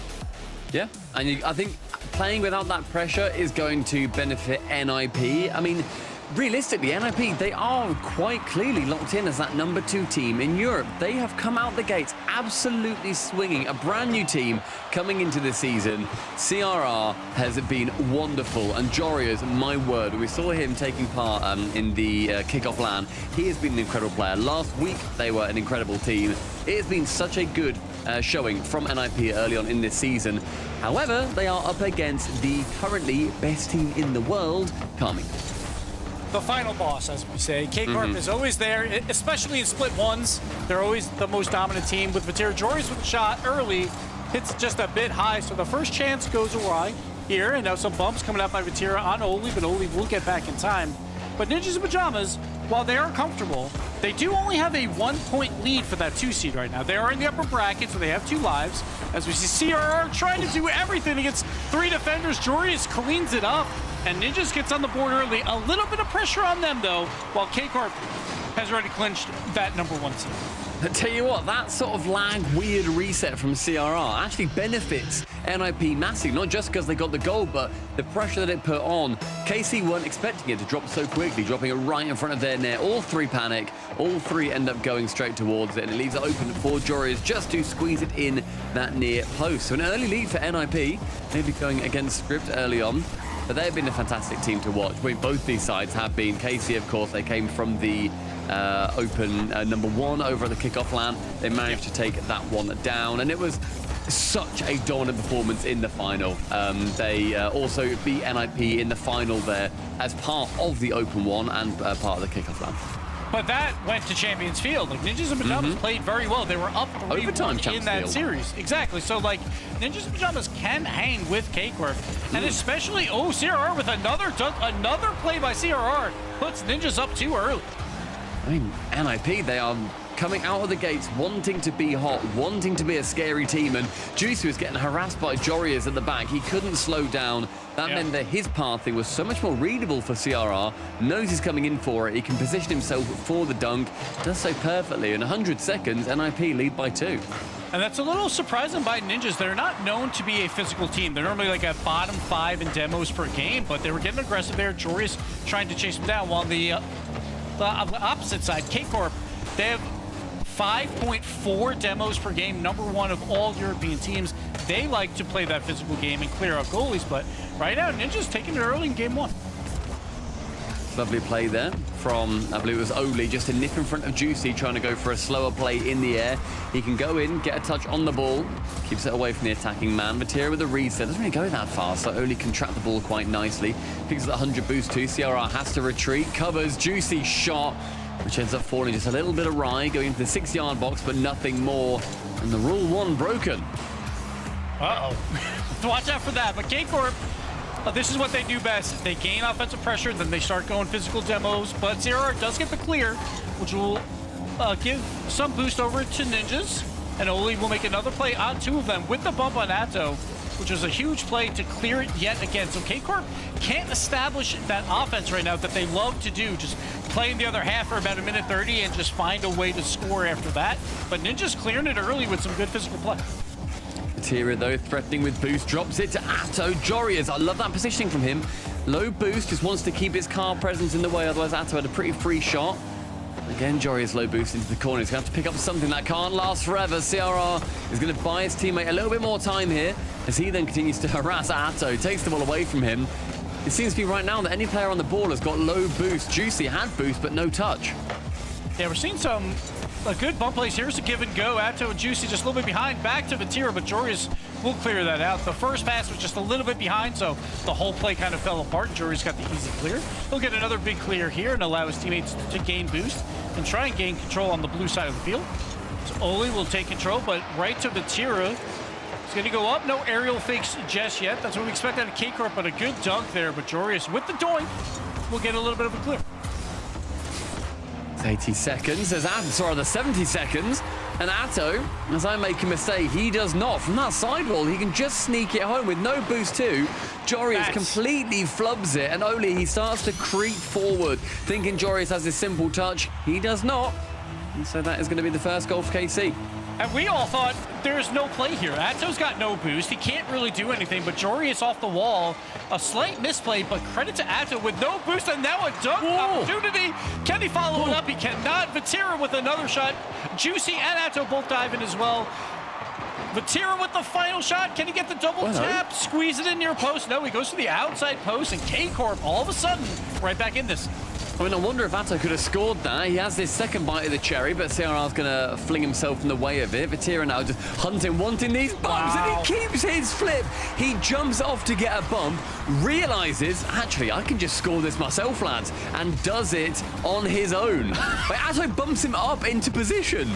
The team chemistry of K-Corp is just like, what is this? Like, Vatira's trying to wait out for the pass. Atto kind of reads it poorly, but it was an awkward spot. But Vatira gets bumped back into the ball. Heads up play by K-Corp. And we talk about Ninjas doing so well early, but all of a sudden, the last 30 seconds, all K-Corp. K-Corp's press is going to be the best in the world. NIP need to see what they can to deal with it. Vatira's now has been bought a little bit of space by his teammate Atto, getting rid of Oli. Batty can get the dunk on it. Who's going to be the first to this ball in the air? Atto bullies Oli out of the way. The 50 goes central. Oli will now catch this. Over Juicy. It's a 2v1. Vatira's the man on the goal line. He cannot keep it away. And who do you want to go for the low 50 drive challenge other than big bad Oli? Oli beats out one, so CRR knows his job. He's got to go for Vatira, who does dodge that demo rather well and almost gets that 50 out, but it just squeaks in, and Ninjas back on top after this last shaky minute of play. Can they hold out? Vatira's up in the air. He's getting challenged early, cannot get it around him. CRR, can he get the ball down on the ground? He will. And we have game one going to Ninjas in pajamas. We've seen NIP come through to these spots before, but have not been able to take any of the open titles so far with this current roster. Jory's last season, he managed to get his for the first time in God knows how long when he was playing for Dignitas along with Jack and Stizzy. So those boys, they know what it feels like, and Carmine Corp, they're incredibly used to it at this point, with Vatira and Atto rocking their Birmingham Major Champion titles. Juicy's got his historically on LAN with Gentlemates over in Copenhagen, not the most recent one, the one before that. So all these players know what these positions are like. He's trying to, as we said, Carmine Corp playing for that first place, little bit of money, and NIP wanting to try to fend off Vitality and lock in their second place seeding.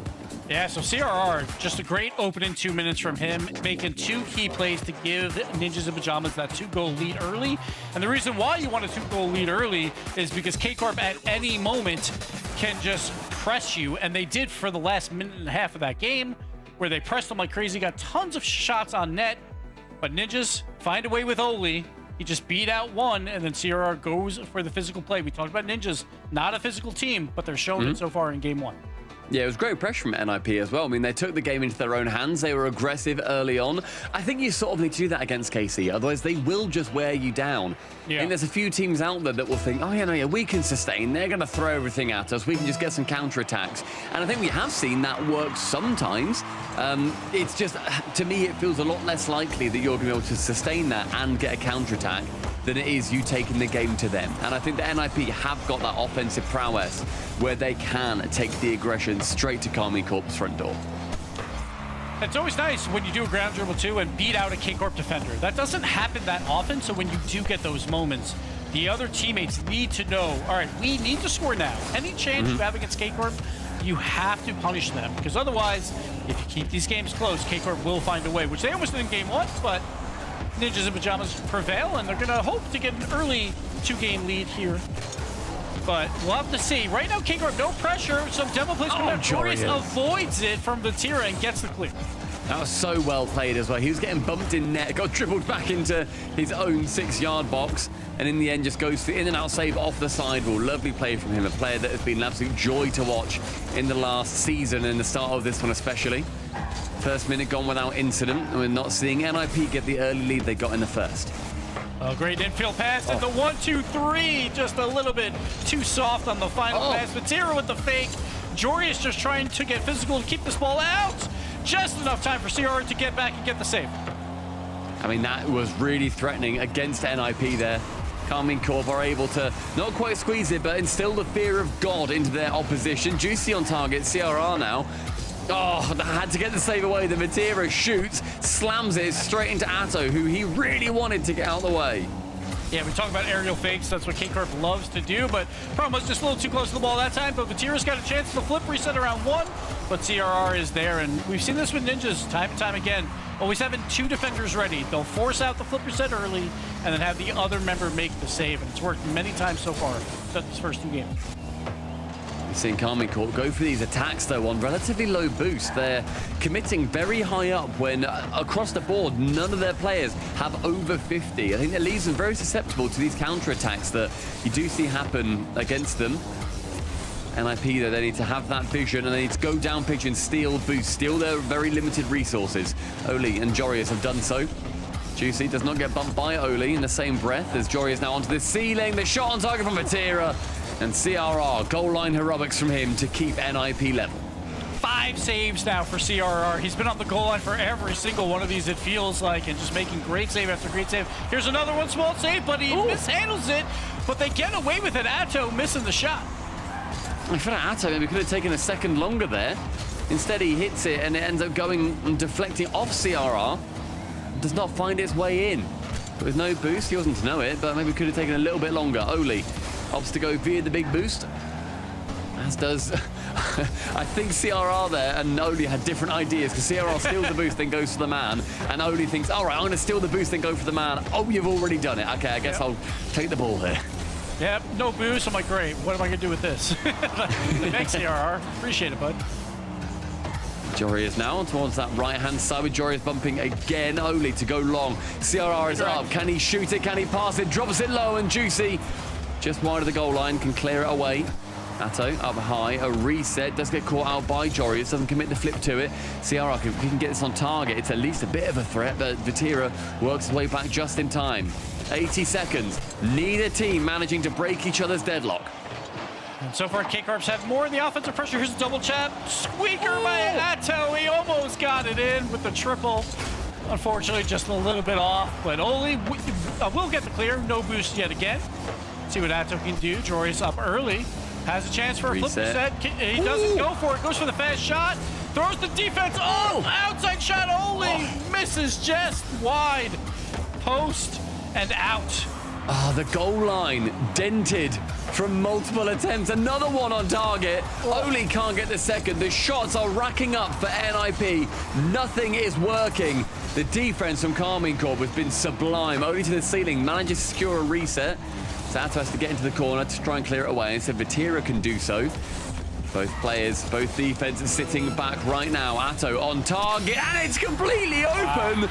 The vision's there from him. NIP couldn't do it down the blue end, so KC returned the favor. And that's all Vatira, just beating out 2 CRR. He misses. The Vatira just has to get a good challenge to go midfield for the shot. And just a rotational breakdown. CRR had such a fantastic game going, but one misplay right there, and K-Corp takes the lead. We've seen these late game comebacks so far, and Joy is going to be continuing on that trend. A great kickoff play, ends in the back corner, and the dunk, you have to dive into CRR. Jory is there immediately. Shoots it very center of the net. I think probably a little bit thankful it doesn't get saved, but the heroics from NIP to bring them back level. Late goals being story so far. CRR making up for his defensive mistake with 0 boost, going for the challenge, and only to follow it up, also basically 0 boost as well. Ninjas threw everything at that to tie it. Now Atto's got a chance here. He gets it around run, and Joris gets bumped, and Atto hits the double to give K-Corp back the lead. 3 goals in the last 30 seconds. Magnificent play. Atto gets bumped, and it does not faze him. Joris gets bumped, and it opens the net entirely. A tale of 2 bumps. One of them comes out on top. Carmine Corp, 7 seconds to hold. So Atto just pulled out the Garrett G shot from Season 5. Bump to the ceiling, still makes it happen. And quality shot as well. Joris gets the clear here. They need to keep this ball up. Ninjas in pajamas. CRR with limited boost. Pre-jump. Atto just going to throw it on net. Joris keeps it alive, though. Low. CRR does have boost. It's going to go to CRR, but Juicy's there. Ooh. And this should die down. There it is. K-Corp. Game number 2, tying up the series. I mean, that was a hectic ending to that game. Game 2 managed to see Casey come out on top, but it really felt like NIP had chances to secure it. They just didn't have the clinical finishing. I feel like there was maybe 4 goals in that game, despite it being a 2-1, that could have gone in total for both sides. But in the end, yeah, Karmine Corp managed to just about take it out on top. 12 shots for them, 6 for Atto, and he gets both the winning goals for Casey. It was kind of the opposite of game 1, where game 2, the Ninjas playing a lot of defense, and then all of a sudden, for like a minute, they have an onslaught on offense, they score a goal, they have multiple chances, but then K-Corp just finds a way to take the game late. And that's exactly what happened, but on the flip side in game number 1. So both teams kind of feeling each other out right now, and now we're down to virtually a best of 5. Yeah, either of these sides, as we said earlier on, they're not playing to make the major. They are both in the major. Karmine Corp have locked in that number 1 spot. And NIP, they're fighting just to try to gain a couple of points in vitality, stay that 1 point clear, make sure that they are going to be in that second spot, because Gibbs, you know more about the seeding situations than I normally do. I'm not afraid to admit that. How preferential is it in Europe to be going for that second seed as opposed to falling to the third seed based on who you then face at the major? I feel like people or teams don't care about who they play at the major necessarily for the seeding, but the points matter all the way to the World Championship. We saw last year with North America, there was a 1 point gap from being in the play-in versus being in the main event. So you want to gain as many points as you possibly can, especially in Europe, where everyone is so tight outside of K-Corp, where just gain as many points as you can wherever you can, just to have a better chance at that World Championship main event. I really don't think they care at all who they play in Boston. I mean, if you can get points in Boston by going a little bit easier of an opponent, then you're going to be wanting it. But you're right, they just want to be playing and beating whoever they can. Vatira sets up Atto there for the first goal of game number 3. It's a lovely drop down and that kind of synergy. And this shooting prowess for Atto. He has locked in all 3 of the last 3 goals that Karmine Corp have had on their score sheet. He has been playing brilliant Rocket League, supported by both his teammates. And also, I just want to apologize. I basically did a really long answer because I have no idea who the EU2 is. So I'm just letting you know that You're now. normally so good with that. I didn't have it ready, all right? I'm sorry. Atto, though, has a free shot here. Doesn't take it right away, but will score anyway. And Ninja's getting a little bit too hasty on the offensive side. And Atto just gets a wide open net here. K-Corp already up 2 with 46 on the clock count. Either intelligently burning off 1 more second Atto there by popping it up high and then air dribbling it in, or just wanted it to be a little bit safer, because if he shoots that wide, he's going to feel like a right silly Billy. Vatira ends up letting that ball go somewhat awry, as now CRR has to dive back into his own half. Ball gets escorted by Oli. Becomes a lot more awkward, especially with bumps like that. It's a miss from Juicy. He does have the reset, though, so he can put it back in the center. Lovely play from Karmine Corp, looking incredibly cohesive. Yeah, you got to watch out that this first minute, K-Corp's been so dominant. They should have probably scored 1 extra goal there. So Ninjas have to figure this out, but a demo comes out, the physical play, and Oli just gets back in time. But now, K-Corp with the offensive pressure just goes for the shot. No infield pass. Vatira, though, going for the flip reset. Also just going to shoot, just trying to force out bad rebounds. Atto double tap. The fake to Juicy. And he somehow finds the 1 pixel where this ball is going to go in. The fake from Atto is unbelievable. He boosts so high to get out the way. He had Vatira shoot into his back previously. Doesn't want that to happen again. And Juicy nearly has his shot saved, but it ends up being perfection. 3 goals for Karmine Corp in the first minute and a half. And this is why you just can't be boost starved by K-Corp and be on defense. Because once that happens, the aerial fakes come out all the time by K-Corp, and you can't react when you have limited boost. You also can't challenge those plays, so you just never know what's going to happen. And K-Corp is so good with their comms that they know exactly what they want to do, and they showed it there. And also the shot was just perfect as well. He had barely any space to score that. But K-Corp already up 3 in this game 3. From the crossbar, they can clear it towards CRR, and they need something to happen relatively soon. They've not really had that much attack so far. They've had 2 shots in total compared to Karmine Corp's 8. They're being shot out 400%, 300% I suppose. 2.5 minutes now. A long clear from CRR. Juicy is back. and can get the ball towards the boost, which does not end up spawning for him. CRR's going to be able to steal it above the crossbar. Let's go the ball just for a second. Vatira is incredibly awkward there, but can still just about wrangle the ball away with no pressure. Yeah, we saw Ninjas that they had offensive pressure there, but it was usually with one member who had boost, so they really couldn't get a whole lot done. We saw Oli have a chance at a double tap, but he had such a limited boost, he really couldn't do anything with it. So as long as K-Corp can keep those boost totals down, they should be perfectly fine to kind of bleed this clock out and take this win. And bleeding the clock is going to be easier said than done, as NIP, they've shown what they can do offensively. That's a nice touch central, but CRR, he may want the fake there. Leaves Oli in an awkward position, who can recover nicely. He has full boost. We can dive into that challenge with Atto roll on nothing. Jorius goes high, goes low, but only finds Vatira. Vatira, the patience on that save. He doesn't go for the challenge right away, just waits it out. He knows the ball's going to wedge and just go by the goal. Perfect save there by him. And just, he's so cool and calm. It's just annoying. It's just annoying. And it must be so frustrating to play against as well. You think you've broken down the entire Carmine Corp team, and then Vatira, he stands in your way. Atto stands in the way of Oli as he manages to get one demo. Double tap from Atto. Actually finds Oli, so it's quite beneficial for NIP. Vatira gets only as far as CRR. We're seeing NIP really start to assemble more plays here and more chances. But Atto with a touch and a pass and a doink and a goal. For the good for Carmine Corp. Beautiful counterattack there by K-Corp, and their defense was so good that, like, yeah, the ball's on their half, but there was no real threat of a quality shot, and Ninjas really never got one. And finally, there's a chance for them to clear it out and get the counter, and they know Ninjas has to send everyone. They're down 3 with a minute left, so K-Corp just waiting it out, perfectly patient, and they get it done. Vatira with the pre-jump, the give and go just goes a little wide to CRR. That could have been a great goal by Ninjas. But unfortunately, down 4 with 45, it's probably about time to go next.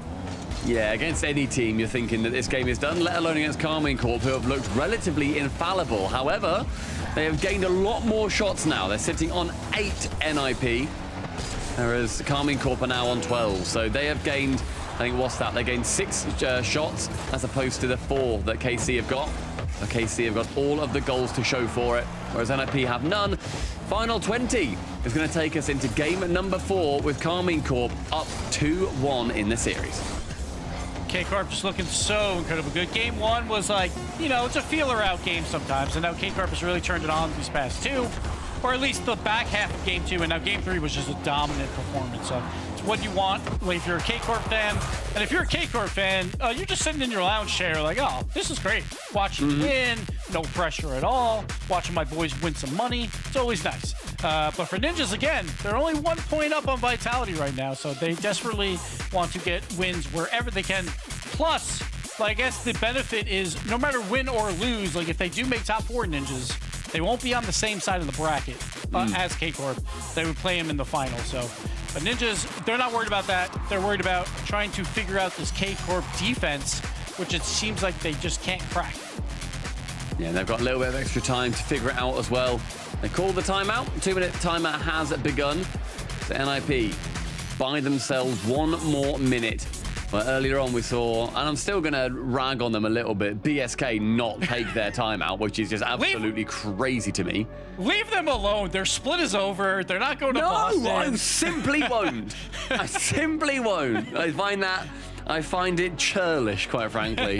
Carmine Corp, they have to sit through another minute of time. They can think, but LBP has got to speak some confidence into his boys all the way from Australia, staying up. Fair play to LBP for doing that.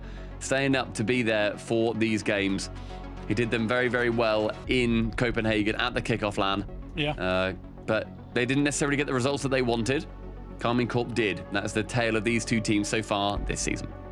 Then I would argue for Open 1, I think they were very happy with a grand finals going to Game 7 versus K-Corp. They're a brand new roster. And yes, K-Corp is 2/3 of their old roster, but still, like, Ninjas were like, all right, like, it's only up from here. Well, then Open 2 happened, and it didn't go that well for them. Yet, now they're back here against K-Corp, like, in this upper bracket, and now's the time when you have to start to gel.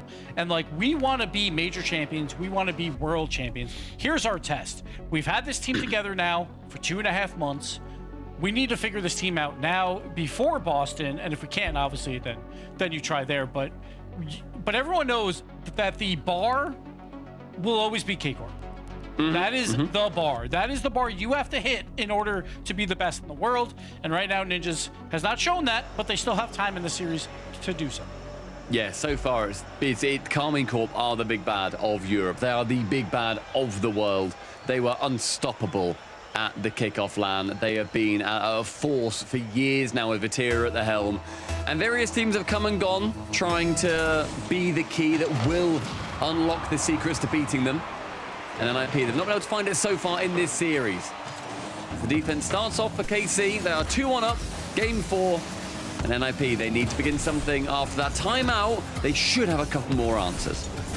Yeah, we'll see how these first 2 minutes go. Like, I want to see them better when they're on the blue side of the field to make a better offensive plays happen, to cause K-Corp to use their boost when they're on defense so they don't get counterattacked on. It seems like they're just playing corner ball, and we're seeing it so far here as well. And then K-Corp can just conserve boost and get easy clears that could turn into counterattack. So just want to see if the boost starve comes out, like if you play corner ball, or you go for the more dangerous infield passes to cause K-Corp to have to move. Yes, his reset. Atto teams up with Juicy. The double tap down isn't successful. The pass, however, is to Vatira. It's very aggressive from Vatira, diving in as that third man, but it was a very intelligent play. And everybody at home, as Gibbs is saying, keep an eye on your top left and your top right of your screens. Look at their boost totals. See what NIP do when there is pressure against the Karmine Corp side, and then see how Karmine Corp do it on their side. How do those boost totals look different? There will be a quiz at the end of this series. Oli sends it central towards CRR. Only challenges versus Juicy. Torres with the reset, gets caught out by Atto. He's got a lot of boost and Vatira takes over. So far, we've seen a little back and forth play, but again, nothing too crazy on both sides of the field, which is a good sign for Ninjas. Like, as long as K-Corp's not doing anything too crazy on offense, you want to keep it tied as long as you possibly can when you're the underdog. So right now, Ninjas is feeling pretty good about this, but need to see some better plays. Atto now taking the ball by himself, 1 versus 3, cannot get it done. So now Oli going to do his own 1 versus 3. He ran out of boost a little bit earlier, though. Yeah. Just got to throw it away. Yeah, I think that's kind of what we're seeing at the moment as well, is that if it's a fast play from NIP trying to get that counter-attack, they are burning that boost like nobody's business. And Vatira from the blind spot, boost be damned. He is going to be there ready to strike, nips in front of Oli. At the last second he dodges. It will not be enough. Yeah, Joris and Oli both, just coasting around on defense, just driving in circles, not feeling any pressure, but Vatira from that blind spot finds the goal, and they just let off the gas for a split second, and K-Corp is there. I mean, already, though, it does look a little bit better. Oh, no. Until the snapshot from Atto. Oli in the midfield did not see, CRR in the midfield did not see this coming. Atto, right place, right time. You have to have, like, bot-level reactions to clear that one away. Atto has them. CRR does not. Yeah, we need some bots out, but it's like, I don't mind that play by Ninjas. They're obviously trying to create pressure. It was just a pinball effect, and the ball just winds up in the net. But off the kickoff, K-Corp, but you give them an inch, they will take a mile, and they're doing so here in this game. That's also the no boost play from Juicy to get the pinch, immediately recovers, and then goes for the defender. That forces, I believe it was Jorias, up the sidewall to try and get away from him, and then he has to use his momentum just in case Vatira shoots towards the left side of the goal. Very intelligent play. Juicy made it work, and Vatira is going to be the benefactor. Karmine Corp, that is 3, and they are looking absolutely spicy.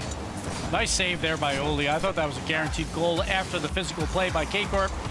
But Jorius will get the ball out. CRR turns it around with the physical play, and the ghost of Jorius gets credit for the goal. Yes, a lovely play. Jorius just about clears it in time. CRR, as we said earlier, he knows his job. 2 men, 1 in net, and the ball is on their side. Get rid of the final fella. You can do it, and you can get a goal. At 2:16 left on the clock, it's only a 2-goal game at this point. Like, Ninjas, they don't have to press too hard right now. You just have to, maybe the last 45 seconds or so, then you start pressing. Right now, just play your game. I mean, that game is going to need to improve on the NIP side. If they can just get one more goal, they're going to be suddenly back into it, but Karmine Corp are not going to make that easy for them. Zero just goes along with it. Make NIP waste a bit more boost, burn some more resources. Atto with a low 50. No one's there for NIP for a little while till Oli takes the initiative. He forces his way in, but then another player comes in on his side, CRR, then they commit a lot of boost to it. It's a bump. Yeah. Jorius is a third man though. He didn't want to commit in. Disaster. At that point, you need to either go in fully or you need to retreat back. And I think you just need to go for it. You really do. Just disaster. Just a miscommunication. Then He was half-half. Like, he's also going up in the air with like 10 boosts as well. We've seen that multiple times throughout this match where it's just not enough boost to really get anything done. And K-Corp just kind of waited on it and just got the clear and got a free goal. And they didn't have to press yet because with the limited boost, like, you don't have to press just yet. It's only a 2-goal game, but now it's 3 goals. Let's see what CRR can do off the seal in. Almost gets the double tap down, but you see we'll get this clear out. See if he can do any aerial magic. Just But fake. Oli has a chance. The aerial bomb. Can we squeeze it in? CRR does.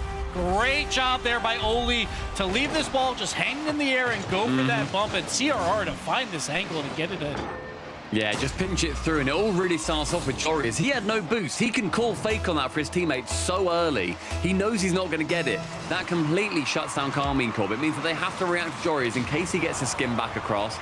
Very well communicated. I love to see plays like that. It's another one, and NIP find themselves still with some fight left in them. Okay. Just a 50 from Jorius and Atto, and CRR are just right there waiting for it. Great read by him to just put pressure on. Anytime you have a challenge on the offensive half, especially when you're down, send another one to try and guess at it because you get a free shot. And CRR guessed correctly, and Ninja's right back in it. And another play here, Oli doesn't take the shot, decides to go cross court. Gonna wait on it right now. It's CRR versus Juicy. Juicy wins that battle, but Oli pass it down to his teammate. A little back and forth. Jorius just a little bit, a big clear. They didn't have too much on it. And Atto clearing it back out. 40 on the clock, 1-goal game. His final 40 is going to be very important. Can they just fight for an overtime? CRR has to dive in. Does so pretty well, and they force it into the corner. Jorius central. Atto can get a big clear. Only has to half flip. He can go via the back corner boost and then beat Atto. Sees one central, sees two central. In fact, it's on target, but Juicy just about gets a nose to it. Juicy almost gets beat out, but just gets back in time. But now all the pressure by Ninjas. Can they secure a shot? CRR with the bump on the goalie, but the shot's on our target. Patira with the miss, no boost, but CRR has nothing either, so he can't follow it up. But only another challenge, and Atto will finally get this clear out, and he should secure it, putting the ball on the ground, and he does. And K-Corp survive. Man, that save from Juicy at the death of the game. That is incredibly clutch. He had very little boost. He had to jump and boost with the remaining stuff that he had perfectly. Otherwise, that was going to be going in, and overtime was on the cards. Karmine Corp, after 4-1 up, NIP wrestled back 2 very important momentum goals. Yeah, it was a high-scoring match, and that's one of those when you're like, like if we didn't make one extra mistake, like if that pinball effect goal didn't go in, maybe we take this one, but K-Corp will get the win right after a timeout as well to now go up 3-1. So, it was a brutal loss there for Ninjas, but at least it shows that, like, all right, we can fight these guys. Yeah. We're right there with them. We just need to fix a few of these small issues, and we can take this next game. Take it 5 minutes at a time. Yeah, I think that was also, they got the goals not from counterattacks, they got them from being aggressive. They got them from really getting in the faces of Karmine Corp and shutting them down nice and early. It's the confidence, though, to think, yeah, we can do that. We can do that to the most aggressive, fast-paced, scariest team in Europe. And NIP, they're starting to gain that confidence, and we head over to, I believe it's called Parc de Paris. Goodness me, maybe that's completely wrong. No. The Eiffel Tower map. There you go, yeah. Yep, this is the Eiffel Tower one. There you go, beautiful map. We see the sunset over Paris. And will the French be able to come out on top and take it 4-1 and move on through? We'll have to see. It's going to come down to CRR. Like, I feel like he's been doing very well, been very speedy. There's the aerial demo to a save by Atto with limited boost on the goal line. But CRR has been that X factor so far for Ninjas. I want to see him continue to put on that pressure. That was the safest shot potentially literally ever made. It was low, it was slow, it was center of the net. Any height on that becomes a lot scarier, but Atto does incredibly well to get to it, but he just has to half flip and stay on the goal line. That really could have been a lot better, and maybe could have started off this game well for NIP. But Joria's and a 1v1 versus Juicy, a reset. Juicy has to guess. The Musty can't find its way in. The dunk doesn't do so either, and Carmine Corp stay firm. A reset, can't beat one. The second with Atto ends up passing back towards Juicy, but only with a dunk. That is over the net, and Atto, an incredibly important touch. A little unlucky there. I thought it was going to bounce off the ceiling and in, but still the pressure. Jory is trying for a little ground pin shot. Just can't get it on target, but sometimes that's what you got to do. You got to throw that flare into the shot versus this great K-Corp defense. We saw that with the Musty by Jorius that was still saved by Juicy. Another cutely looking reset from Jorius. Wants to get a lot of height on that, but just sort of lag resets it down. Oli does get one towards the backboard, but Atto has his wherewithal to keep it away. And again, Gibbs, a lot of this corner battling that we've seen previously. This time, though, it does end up working out. I was about to criticize it, but with no one attacking the ball, what a play from NIP. It pops out lovely for CRR. Look at that flip by CRR and then immediately just boost down as quickly as he possibly can to get that angle on the bounce shot. And bounce shots are so hard to read because your first guess is to dive as well towards that floor, but then you realize, oh no, this is way too short. Now it's going to go back up in the air. And CRR with a great flip and just a boost control to get that touch. And again, he's been my X Factor and he's looking fantastic throughout this match. And that touch from him again is actually brilliant. And Jorius manages to get in the way of it. Can he get the skim? He wanted to. I was about to call it a fake, but I'm not going to give him that credit. He just couldn't quite make the contact. Now it's a good chance for NIP, but the boost was not on their side. But Ninjas and Pajamas are making plays now. We see that with the little back pass on defense by CRR, then a double save by Jorius. The plays are starting to happen. Here's a nice pass and play, but the shot goes wide by Jorius. Had no boost left. Couldn't get the angle. Atto to pop in his own back half, and KC are trailing at half-time. What can Matera do from the back corner? He sees Jorius bearing down on him. The 50 goes well, and Jorius steals that back boost. We spoke about boost control as well. Chat, have you been keeping up with the boosts? All right, remember there will be a quiz at the end. So far, we're seeing a lot of boost on Carmine Corp side. And NIP, I think they've been doing a pretty good job of stealing when they can. They just need that little bit more to be going in their favor. Yeah, like they're making plays. That's really all you can hope for versus K-Corp. It's still only one goal game. Just credit how good K-Corp is. But Ninjas Pajamas are playing very well throughout this game. 2 minutes left. They're holding the 1-goal lead. Can they get another to relieve a little bit of that pressure? Chance though as Atto gets a catch into the 50 in the corner. CRR with contact can clear it. Not quite past Juicy. They would have beaten Matera with it. Oli, not sort of a nothing touch there, but Juice doesn't do much better. Sets up Matera for one. The reset secured, so NIP need to back off to respect it. Final 90 seconds. What can Carmine Corp do here as NIP have really turned up the gas? I feel like Oli, anytime he's in the air with 20 boost, just don't bother. Just don't bother, dude. It just feels like nothing happens on any of those plays, so it's been a little bit of rough for him. But here he goes. This time he had 30 boost, got a little bit more of a challenge there, and CRR trying to play it slow, but Juice with the read. Jorius back. We'll get the challenge out. Oli will take control on his wall, gets demoed for his troubles, and Matera's hunting for CRR. Turns the infield pass, but a great save still by CRR to avoid everything and clear it out. I mean, they managed to just about hold it level with NIP. Rather, sorry, no, they managed to hold the lead. Oh my goodness, I thought they were level for some reason. That was a brilliant play from them. Carmine Corp, they had a decent attack, and Atto wants it again. No one there midfield for him to be able to clear it away. Final 40. Over towards Jorius. Can only go as far as Atto. The backboard is his. Can he do his best Diaz impression? The flip reset has not come off, and Jorius removes Matera, so the defense momentarily weakened. And CRR, with the mistouch, had tons of boost there, had a pretty wide open net with the defender with no boost, did nothing with it. Ninjas really just trying to hold on for this last few seconds. Juicy with the shot, only great goal line save and the control. But the infield to Matera, it goes wide. They're floundering. Only clear.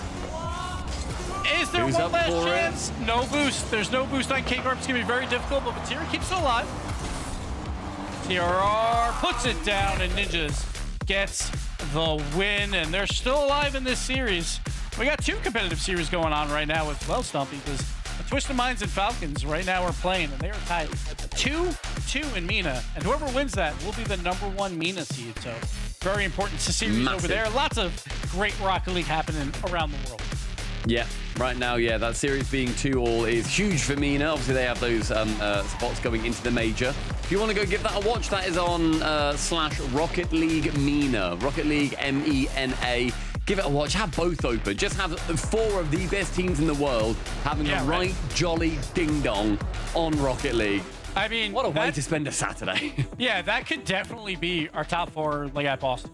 Is these 4 teams that are playing right now. I think they're probably the favorites to be the top 4, like at this point, outside of maybe NRG as part of that conversation. But, they're like the 12th best team in NA. So, we got to just keep harping on that, even though it was 3 months ago. Well, yes, lots of great Rocket League happening. But Ninjas in Pajamas, I loved what I saw from them early on in this match. I think they got a little bit too cautious by the end, and it almost cost them. But early on, they were making plays, great touches to create offensive opportunities. They only got 1 goal out of it, but sometimes that's all you need. And Ninjas Pajamas, they're still alive here. Yeah, I do think that, to me, it is it becomes interesting to look at how each of these teams now going to approach this series, right? How are Carmine Corp going to come out and be as aggressive as they want to be as soon as NIP really start taking it to them? How are NIP going to continue the exhausting Rocket League playstyle of let's get in their faces? It becomes a big battle and endurance. Even though it's just 1 series, very tiring. NIP has got a little bit less experience than a Carmine Corp at this kind of, when it gets to this tiring spot. Sure. And they have got these chances, and NIP have shown how much they can do. It's 3-2 in the series, Carmine Corp lead. And his first 30 seconds is already a statement of intent because we are seeing NIP be aggressive early on, but Juicy shoots into an immediate Joreous save. If Ninjas can get any type of clear here, Bovatir will control the ball, keep it on the orange side of the field. But this time around, if you look in the top right, lots of boost there for Ninjas in Pajamas. Can they use it on defense? CRR has to make a difficult save, but gets it done. Oli will get the clear. Bovatir with full boost. Trying to make a touch. Oli, great challenge there on low boost to keep it away from him. And Ninjas in Pajamas, while on defense, playing pretty comfortable. Yeah, I think that it's just going to come down to how can KC break it and can they not get counter-attacked on? That'll be a big part, but of course a lot of that then comes down to can NIP get the boost steals to then make sure that the counter-attack will not be on against them. 90 seconds as well with, I think, both sides having a decent chance to get a goal each. One towards the right-hand side, Joreous to collect. Vatira challenging, just like that word was for me to say. Vatira manages to get the ball off Atto with a fake. We're seeing these fakes be a little bit less effective now. Yeah, they're a little bit too far away from the net, and they're a little bit too easy to read at this point. So right now, it's a lot of midfield game, I think, by both sides. Nothing too threatening on the opposite side, but here's a chance for Vatira. The quick double tap opportunity will go away from Oli, who is on low boost yet again, but making plays so far this game with it. Lovely reset from Atto. Pops it high, but Joreous can save. I feel like we're saying Joreous' name a lot in defense. Offensively, he's not really had much to say in this game, and with bumps coming in from Oli onto CRR, KC could find their time to strike. They do so. Juicy on target, and it was a miscommunication in the 6-yard box that left this open. 8 shots to 1, and this is the K-Corp play style. They will just bleed you dry. They'll make you play defense for so incredibly long until you make that one little mistake, and then they get the easiest goal of their life. Just a quick infield pass or a quick pass off the back wall, and it's a wide open net. And that's how K-Corp wants to play, and Pajamas just could not find that clear to get them back on to the other side of the field. I mean, they held on so well. They had a lot of attack against them. Vatira with a lovely skim does get it just wide of the goal, but they can act just as much as passes as they can do shots. Oli with a collection, a pop up, and Juicy, a quick ticket to send him to the scrapyard. CRR wants to pop this one middle and then maybe get the bump on whoever's going to be coming in. That man will be Atto. Instead, he takes the shot, but not quite enough of an angle on it for it to be threatening. Yeah, but I like the idea, though. There's 3 defenders. They're all guarding everything. Just throw it on net. I'll try and go for the least probable one that he'll go for. Vatira, though, with 0 boost, tried to get that touch, just barely cannot get it. But boost has been at a premium, and we've had so many close offensive opportunities by both teams trying for this place. Jory is here, has the opportunity. Oli, can he control it down to CRR? They do, but Juicy is there to turn it away, and Ninja's finally on the offensive side. A lovely catch from Jory. His fakes out that reset, but with not enough speed, KC can just send a player to it. Oli, a great pre-jump, goes up high, above target, but what a statement of intent that is. Less than 90 on the clock, and Ninjas is threatening, but they just can't get anything too close to the net. It seems like K-Corp defenders, there's always 2 on that back line, so even if you get a quality chance, it's really difficult to beat them. Juicy will play it slow here, wait out Jorius. So much time. Yeah, like Jorius did not want any of that, which was probably the smart play there. CRR now will take over. Atto, though, an easy clear. It just seems too easy right now for K-Corp. They're playing 3 men behind the ball, and Ninjas is not doing enough to threaten them. Tier wants to go to the ceiling for this one. Oli actually helps him out. CRR is quickly called in. Recovers nicely, and Oli punts him towards the midfield. Not too sure why. CRR, I'm sure, called that one. Only then misses on Vatira. We're seeing a couple of flounders coming through. Final 35. KC still leading 1-0. They can get this.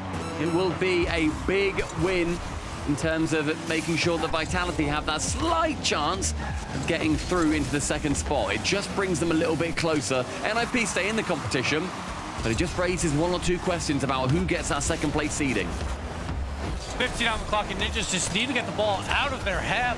Like at this point, it's been tough. CRR finally gets the clear with the bump, but Vatira is there, turning it away.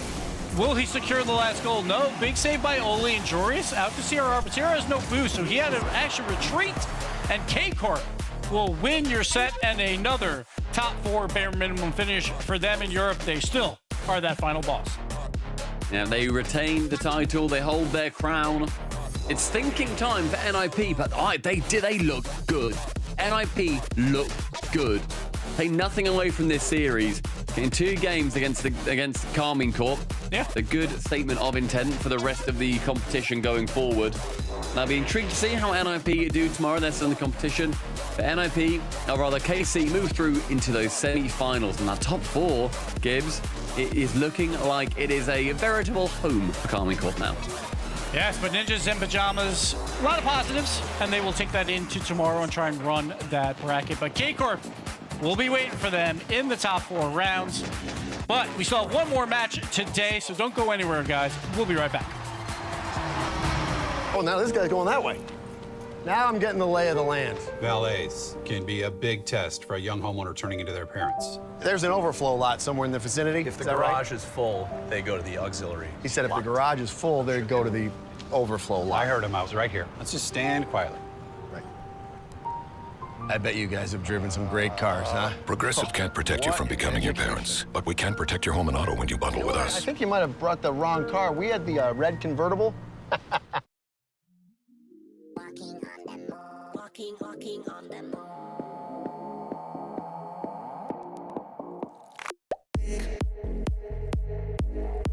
One moment to escape.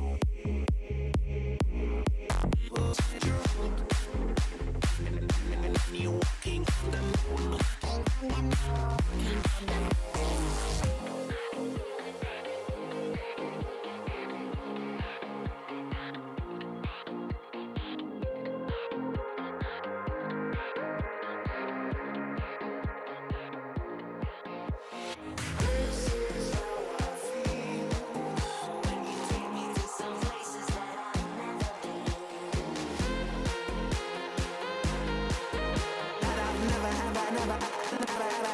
I've never been.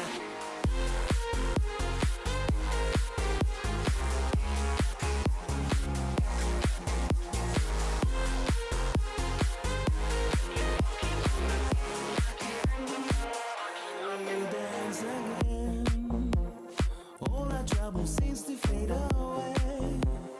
This is how I feel when you take me to some levels that I've never been.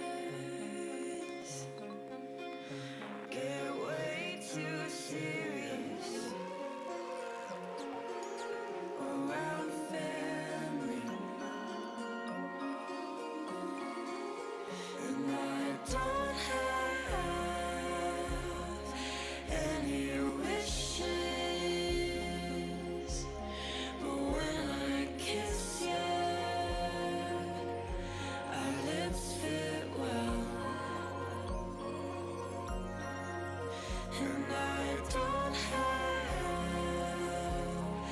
expectations, but when I daydream, I fall asleep, and our hands melt.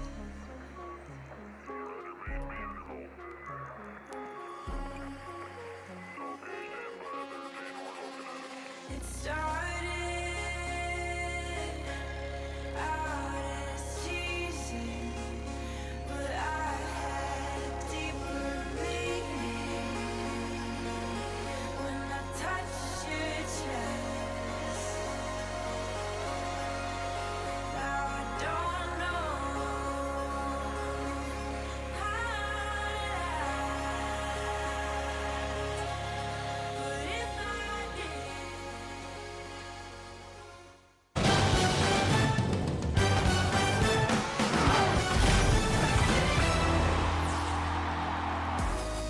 Here's the thing, ladies and gents. You just can't take down K-Corp. That's a rule of Rocket League as they move on into the semifinals there, knocking Ninjas in Pajamas down to the other match to play Manchester City. Now to talk about that victory and how they're feeling, we've got Juicy on the line. Juicy, my man, congratulations on yet another win. Thank you. I got to ask you, you guys already back with Copenhagen, already clinched into Boston, so that has to take a little bit of stress off. Does it though? Or do you feel like a little relieved with the fact that you can play these matches knowing that you've already clinched Boston? Yeah, I think it helped a lot because we already clinched, but we play like we have nothing to lose, so I guess it does matter, but in some way it doesn't, so... Right. So, yeah. No. I mean, like you can't let up on the gas, right? Because that's how everyone catches up. I was gonna say, is there anything that changes, like the approach, or is it just the mental, or do you try to play as if everything's still on the line, or do you allow a little bit more fun maybe through? Yeah, I mean, we're definitely having fun, but we prioritize winning and destroying our opponents. So yeah. I like the word. The keyword is destroying, not just winning. Destroying. Yeah. Speaking of, I mean, you guys got a lot of physical play in that last series against Ninjas in Pajamas at the end there. It felt like you were specifically, doing that. I gave a lot of space for you on defense.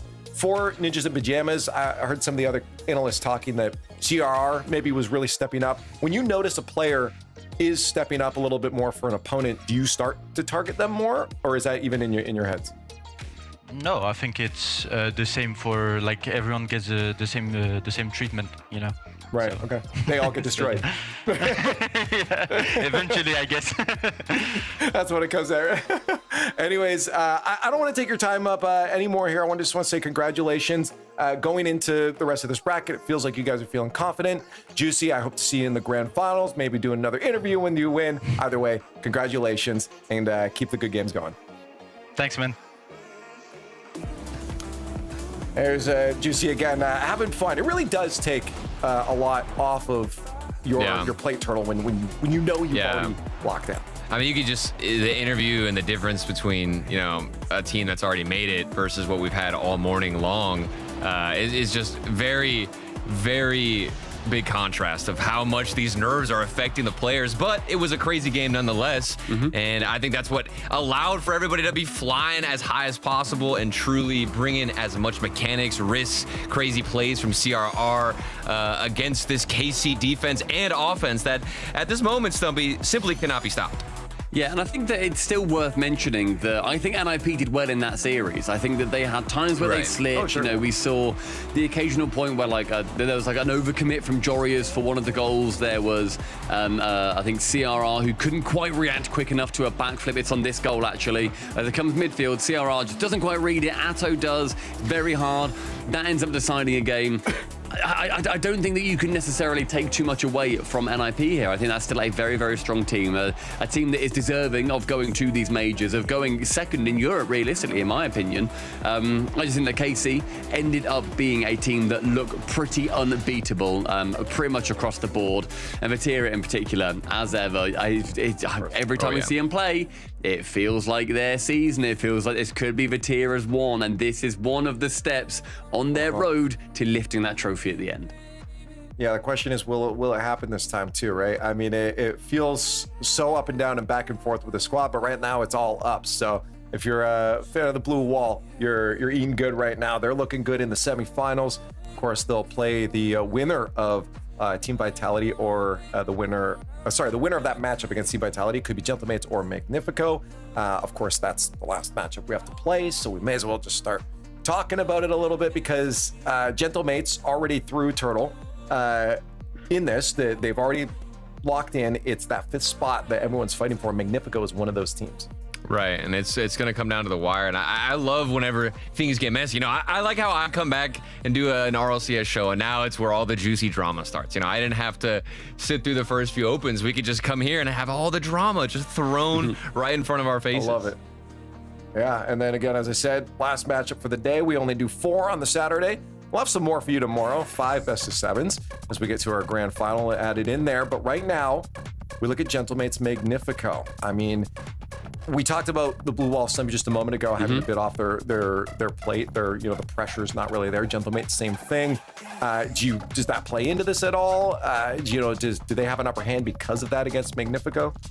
I think it can go one of two ways for teams, and I think normally it goes the way of, oh, we've just qualified? Cool, let's show people why we're qualified. Let's absolutely go Insanio style and see what we can do on this opposition team. I think Magnifico here, they've still got stuff to play for. They still need to make it through. There's still that chance for them to be going through to the major. Their only now really direct competition is going to be GK and Man City esports. So they want to get through for their own good. I think Gentlemates, though, they can play a little bit freer, and they are looking like one of the best teams in the world at the moment. Well, sometimes we do see that start to work against you, though. If you let all the tension and stress off of a series, a lot of times you end up climbing up the mountain only to slip and fall back down. And that could be a potential here for Gentlemates, depending on how hungry they are to take down Magnifico, who are fighting for a lot. And it could, if you're a fan of Rocket League and you want to watch more RLCS, then you want Magnifico to kind of take this W, because we get into those tiebreaker scenarios where, Gibbs will be on the screen explaining all of these crazy plot schemes of what's going to go down and how we're going to get more Rocket League. That's true. Well, the progressive fan vote is up. Get your hashtag. Oh, you're already doing it. Why? I don't need to tell you guys. You already know what's going on here. They're already throwing in their votes right now. The question is who's gonna win it at the end here. I mean, you have to look at this on paper and say, I think it'd be silly to argue against Gentlemates. Yeah. I feel like it would be. So we'll see if chat goes against that. I know I'm not. In a matchup like this, Gentlemates should be coming out on top. Again, I kind of want to see the three-way tie, but I guess the Magnifico winning now would help that. That's what I'm saying. Like, what do you want here? Do you want? See, you can't even change your pick though. You already picked. Yeah. Well, I did already pick, but yeah, they'll have to do it against Vitality, I guess. See, I'm gonna go with Magnifico. I believe in the team right now because I think they had a pretty high ceiling. I went back and watched some of their games in Open number 2. Does not believe me. What are you talking about? You don't believe me, dude? They had a good game against NIP earlier in Group A. I'm serious. Okay, they also beat KC. Come on, dude. There's something here. Okay, I love that you think that. I can't express how happy I am to have you back, Turtle. But I think that this is a bit routine for Gentlemates here. I think that Gentlemates have not necessarily shown off everything that they can do so far in these opens. They got top 6 during the first open over in Copenhagen. They got 3rd to 4th. Not yet made it to those finals, but in the off season they look like the hottest team in the off season. And also, Archie was on Team England, so I do think that I've got to go for my boy on Team England. This is a long way to say, Gentlemates, you're wrong. Yeah, give me Gentlemates. And also, they're in pink, and I love that they wear pink, and I say that every single time they play, but I want to reward that behavior. Yeah. Give me the pink one. Yeah, it does look good. Bro's on them. picking Again, off of colors. That's that not fair. studio. Well, I mean, we've seen that happen. I think I've seen people float off logos before. That was kind of me with this as well, with this thing last time. Oh, that's true. Literally did it. Yeah. Oh, they do what they chat want Magnifico. They've gone 60-odd% See? for Magnifico. They want here. the drama. See, start the fires. This is what I'm talking about. What do you do though? Pure Like, anarchy. so if you're Magnifico though, and you're going up a matchup that you have to realistically say that on paper that it's not going to be as good. Like, is there a game plan? What do you go? You just go hope for the best? Like, You just gotta go full send. You have to just go full send. See what you can do. Go full power. Yeah, full boost. Take that boost button down and just knock them out of the sky. Yeah. Well, let's find out if they do exactly that. There is some belief for them as they just won the progressive fan vote. Unbelievable. Everyone else in chat thinks that they're going to do it. We'll find out if Gentlemates will overtake Magnifico if Magnifico makes their top 4 they're looking for.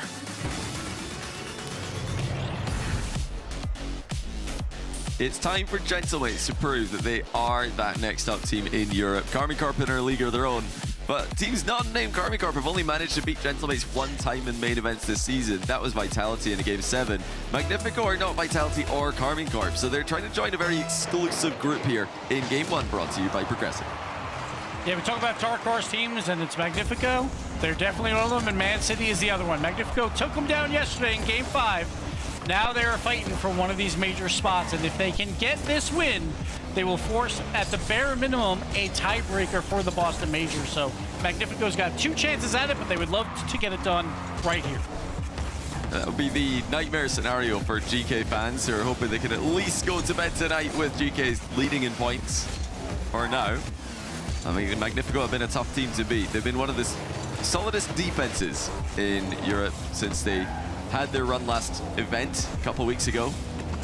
Gentlemates really haven't had that many hiccups. I mean, they did lose to Vitality in Copenhagen, but online they haven't lost to anyone but KC in main events. In Swiss, a couple of series haven't gone their way, but this is Swiss, this is main event, this is playoffs, and they are the favorites. So it feels like with Mates, it's because of that French land that they won in the preseason. Everyone's like, oh, they could be the best team. And then, all right, they're behind K-Corp. So maybe people are a little bit more disappointed in them. But really, they could easily be that number 2 team in Europe right now, which is perfectly fine based on how K-Corp is playing right now. So Mates just want to secure it, like everything right now, and just get to another top 4. They have already clinched their major spot just because of how the bracket works out. But they want more than that. They want to challenge K-Corp. They want another chance at them, maybe in this grand finals. Absolutely, and you're absolutely right. I think this team does have the roster to look like, I mean, the roster construction, the players on the field, they look like they could absolutely be that top 2 team in Europe. Oski and Nas have all of the outplay potential. Archie's one of the best third men in the scene, has been since he came into this scene years ago. Magnifico, on the other hand, I mean, we really need to see everything fall in the right place for them, and it has it here. Oski makes it 1-0. Pretty simple stuff in the back corner with a direct shot. Yeah, Nats with no boost. Tox just comes around trying to get the early challenge. Just turns into an infield pass, and Oski with a great shot. And that's the thing Magnifico cannot get wrong. Their defense has to be perfect versus a team like the Mates, because if they start faltering, that's like their bread and butter. They want to play a lot of defense and go for the counterattack against these top teams in Europe. Ooh. But if you make these mistakes, it's going to be really rough. Nas didn't quite read Archie's reset setup there, but they're still absolutely all over them. Magnifico quite happy to sit back and defend, but probably not like this. They don't want to be having to defend against this many uncontested aerials that Gentlemates are throwing at them.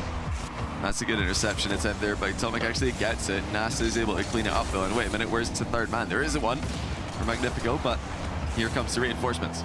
A lot of tempos coming out across the board on both sides of the field though, so it'll clear it out, give a lot of space in that midfield, but at the end of the day, Magnifico gets the infield pass. Tox tries to read it, just reads it slightly wrong, and Archie will clear it away.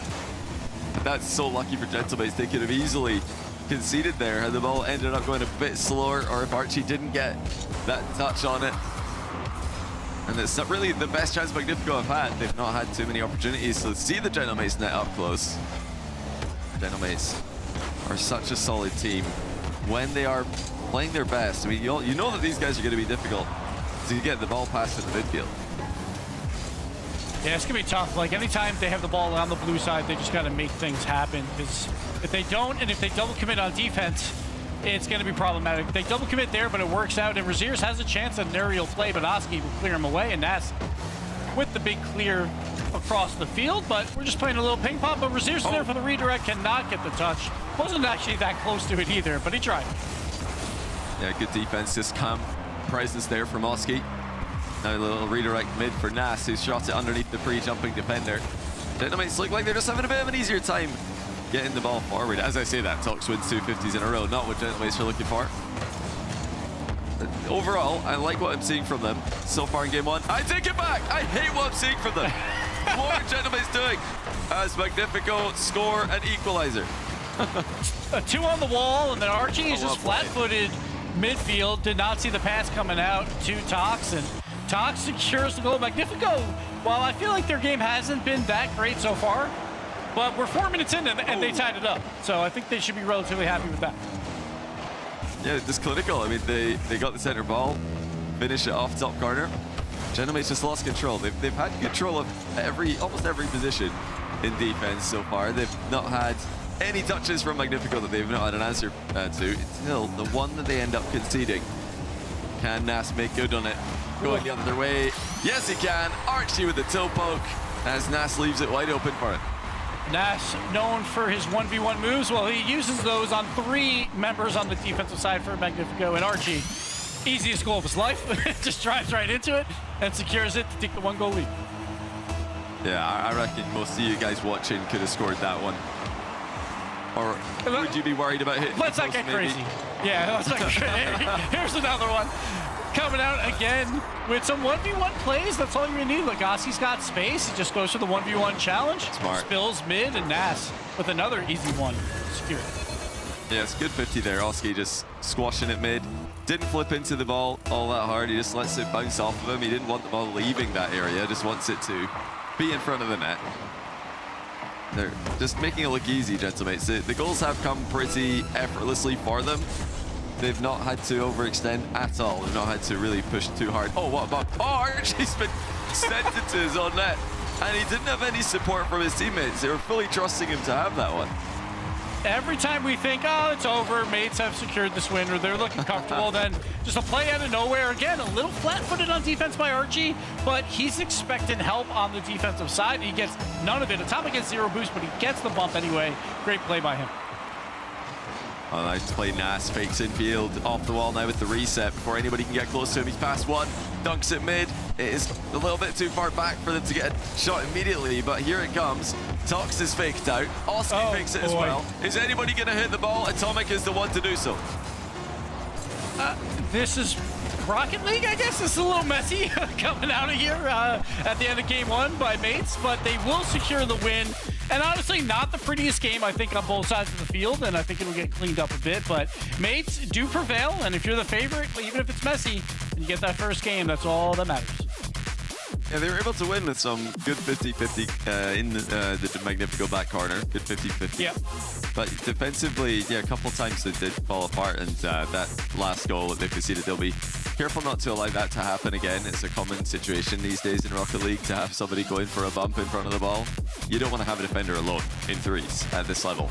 They are just so much more vulnerable to that strategy. But yeah, initially, Magnifico making mistakes in defense as well, kind of centering the ball in front of their own net, and yeah, not making life as hard for Gentlemen to score as we're used to seeing from this Magnifico roster. Yeah, I felt like 2 weeks ago when we saw them versus Vitality, Magnifico, a lot of double commits happening on defense when they go up against these better teams in Europe, and it just can't happen because Magnifico is known for their defense. When they play well against pretty much everyone else, they play a great defensive game.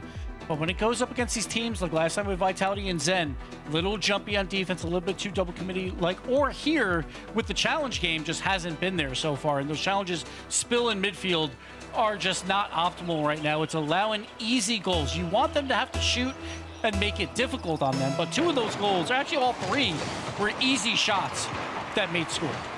Yeah, they're just direct shots. No nonsense. So here's another attempt. Oski denied on the goal line early in game 2. And just a reminder for all of you guys who are hoping for GK to qualify. I know they are a very popular team. You are, of course, wanting Magnifico to lose this one, and then their match tomorrow as well.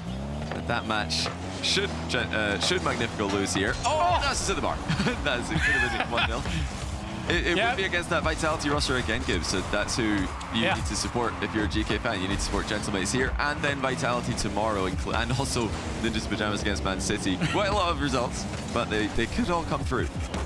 Yeah, and they would all be favorited probably in those moments. So, like GK, it's a good chance. Nice bump play here by Oski. Yeah. And again, it's all about the passing. Like, make the pass be difficult, and that is what mates are doing. They're doing quality passes right there by Archie. Full team play with the bump, but make the shots easy. And that's what mates are doing right now. They're making the shots make it so incredibly easy that me or you could score them, Johnny. So mates doing a great job to allow their shooter to have an easy job. It's almost too easy for me. I mean, when the net's wide open, we all know that makes it harder.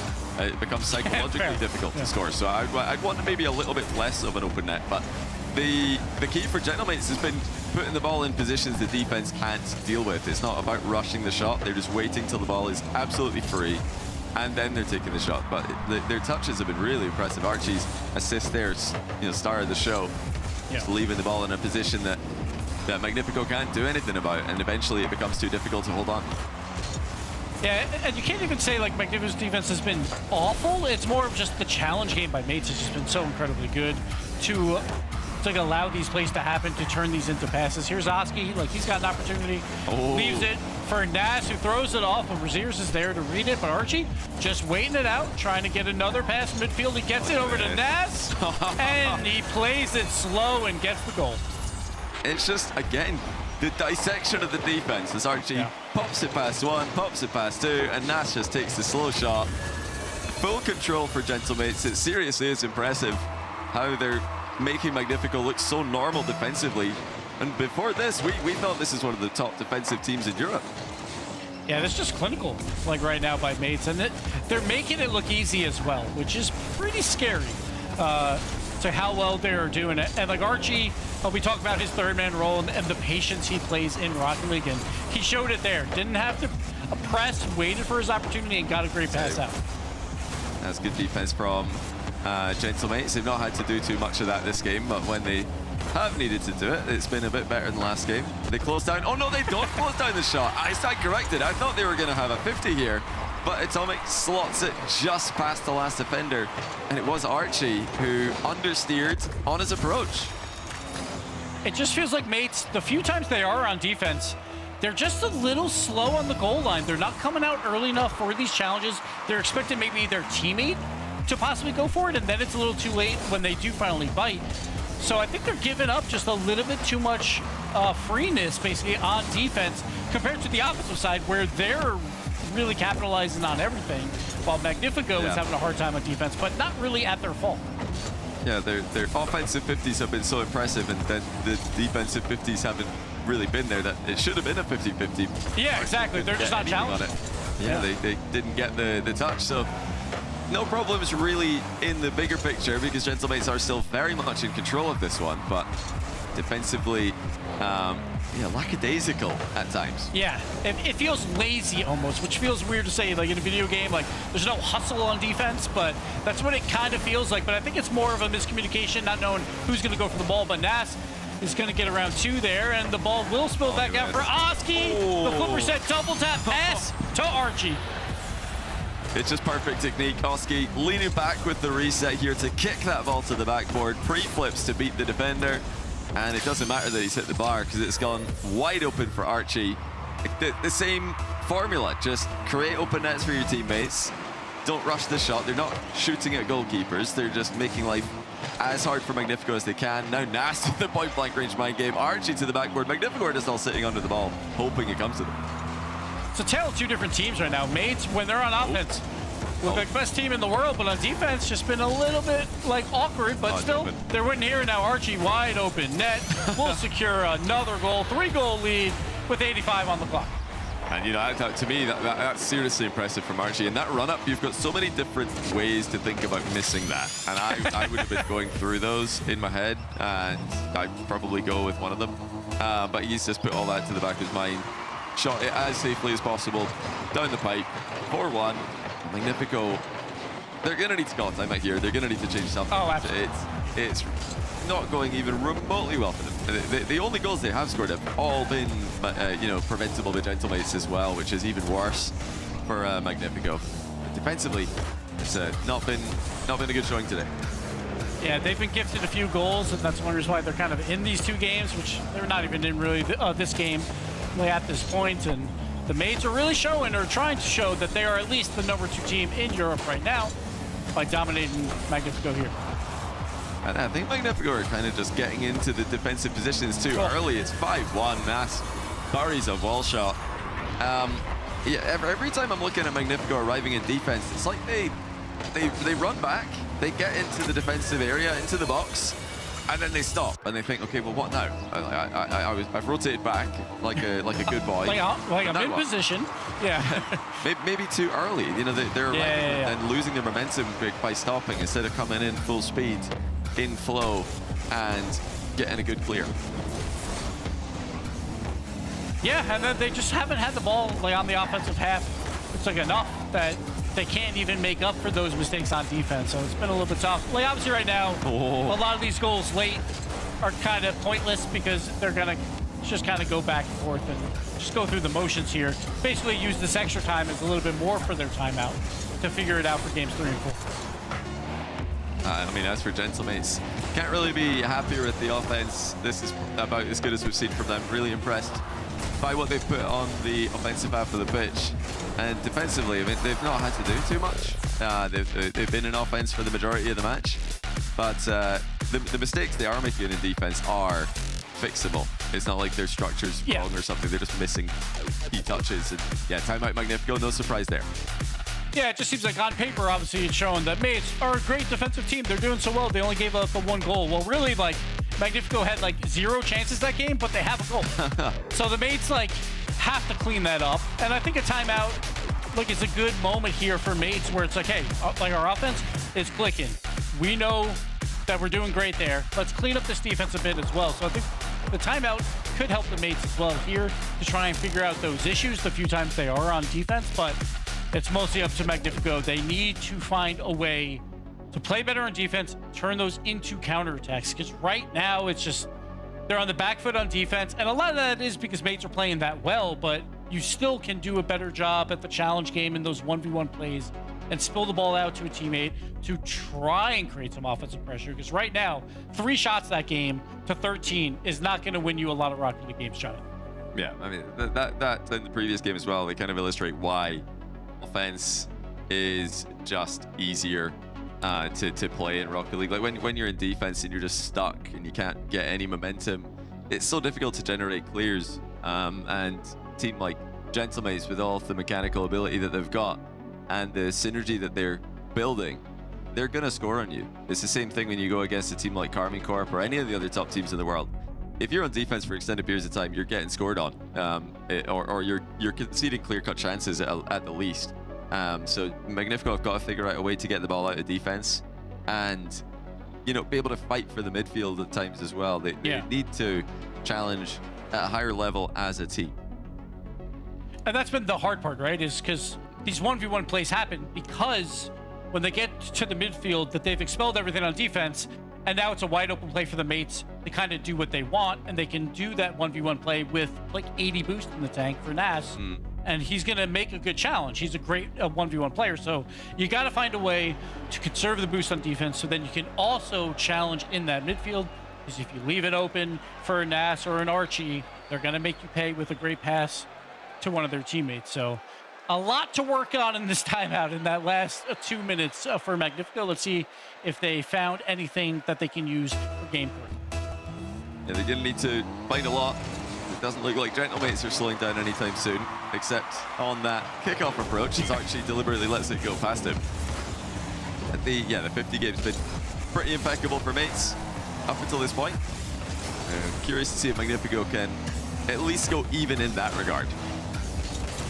FC Razier is getting involved in that midfield early on, which is a good sign, but now Oski has a lot of space here, beats out one. Oh, wow. Can he get the ground pitch? He tried, but did not work out for him there. That would have been brilliant, but Yeah, a lot to ask for there to get a clean touch on the ball from that position.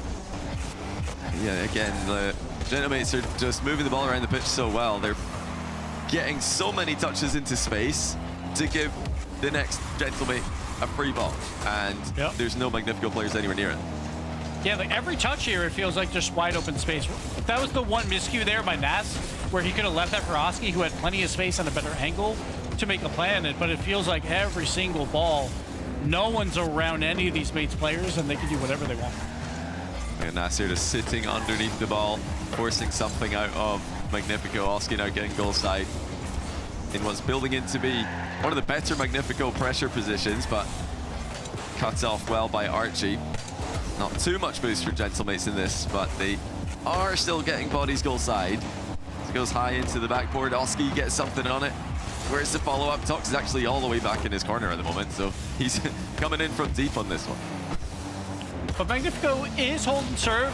Nothing too threatening here until this infield by Raziers. Off the bar, Archie with a huge save, and Nas gets the clear. Oski now in a 1v1. Can he get the aerial bump? He doesn't even need it with the goal, and that's the problem. Like, Magnifico had everything lined up, but a great Oski just zones out the defender Atomic there and gets the goal. Yeah, he either clipped him or he clipped his shadow. The threat of the demo is definitely enough. And yeah, a little bit of everything on that play for Gentlemates to save, the clear, and the solo play. Oh, look out, Tox almost deflects that into his own net. Yeah, it's so close but so far from Magnifico. They're right back to another losing position. Interception on Archie's reset double attempt does lead to... Good sign for them, but we can't be throwing those balls away right there. It's right to Oski to Nas. It's right to Oski to Nas, who's got some space. A little bit of a heavy touch, though, so nothing for it. But Archie, another good challenge, though, by Tox. And Magnifico is starting to meet them in the middle here. Nice. It's a good drive challenge, good demo there. Just taking one player out of the game. Gentlemates will return the favor, but Magnifico have got the ball forward again. Archie happy to keep it in the corner. Nas is dove that back corner as well, though, and Oski's not back. No one's home for Gentlemates. Magnifico have tied it. Yeah, I'm not sure where Oski was. I felt like he had enough time to get around, but he is not there. And just a quick pass off the wall and a nice wide open net for Magnifico. Ties to back up. They're still alive in this game. It's a must-win for them at this point. Yeah, I actually just have no idea where Oski was in that play. He didn't come into the frame for the longest time. And when he did come into the frame, the goal was already in. Shot. Oski's there to save that one. But Magnifico are starting to wake up a little bit here. Definitely the best showing they've had so far. I love that play by Raziers. I went 2 octaves higher than I normally go, but it doesn't go in. Tox now trying to bring it around the wall. He does get it mid, but no one expects it. So ball just goes right across the net. But Raziers, he's back on the ball again, and Magnifico's getting the pressure all of a sudden during this last minute of play. Can they capitalize? Can they take the lead? Atomic, the pass out to Tox. He goes for the low shot. And Magnifico has their first lead of the series. Archie trying to reverse park back into defense here. Couldn't get his car lined up with the ball in time. Expected an earlier hit on it as well from Tox, who slowed it down, waited for Archie to get out of the way, and then puts it through. Yeah, again, the demo's opening up the opportunity there as Magnifico land one and then pounce on the follow-up in a 3v2. And not only that, they had the ball in the offensive half, though. Nas will take over, but Tox is there, and it's the bump in, and somehow Magnifico gets another one here. Challenge everything, and it works out here. Tox, I thought he got bumped, but it turned into just Archie bumping him right after. So a free goal there for Magnifico, and they're up 2. Yeah, it's just a very aggressive play there from Gentlemates. They had over a minute to go, and they still decided to send everyone. Oh, hold on a second here. This could be a chance. No, it does get saved, and now Atomic on the breakaway. Archie looking to force that into the back corner. Atomic knows that, though. He's looking to force it mid. Magnifico don't need to do anything crazy here. They're in a really solid position. Good leave on the boost as well by Atomic. Gentlemates, now they do have to take the risk. They took one when they didn't have to, and now they have no choice. But this is a great game for Magnifico. The offensive pressure has been so much better. The mates are sitting on 2 shots so far throughout this game. Worlds of difference from games 1 and 2. Yeah, they've fought for the midfield well.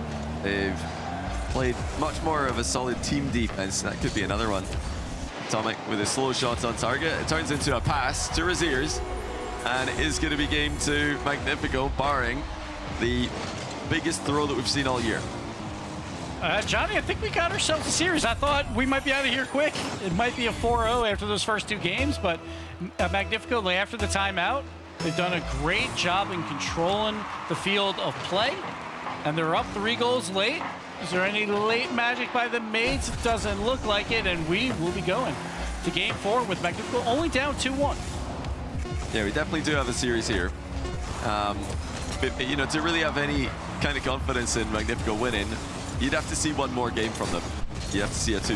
It's going to be really hard to win from 3-1 down with them trying to play for the major and Gentlemates already having qualified. But that's a good start. That was a very promising execution. Clean game after even Gentlemates taking the lead early. Magnifico came back and scored 4 in a row.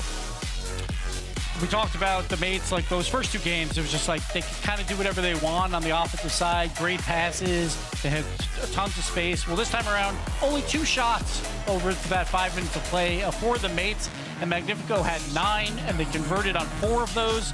So exactly what you want, basically right after a timeout for Magnifico. And they kind of showed that, hey, we can play offense too. We're not just a defensive team. And they showed it in game 3, but yes, you have to repeat that 3 more times in the series. Yeah, both goals initially, at least, in this game, from Gentlemates just committing everybody to the back corner in defense, trying desperately to get the ball clear. They may not have needed to do that. It didn't look like the threat was all that imminent, but it does continue to be a cause of goals, even at the highest level in Rocket League. It's just too many defenders diving into the back corner because the ball's near the net, so you panic and you think, oh, I've got to get rid of this. But really, sometimes the best idea is not to dive in, just wait mid, because that's probably where the ball's going to go next. It's not going to be a direct shot from the back corner all that often. It's probably more likely to be a mid pass. Let's see if Gentlemates can increase their discipline defensively in game 4. And you can see momentum is a key factor here. And with the double fake by both sides, Oski will get the clear. But Mates after game 2, all smiles, and now they're locked in. No one's smiling over there. They know they need to win this game. Just get rid of this momentum by Magnifico. Luckily, that goes wide, but Oski's there to secure it anyway. But Rlcs, again, he's going to be that midfield challenger. He's usually the one up first, and he's there, but Archie will follow it up, but he just clears it to a back wall. But he gets the bump, so maybe it will turn into something, and another bump. But Archie cannot get a 3rd bump. He can't bump the entire team and secure that goal. Yeah, it didn't look like Archie really had a big plan when he hit the ball initially, but did manage to ruin the whole defense off the ball, even if on the ball didn't look like too much. Let's see what Rlcs can do. Mechanical player in his own right who came up in the World of Ones, just like Nas did on Gentlemates. Atomic's not getting any boost, but he's still able to put a huge double on target. Oski lands on it. No boost for Gentlemates though. Can Archie get it out? No, he can't. Huge 50 win for Rlcs, and it's 1-0 Magnifico. Great play here by Rlcs as well. The patience on this wall. He's got boost. He can't just boost into it and drive it home, but he delays just a bit to make sure he's behind the ball perfectly so he can use that power of his boost to push it over the line. And Magnifico, they're keeping up. Yeah, it looks like we might have a pause here as Rlcs and Tox are both motionless. And yeah, we do have a pause. So we'll luckily be able to go back to a kickoff there pretty cleanly. And no drama, at least in when the pause occurred. Yeah, Tox is DC'd. He's going to get back in as soon as possible. We'll continue with game 4. This is a very interesting development here. It looks like when Gentlemates are in defense, they can make mistakes, which is big for Magnifico. Yeah. They know now that, okay, goals are going to come if we can just get any kind of fight going in the midfield, if we can get any back and forth going. They really struggle, Magnifico did. When they were put in defense, it looked like they were just getting rings run around them. But Gentlemates in defense aren't anywhere near the team they are in offense, it seems. Yeah, it's been like weird for Mates because we praised them so much in games 1 and 2, but we clearly saw that their defense, that there's something up with them, right? And we're like, you still got to fix this, even though you're up 2-0 and there's a timeout by the opposition. You got to figure out these issues. Those issues have not been figured out yet, and that is a problem for the Mates going forward. They don't want to give Magnifico any leeway to get back into the series, which they basically already have, right? That game 3 was dominated by Magnifico, and then they basically have given up an early goal here, like in game 4. So now we see Magnifico. They are absolutely back in this match. And if this keeps up, we could be looking at a 2-2, and then we're down to 3 games, and anything can happen, Johnny. Like in Europe, especially with 3 games. Oh yeah, this is absolutely playable now. I did want to see a little bit more from them. That 1 game's not enough after you've been pretty outplayed for 2 games in a row against the favorites in the series. But Magnifico are showing that they can elevate, and to do that mid-series down 2-0 is very impressive. But we're going to get back into this one shortly. It looks like Tox has reconnected. I see a little bit of a lean in there from Nas, locking back in. Yeah, that's gamer posture there from Archie as well. And I think if we do pan back to Oski, he's a bit more of a relaxed posture. How about you, Gibbs? When you're gaming, I lean forward. Oh no, like I cannot recline and play anything. So even if it's like a turn-based game, Johnny, I can't. I just can't be leaning back. It's just not possible. I lean in for everything, no matter what. All right, we're getting right back into it, Johnny. Here we go. It's a 1-goal lead for Magnifico, down 2-1 in the series, but they could tie it up here. Only 1 minute drained off the clock, though, so still plenty of time in this game. And we did have a DC on a kickoff, so right back to that same kickoff. And let's see if Gentlemates can figure out how to control this newly buffed Magnifico offense, which has been a factor for the past 6 or 7 minutes. This is looking pretty good for Gentlemates here, though. Archie putting the ball in a dangerous spot. Nas shoots it low. Atomic didn't breach up too high. It's the key there. Just managed to stay low enough to save it. What a save by Atomic. He's got to try and guess a bit, but he's also got to put his car in a position that can make the most saves possible. And he does a great job there. Nas had a pretty quality shot there, but Atomic with a great save. Tox looking to advance now. Oski, boostless, no doubt still going to somehow get a dangerous shot on target here. This time it doesn't work out for him. The patience and I think the composure for Magnifico is elevated. Where they were panicking before, now they're actually arriving. Look at that, Razier's arriving with momentum. He's not just sitting in the box watching the ball go over his head. They're coming in at the right time. Even if one player's getting outplayed, someone else is there to follow. Huge win in the 50. Nas has to be careful about here. He's getting pumped around at his own back wall. Watch out for Raziers. He's a midfield menace. He's going for everything there, but Nas finally got a little bit of space over Tox. Will there be a follow-up? A demo by Atomic. Oski with the shot. Atomic, big save. And this ball will be cleared by Raziers, but Archie has another opportunity, another demo. It's getting physical in the orange box, but no goal as of yet. Oski, though, he's got 100 boost. Going to go for a flip reset. Is it a pass or a shot? It's a pass, but it's still saved by Magnifico, and they're holding on for dear life finally. Oski puts it home, and credit to both teams here. They both played exceptional Rocket League. Great defense by Magnifico, but Gentlemates, the offense was just that bit better. Yeah, that's a sneaky shot as well. The near post by Oski. Tox was turning towards the mid pass that he thought was coming towards him. He kind of had to cover one and the other at the same time. But yeah, eventually, the Gentlemates pressure is going to break you down. They're relentless, and they've shown us this whenever they've got into offense in this series. They look like they're going to score. Eventually, that's a really good 50 by Oski. He actually gets bumped back into the ball as well, so he's still got this one. Magnifico have to just shrug that one off. Just have to shake it off and get back into the match. They're still very much in this as well. They've still played some of their best Rocket League in this game. It really does come down to, it feels like ball possession. If the ball's on the orange half for a minute, there's going to be a goal by Gentlemates. If the ball's on the blue side for a minute, there's going to be a goal by Magnifico. So it's going to come down to these midfield challenges. Who can control the pace of play more and then wait for that mistake to happen, or wait for the great offensive play to happen. Oski looking long here, but it is going to be cleared away by Magnifico again. Gentlemates looking for the angle to build the next attack with. Archie and Oski on the different pages. As looks like Oski wanted the fake. Archie tried to touch instead. Just 1 minute to go here. Remember, we did have that brief pause, so it feels like the game's a bit shorter coming out of that one. If Magnifico can win this, they might even be favored from that point onwards. It's a GK fan's nightmare, a Man City fan's nightmare as well. Well, we'll see. Mates have the ball on the offensive side. Nas with limited boost, though. We'll just throw it off the back wall. But Oski now has space in the midfield, and Nas has 100. He's going to look for the pass. No, he takes it himself, and Tox will get the clear, and Nas went all the way back to his side of the field. Just a big clear out, and just trying to gain that possession on the offensive side. So a little bit of boom ball so far to clear it out of your own half. I think Nas is afraid to air dribble there in case he got pre-jumped. So the boom is occasionally a good thing to mix in just to keep the defense on the ground for your next air dribble that you do attempt. I'm sure he will at some point, if not in this game itself. Nas looking mid. This is going to be defended by Rlcs, and this leaves it actually. Overtime game 4, Magnifico can tie the series here. Huge game here either way, because Magnifico has all the momentum. So if they win this game, that's just going to keep on going. But Mates can go up 3-1 if they get the win here. Mates has the first offensive possession, but Rlcs again, these early challenges by him have been exceptional. Yeah, again, blocking high there. Tox and Rlcs make it 2-1. And that is going to be the second game for Magnifico.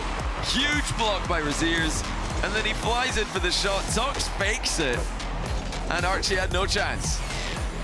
The speed of Rlcs has been fantastic these last 2 games. Really showing Magnifico, like, they're just looking so good in that midfield because of these early challenges by Rlcs to get offensive pressure. And this time it was just an offensive counterattack by Rlcs. And the speed of play gets them the win. Magnifico 6 shots in that game to Gentlemate's 16. But Magnifico got the win and they keep the momentum.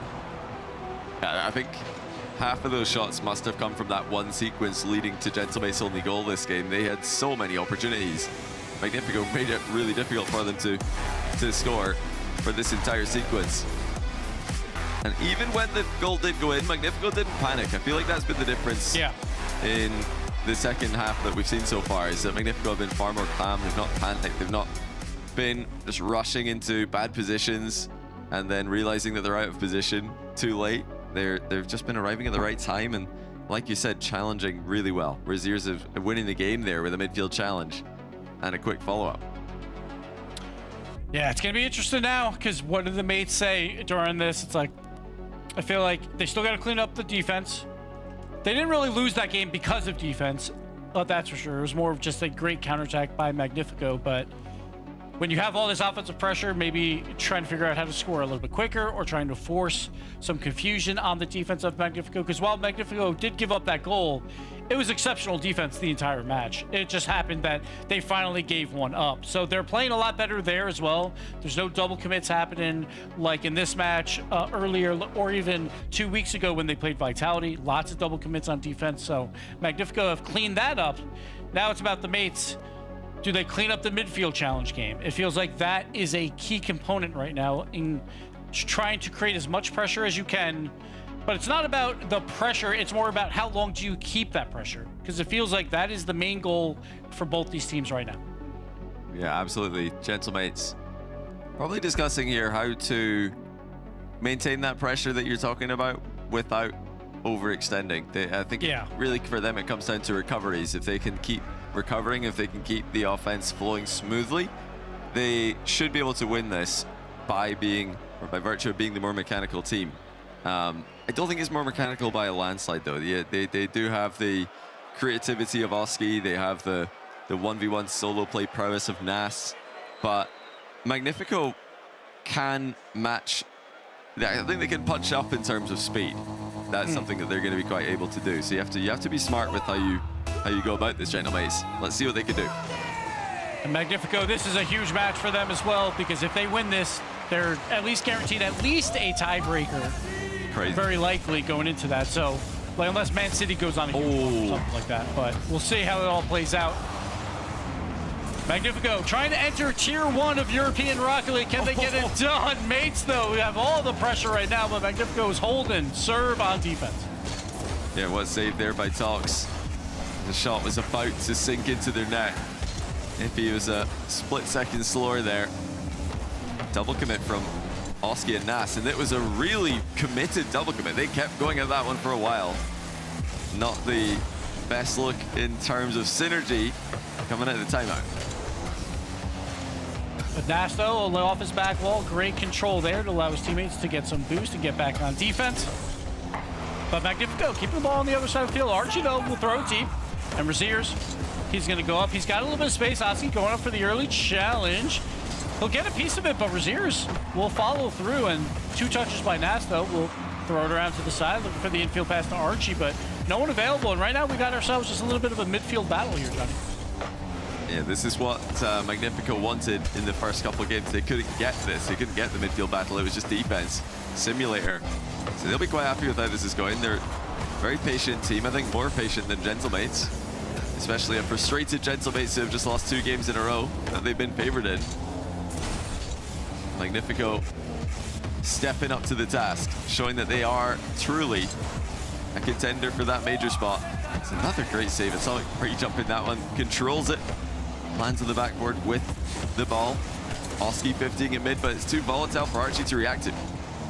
Yeah, Archie was diving pretty close to the net, but still couldn't get it. But this turns out great for Oski. Go for the quick double tap, and Atomic is there with the save. And now the ball's just in midfield. No one's available for the mate, so counterattack opportunity by Magnifico. Atomic down to Tox, who won't get a quality shot. Archie will pinch it off his crossbar and get another clear attempt as well to throw it to. Oh, yeah, that's well played by Archie. Just did a lot with not much boost there.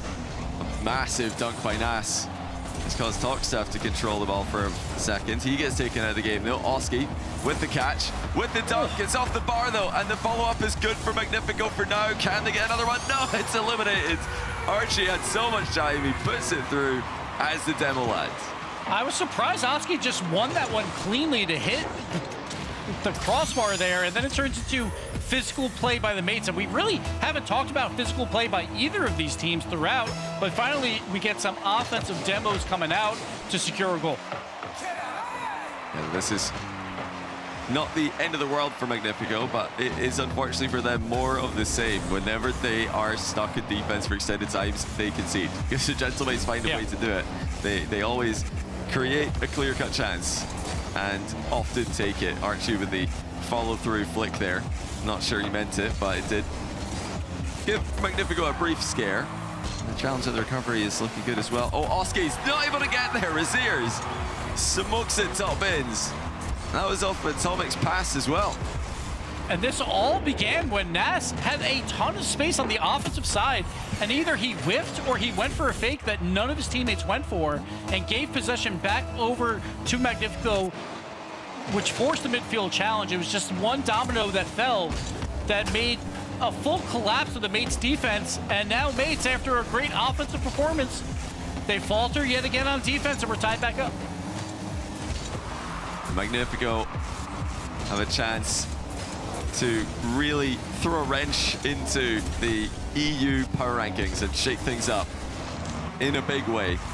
Obviously, GK are their main opponents for that major spot, but doing it by beating Gentlemates in uppers, that would give them a chance of going seriously even further in the bracket, even further in the rankings.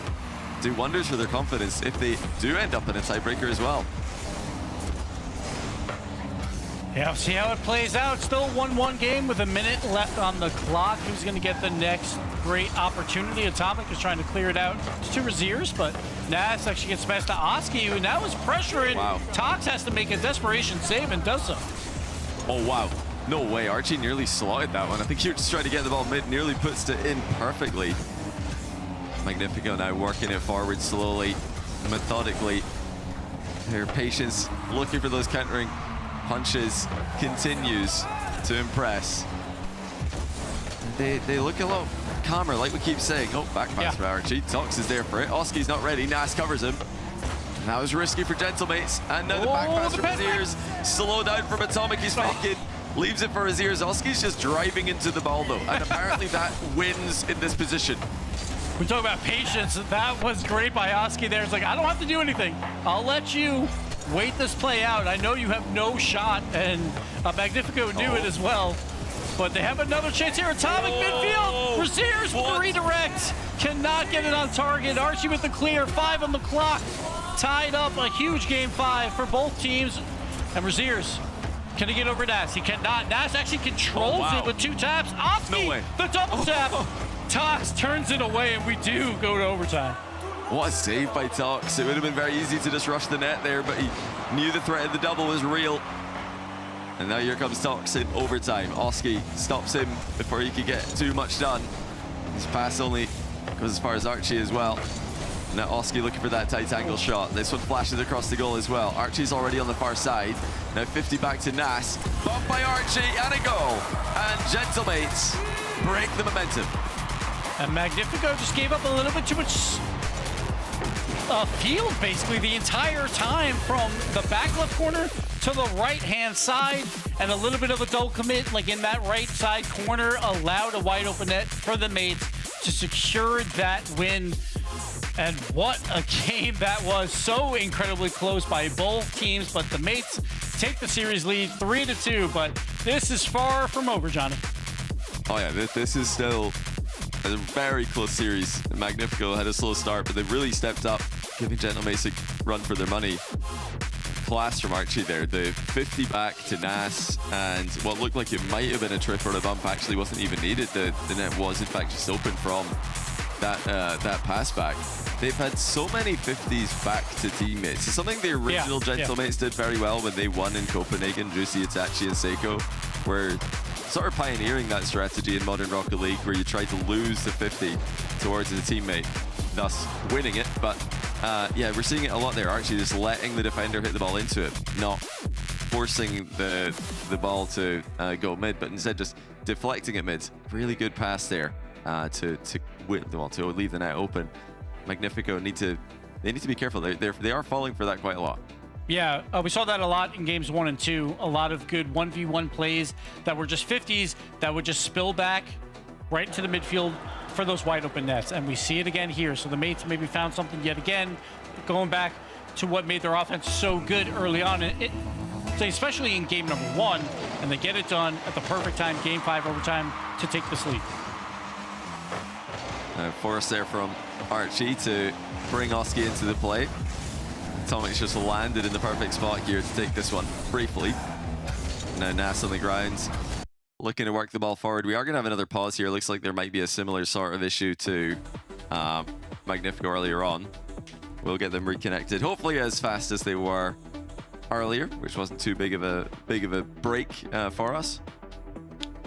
Yeah, this I don't appreciate this, Johnny. His ears. I don't appreciate this. I'm normally a desk talent, you know. I don't have to deal with pauses during matches, and now I got, you know, now I'm feeling the pain. All right, now I know. Now when you're on desk, a pause is just an extended break. You're just chilling. Oh, it's just more nap time for me. Yeah, it's great. We'll see what the you've got really live analyze Rlcs ping. Yeah, Tox is gonna be out here as well. It looks like we're gonna remake that one, so we'll get back into it as soon as we have that new server set up for you guys. But yeah, in this kind of instance, all these guys, they're experienced enough. It's not going to really affect them. We have seen moments like these where the flow of a series gets broken up by pauses and disconnects. It can affect new teams, but I don't think it's going to have any effect on these guys. Yeah, I feel like mates, though, you know, not a ton of pressure on them. They know they're going to the major. Like, and Magnifico, though, they're playing for everything. But it does feel like they have a lot of momentum. Even though they lost that game 5 overtime, it still feels like Magnifico have figured something out, and they've made the series very, very close, which as an underdog, I feel like, yes, we lost a big overtime, but I feel like they have to be feeling pretty good about this. Like, we can win the series, guys. Like, after games 1 and 2, how badly those two went, to then be battling every game here on out. I feel like Magnifico, there's a lot of pressure on them, but they have to be feeling great because of what has happened over these last 3 games. Yeah, I think this is what they want to. This is the Magnifico they want to be. They want to be the team fighting for that midfield and not just having to make crazy goal line saves. Even all the best teams in defense, all the best teams who are known for their goal line saves, they don't go in with the game plan of like, all right, guys, what are we going to do today? Yeah, we're going to sit in our goal line and make crazy saves, and then maybe the other team overcommits. No Rocket League team is saying that. Not in 3s at least. Yeah. Maybe in 1v1, somebody could get really good with that strategy, just playing goalie. but they're fighting for the midfield. They're finding ways out of defense, things that they couldn't do in games 1 and 2.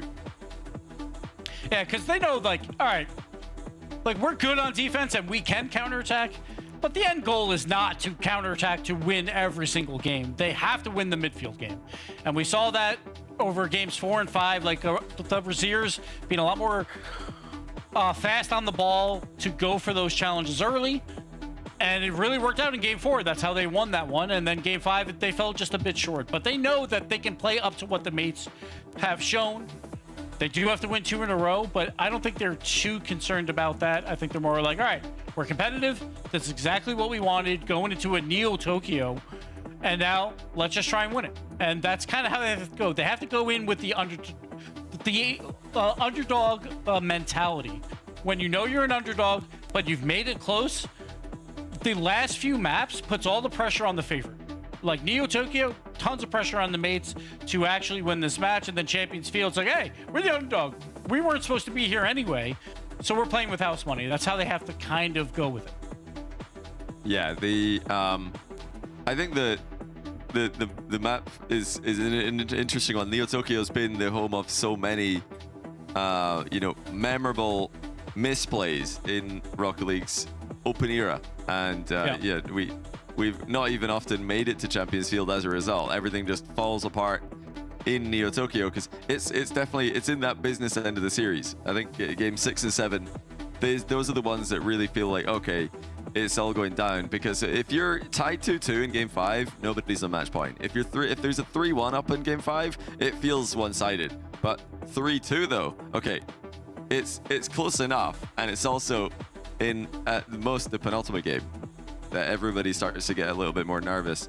Like we do have everybody back in the lobby here, so as soon as the players confirm that they are good to go, we will get this one up and running for you guys again. I believe we're just waiting on Rlcs to confirm that he's good, so let's see if Rlcs confirms. He's figuring it out. He's testing his lag. It's gonna be interesting. Like, it is always hard though when you're on the team who has the lag issues. It might not honestly be that bad for a team like Magnifico, because then like you're distracted by the pressure of the match is obviously huge, but because you're having issues, it's really annoying, but it puts your brain in a different place basically, right? So it's like, oh, I gotta deal with these issues. It's very frustrating, but I'm not thinking about how important this match is for my Rocket League career, because that's kind of what it is for Magnifico. These guys have not been up to this level before, basically. Like, this is Europe, that this is the top tier of Europe that you're trying to enter. You're trying to force a tiebreaker or just win it outright and then go to Boston. So I feel like, yes, it's issues, it's very frustrating, but at the same time, when there's all the pressure on you, it might not be that bad, because you're not really thinking about that. You're more thinking about, oh, I got to reset my router, I got to do all this. This is so annoying. Yeah. So it might take your mind off things just a bit. And that is what he's doing. Our update is we thought Rlcs was about to say, I'm all good, let's go. But he said, everything's terrible, I'm off to reset my router. I switched. You guys, everybody else says router. Yeah, router. Am I the only one that says router? I know. It's a Canadian with a boot or something. Yeah. I don't know.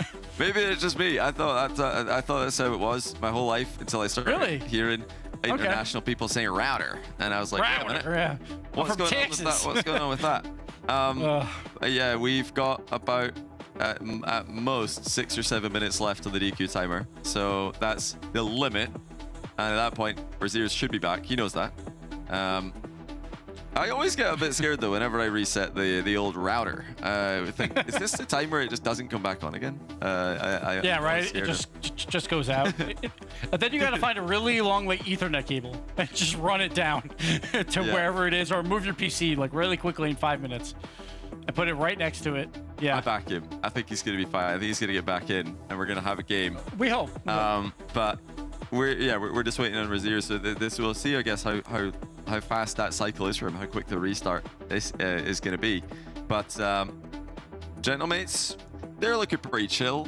I feel like it's got to be difficult to be angry in this extremely pink environment they've got. I mean, they really went in on the pink with all of the metal, the paint, the chairs, the jerseys. they've not skipped on the pink today.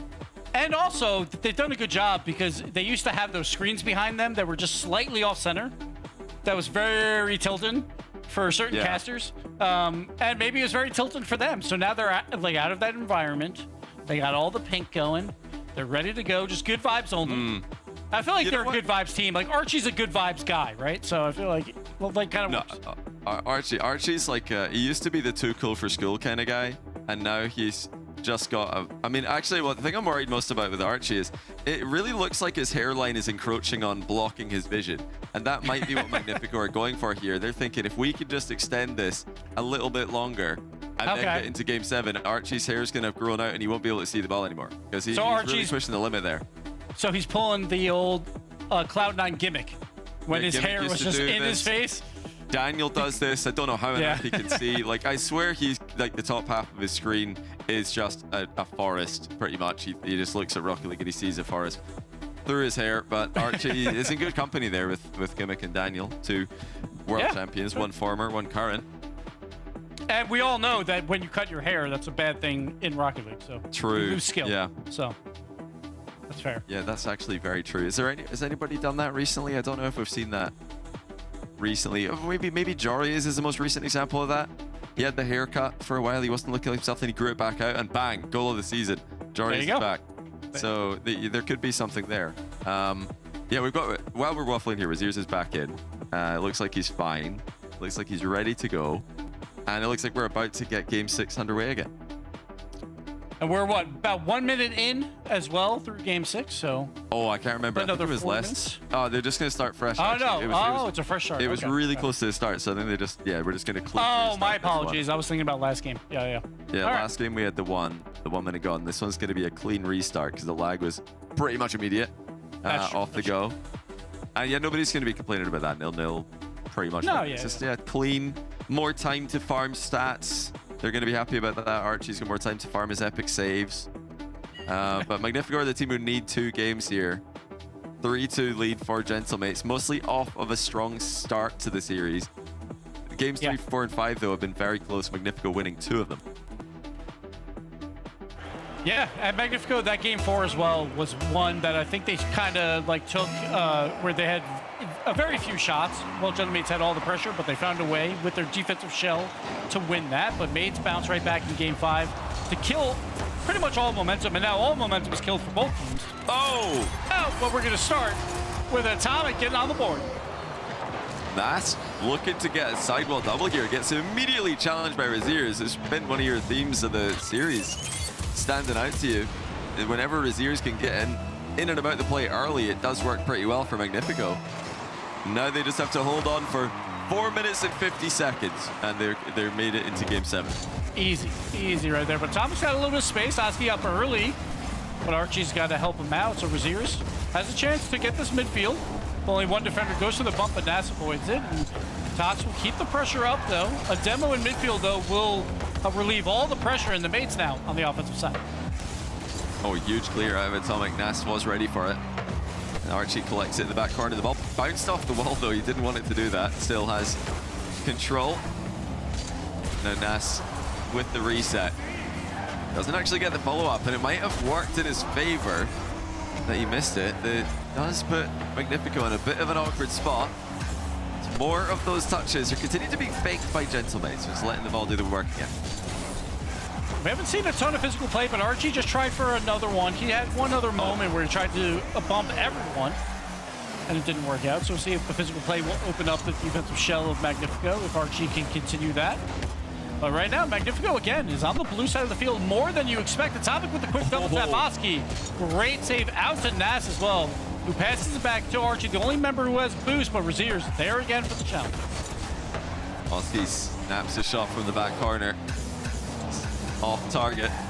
Magnifico not panicking. They're looking like a stoic version of themselves, like we expect to see from them. And now here comes the bump. Oski gets it. Archie slots it. And it's 1-1.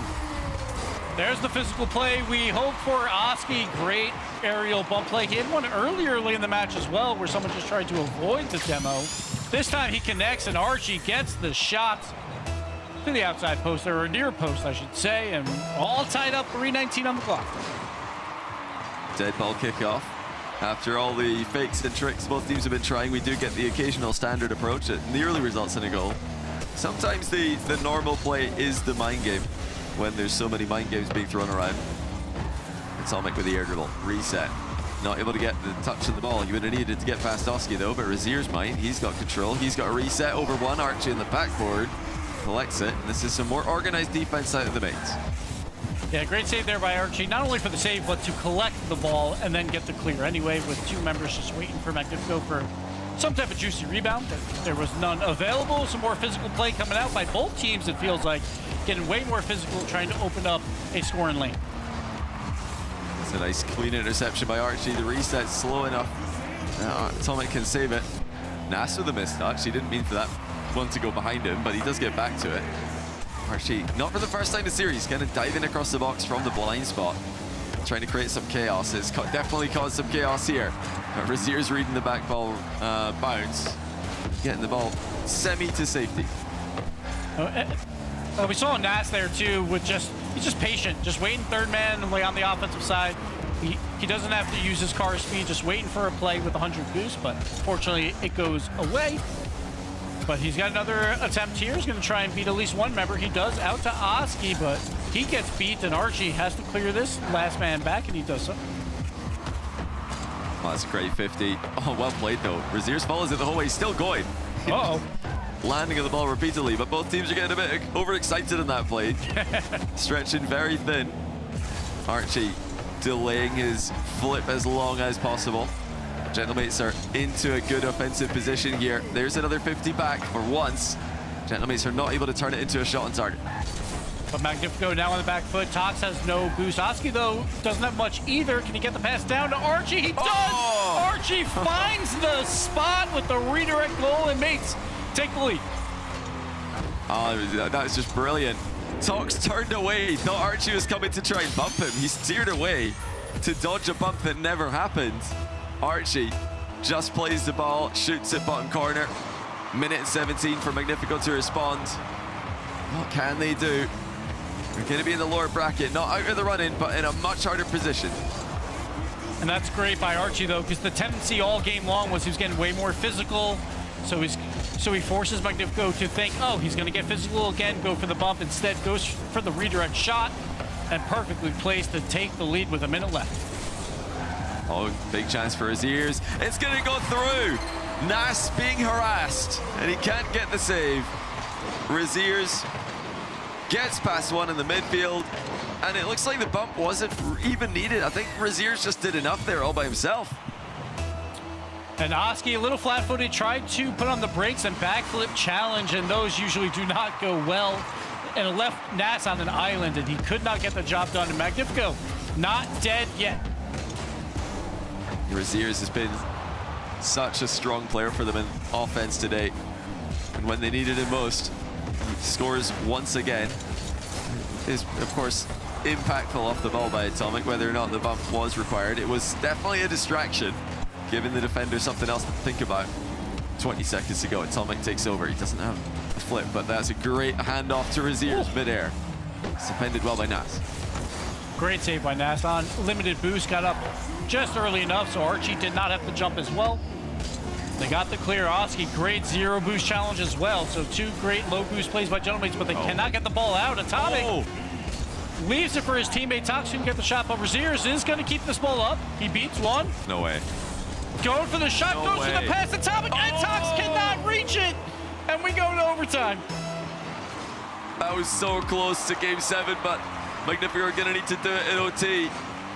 They've also got to start off by doing some defending, as Gentlemates have put them on the back foot early. Oski pitches it forward. Atomic slows it down. Gentlemates can't be too aggressive here. Oh, the miss! Now the goal line save. That could have been it. Gentlemates with a hero winning as well. And Nash was about to push forward, but he didn't, and now he's got control of the ball, going to try and beat all three. He can't get around two of them, and Razier's will get the clear. He's got to throw it back out. Oski's up early. He gets beat easily, though. The double flip reset! Razier's! We're going to Champions Field! Razier's with a scenic route. He flew off diagonally and then somehow got it back on target with 2 resets. I mean, when he took off, they had no idea he was going to try and shoot that one. He was headed towards the mid boost, but how about that for an angle change? He's somehow air dribbled more than the length of the pitch because he did it in a circle. Unreal. Wow. Absolutely insane. Razier's with the goal of the year, I feel like, right now, to force Game 7. Magnifico. They're still here. They're still challenging. They want that Boston major, and they are 5 minutes away from very likely at least forcing a tiebreaker for that spot. And obviously being in the tournament in the top 4. They can make a run. What? That is insane. Insane. He took off from the far post. He started air dribbling towards the other mid boost. And then after 2 resets, he scored it. I can't believe that. Wow. That has to be the longest distance traveled in one aerial goal because he went in a curve. It's like he's playing Heat Seeker there after shooting the ball completely off target. He pulls it back on and carries Magnifico to a Game 7 with one of the best air dribbles you're ever going to see. Gentlemates will not believe what they've just seen. That is unreal. And now they need to win it in 7 or they're going to be in the lower bracket. That just wild. Like at some point for the mates, you kind of just have to say a nice shot and just go on with it. And we're going to get a new server yet again, Johnny. The drama keeps going. Yeah, this time I think the server just crashed. So we're getting all of the different types of ways to keep you on the edge of your seat today, ladies and gentlemen. Like if your mates, not gentlemates, if your mates haven't tuned into this one, if they don't know that this is happening, then now's the time to tell them. Because Magnifico could get a big upset here. Gentlemates, who are trying to prove that they're the team to contend with KC. They're ready to make the jump and just be the second best team in Europe and then maybe fight for #1 later on in the year, later on in the event. No, they're actually having to fight Magnifico, who are trying to climb up the standings as well. And Magnifico could get at least a tiebreak. Well, assuming Man City don't win the event. Or go on to make the final on their side of the bracket. They could be favorites for a tiebreak at minimum if they just win this one game. Man, so much pressure on the line here, and everyone gets a little bit of a breather to figure it out. But for the mates, again, it's like it's a weird spot, right? You lose on like an amazing shot, so you know what you have to do. They know they're going to the major, but they might not even know that they are going there because it's based on how the bracket kind of shaped up throughout the day. So they're probably still playing for everything, but you just got to bounce back and be ready for the next one. And oh man, and for Magnifico, you're on an all-time high. Like your teammate just scored the most amazing shot of his career, and Razier's just sitting there like, I'm a god. Now let's just go into Game 7 and let's do it. Yeah, you just did the impossible. When we started seeing these full pitch air dribbles being popularized by players like Diaz, we're thinking, wow, players can now air dribble the full pitch and score. Razier says, you could make the pitch longer. I'd still air dribble the full length. I'm air dribbling the full pitch in a curve. He's out here playing Heat Seeker solo, but I mean, if that doesn't give you the momentum you need, if that doesn't give you all the confidence, I don't know what will. Because sometimes you just need a goal. I'm sure you've all been there when you're playing ranked and you can't score and you're just feeling like you have no chance, and then one goal goes in and suddenly you have hope. Well, that goal is going to be that times 10 for Magnifico, and that could be the one to put them into the tiebreaker for the major against GK on Sunday. Well, that's just the minimum, of course. They'd actually be on the good side of the bracket to maybe just qualify outright, because if they win this, they're playing against the winner of Ninjas and Pajamas Man City, dodging Vitality, dodging KC. It would be looking pretty good for the Magnifico boys if they can win here. I think they'd be favorites for the major. Yeah, that's the thing with K-Corp already up there as well. Whoever loses this immediately goes on to K-Corp's part of the bracket, so you definitely don't want that. But there's so much on the line, and these are what like Open 3s are all about. We love these matches where literally everything's on the line. Like you played a whole split for it to come down to one game, maybe one play, to see if you can make it. And obviously, we still have way more drama tomorrow because these teams, they force tiebreakers, but they still got to win other matches so they get out of the tiebreakers so they don't have to play them, or you have to win that tiebreaker match. So a lot to be played for, and Got a lot of exciting Rocket League left. We got 5 more minutes today, Johnny, and then tons of great action for tomorrow. So it's going to be a good weekend. Oh, yeah. We're about 2 minutes out from Game 7. Hopefully that's given the tension enough time to build. Just to give you guys the summary of where we're at. Gentlemates took the first 2 games. Comfortable. Offense looking great. Defense, they didn't even need it. And then it's been Magnifico since then. Have really stepped up. They called a timeout after losing 2. They massively improved their chances with their midfield battle, going way better. They just look like they gained in confidence. And then since then, they've won 3 of the next 4 to send us into Game 7 with a wonder goal from Raziers. So all the momentum's with Magnifico.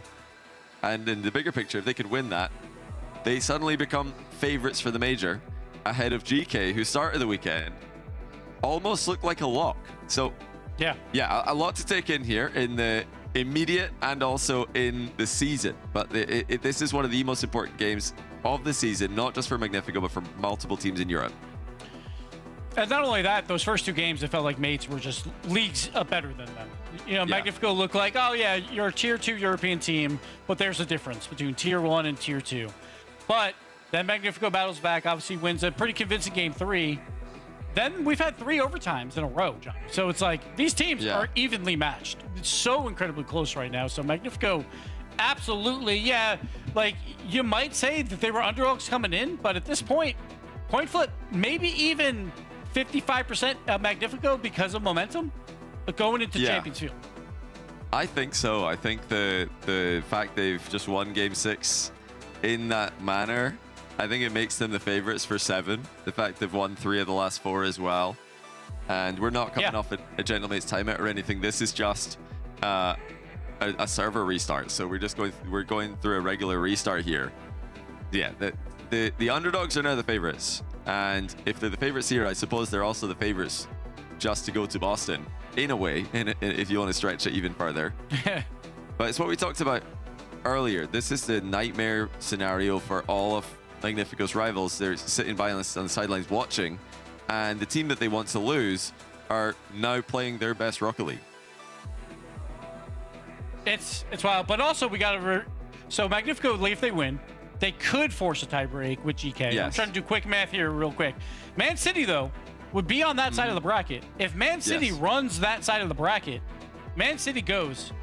Yeah, they just and Magnifico's out as well. So Magnifico, it's not like at best a tiebreaker. It's like they still have a little bit more work to do, but it does look good because Ninjas and Pajamas obviously look fantastic. But like after watching Man City today, who knows? Man City could go on that run as well. So every single game matters here in this final open. Yeah, that would be the worst scenario, of course, for GK is if Magnifico win here and then Man City beat NIP, because then GK are out. Both the teams and then winner of that last match. Yeah, max 4th are playing each other in the semis, so you guaranteed lose. That would be pretty exciting for us though, because we'd get to watch a semi-final deciding who goes to the major, which is pretty super far on in the tournament. And yeah, tomorrow that's going to be happening all around the Rocket League world. We've got it happening in OCE, hopefully in the grand final. Got it happening in SSA in the grand final as well. Lots of matches deciding who goes to Boston. Yeah, and then we saw today, like obviously not as much pressure, but the MENA #1 seed, it was Falcons over Twisted Minds, so they won that. So they got their revenge after losing Open 1.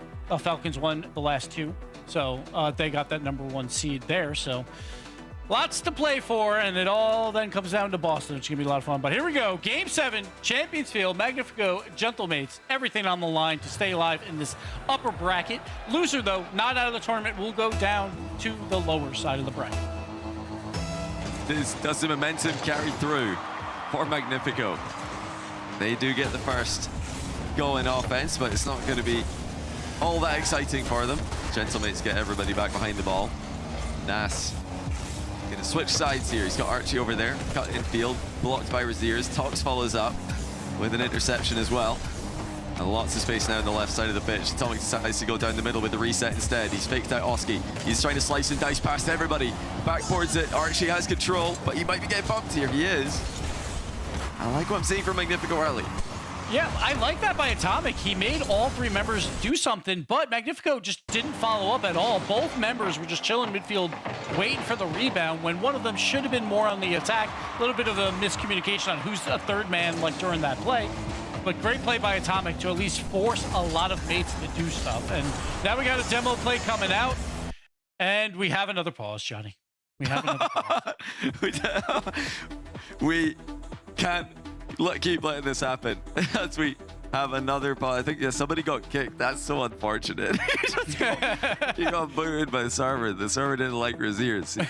He got sent back to the garage. Or the garage, Johnny, if you want to say it like that. I'm going back to desk, Johnny, after this. He's fine, though. That wasn't anything to do with him disconnected. I think he just got booted. The game said, get back to the menu. And now he's gone back in here. To be fair, after his Game 6 goal, maybe they're like, hey, maybe there's some cheating going on, Raziers. I don't know, because that goal is too good. He's back, though. We're going back. This is good. These kind of reasons, we should be quick here. I'm not been told anything yet, but I think this should be a fast one, because usually when somebody gets a DC of this type, you don't have to test anything. Admin's just asked the players if everything's okay, and they've spammed the quick chat with yes and no problem. So I think we might be good. My heart, please, just let us play. Yeah, we're going on kickoff at 4:10, it looks like, and but it will be a new kickoff because whenever play is paused, like in between, it comes down to your kickoff strats again. So here we go. Here we go yet again, Johnny. 0-0 game, but 4 minutes and 10 on the clock, and we're going straight to kickoff. And so far, Oski's only got 2 points. He's hit the ball once. Raziers has 4 points. He's hit the ball twice. And you don't get points for 50-50, so Oski's still on 2 points despite going for the kickoff. And Razier's got a little bit of space here. Just going to throw it deep. Archie, though, we got the big clear. And again, it's going to come down to where does this ball reside. But not too much happening just yet. A little midfield control. Oski, though, took the corner boost, trying for the redirect pass. But Atomic is there for another great touch by him to beat out 2 members yet again. Atomic has looked great so far in this first minute. The Magnifico boys are definitely... They're surprising Gentlemates with all these touches. Look at the angle changes. Crossbar comes to Gentlemate's rescue. But the switching sides, left to right, lateral movement of the ball from Magnifico, doing work. Can Magnifico keep it up? But not only keep it up, you got to find a way to score when you have that momentum. And Raziers going to battle Nas in the air. Nas wins it out, though. Atomic, great save. The pass out to Archie, though. He's got a shot. Raziers just gets back in time. He just got a fingernail on that one. Very good save, deflecting the ball to the crossbar. Now Nas muscles it through. Raziers is ready for it. Follow-up 50 is good. Tox just looking for a 50 as well. So many 50s are needed to be accepted. Nas should have that one under control. Always a little bit tricky when you got to jump off the post. Make sure not to fall. And we're back to that back and forth in the midfield, which we said Gibbs seems to favor Magnifico. Gentlemates have been favored when they can keep Magnifico in defense, but when Magnifico are getting out, when they're finding ways to clear the ball, they actually seem like the better team. This ball spills out to Tox, and he's got an opportunity there, but midfield challenge goes Mate's way, and Mate's now getting a little bit of pressure. Nas with a shot, a double save. Archie off the post! Can't secure the goal, but Mates, they keep the pressure going, but they have to retreat with no boost. That had to be Clopen. There's no way. I mean, it had to be a good shot. The defender was lunging across the goal, but part of the net was definitely open there, and booming the post was not the answer. 2 minutes to go. Gentlemates had the best chance of the game. They've squandered it. The triple commit from Magnifico goes unpunished. The pressure's on both teams. We see Archie just missing that shot. He wants someone back, but Nas is up early. He's going to go for the pass or the redirect. Gets neither. Atomic will get the clear, but Oski keep it alive. Raziers with the double tap. Great control on this sidewall to get it out, and it goes mid, but Nas has space. Oh, big takeover by Nas there. Deflection by Tox into the backboard. Slowly on target. Nothing Atomic can handle. And Oski's back past it with a skim in reverse. You got to be careful, but Nas is back to collect it. Now he's trying the full pitch air dribble. He gets one reset, going for the dunk at Atomic. Atomic will clear it away. Oski with the touch. Tops just throwing it mid, though, but Archie has an opportunity for a shot. Atomic will turn it away. But Mate's slowly getting more pressure. See if Raziers gets clear. He does over Nas, and Nas jumped early, gets bumped out. Archie with the save, another shot, it's open! Atomic! He gets the juicy rebound and no one is left on defense for the mates. And Atomic, Magnifico, the 1-goal lead with a minute to play. Well, Nas as well, he dodged there. I wonder if he could have saved it if he just kept flying. When you dodge, you kill any vertical and momentum you got. You just stop dead. The bouncer goes through with less than a minute to go. Atomic with a defensive 50. Oski taking his time, does get it mid towards Archie, but Raziers is all over it. Here he comes again. Nas denies a double. Mate's gonna send everyone soon. Only 40 on the clock. Archie with a big clear, just so they can all collect boost. But none of them have boost. So Oski's got to retreat back. An awkward challenge there, but Archie will secure the challenge.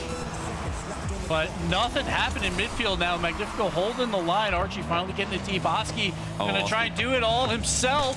Gets the pass down, but Nas is a little bit late. Magnifico turns it away. Oh, surely. Oski makes it 1-1. The demo on the goalie, the center ball, and the finish. Tox didn't realize he needed to make a play on the ball there. He didn't realize that he had no one behind him. But they've lost their lead with just 17 seconds left. Yeah, Tox thought he had time. I thought he had time.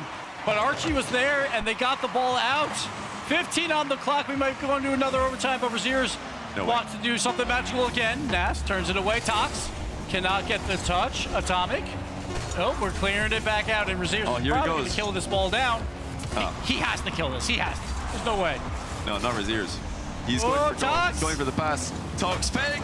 Oh, Raziers had the shot on target. Tox still has it in the air. Atomic's waiting mid for it. Is he going to get a chance? No, into overtime.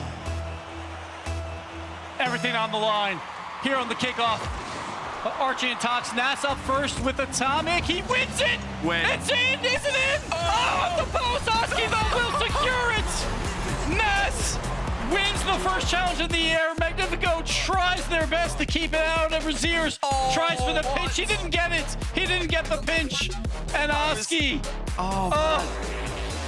I can't believe that's not a pinch. Raziers has got a bit unlucky there. He got robbed. He got robbed. He tried to time it. He tried to pitch that into the post. I mean, it could have gone absolutely anywhere. That kind of play, it can go anywhere or nowhere. Unfortunately for Magnifico, it's gone nowhere, and Gentlemates have won. Wow.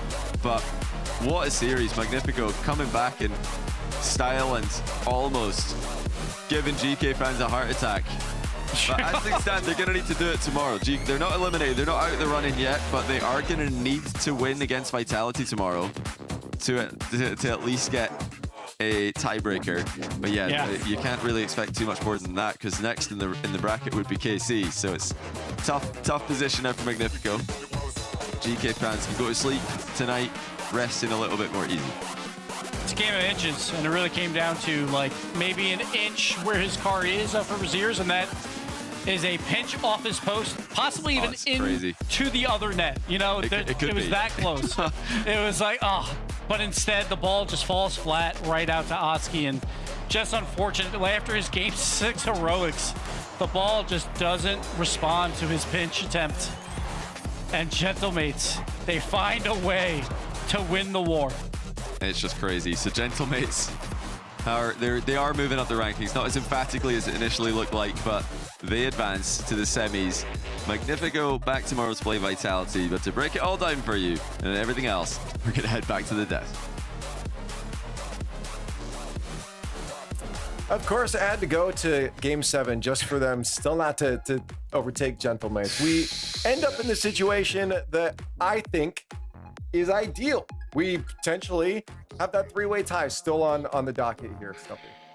Yeah, just about. And unfortunately, for Tox, it could be another LAN where he is potentially a single spot away from making it. How many is that now? Like 80? It's like 7 or 8.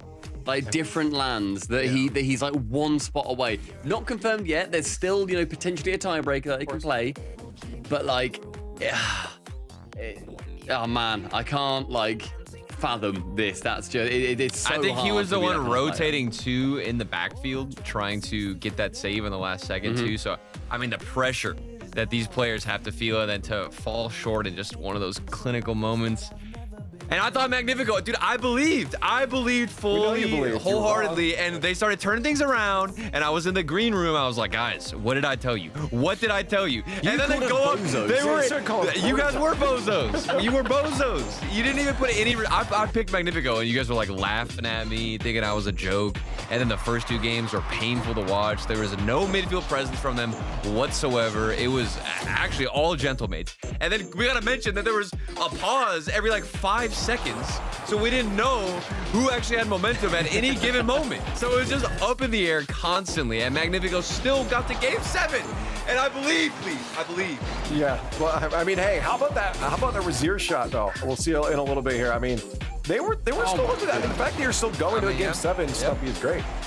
Yeah, I mean, when we get to the Razier shot, I can't wait to talk about it. But like, I was so impressed with Magnifico throughout that. I didn't put the respect on their name. I will say I did not put the respect. Hey, you were on laughing them. at me. No, you should have done. And me. Where's my respect?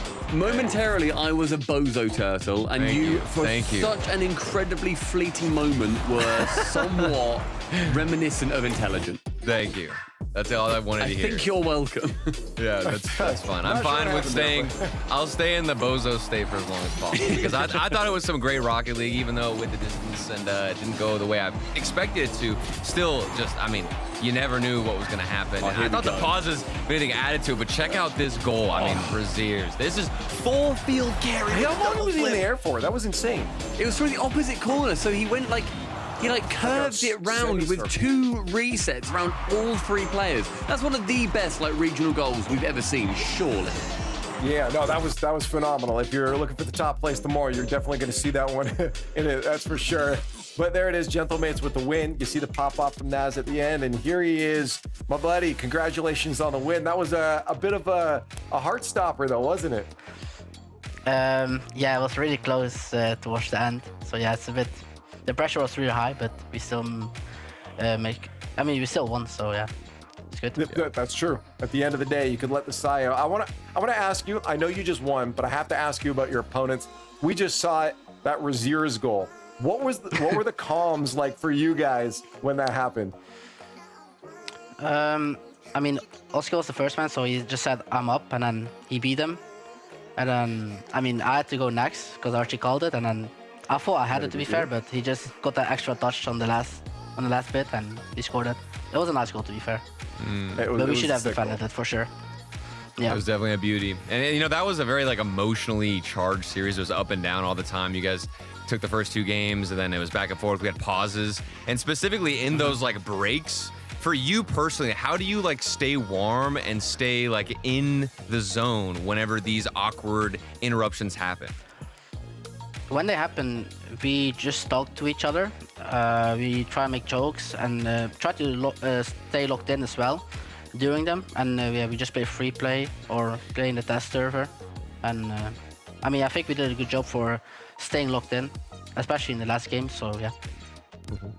I mean, you guys, you personally, you've now qualified for your second RLCS LAN, the first one being Worlds last year. You're going to be going to North America. How exciting is that for you? You get to compete again, obviously alongside Oski and your teammate Archie. It's great. It's my first major after, a couple of years, so I'm really happy. And I think we're also a LAN team, so we'll probably perform better as well. And I'm just hyped to go to NA and to go to Boston especially.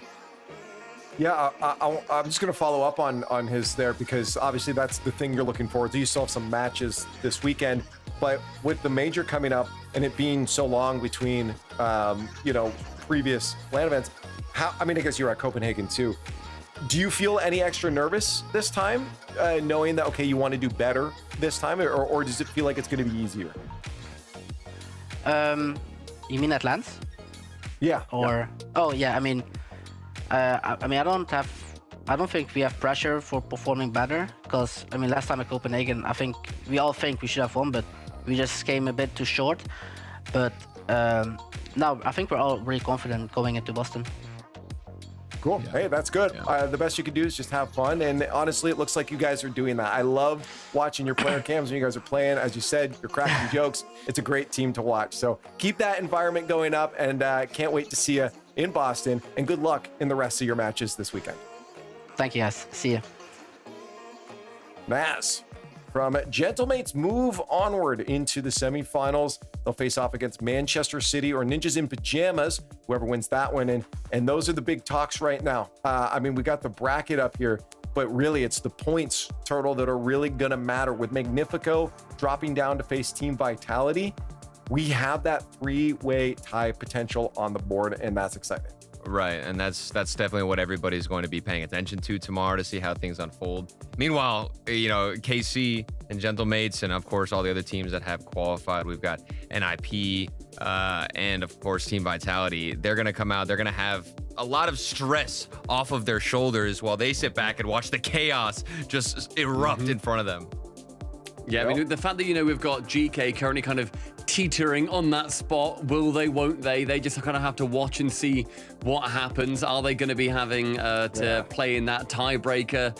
They're going to have to. It's such a weird moment for them because they're not going to be competing tomorrow, but they might have to. So they're going to sort of have to stay warm, but also it might all be for nothing. You're going to have to book off your Sunday, all of GK, and see what you can do. And any GK fans are going to have to watch the entire show tomorrow to see if your boys are going to end up playing. But yeah, it's going to be very exciting to see what ends up coming up. I will say it's something they probably already had it booked off. I'm sure they I would assume so. Hopefully they didn't plan anything on Championship Sunday, you know. Yeah. But as you can see, it is that last spot there for the European region, trying to lock in 3 teams fighting for it. If Magnifico and Manchester lose tomorrow, then GK will lock it in. The problem is that GK's out. They have to watch, and that's so stressful. Horrible. Yeah, it's so brutal to have to be in that position. So they're going to keep warmed up, but you know they're hoping that they don't have to play. They're hoping that this is it'll just be given to them. Yeah, they're going to be preying on the downfall of City and of Magnifico. So any GK fans out there, keep your eyes peeled on both these first series. They are very, very important to you. And yeah, the rest of it is going to be seeing, you know, can Garmin Corp get yet another open title? Are they just going to continue running through all of Europe, no matter who stands in front of them? There's a lot of games. Yeah, probably. But yeah, we'll see. So. Maybe I'll be a bozo again. I don't know. Maybe. I don't think we're bozos, man. I started bringing that word around. I'm sorry, dude. I'm getting everybody a little bit spooked here. Right. But that's all the show tomorrow's going to be is this Coiners with Bozos. Well, tomorrow's going to, you know, even if the Bozos are still here, tomorrow's going to be a great day. Look at our lineup. Yep, that's true. But hey, Naz is excited about going to Boston. I know you are too. So please join us for the event. Again, last time that we went to Boston, what an incredible experience that was. I mean, it's always going to be remembered as Den's homeland now because of that speech that happened. I've never seen that in any sport before. So it was, hopefully we get something to live up to that. Join us, have some fun. But that is it for today. Turtle, I just got to say, this was a blast having you hanging out with us today. Oh my gosh. Dude, it's been a blessing just to be up here and talk to you guys. Even just hanging out in the green room has been nostalgic, but it also feels like different. It's very, very mixed feelings for me. But like I said, it's a blessing to be back here. I'm super happy, and I came at the best time. Like this is what everything's getting mixed up, so I'm happy to be here. That's right, Stumpy. Keep him in reins for tomorrow too. All right, I will. Tasking you with babysitting. Thank you. Yeah, all right. We're going to keep you on a strict leash. All right, we're going to be making sure that we come back fighting ready. Hopefully you didn't book Champ Sunday off like GK might have done. No, I'm ready. Cool. I got the whole day free, okay? Good man. Well, please join us tomorrow. Of course, it's going to be 3:30 UTC time in the afternoon for that free show. But if you want to join when the game starts 4 p.m., come join us. Watch some Rocket League, and we'll try not to be bozos. Have a good night. We'll see you tomorrow. Solar eclipses.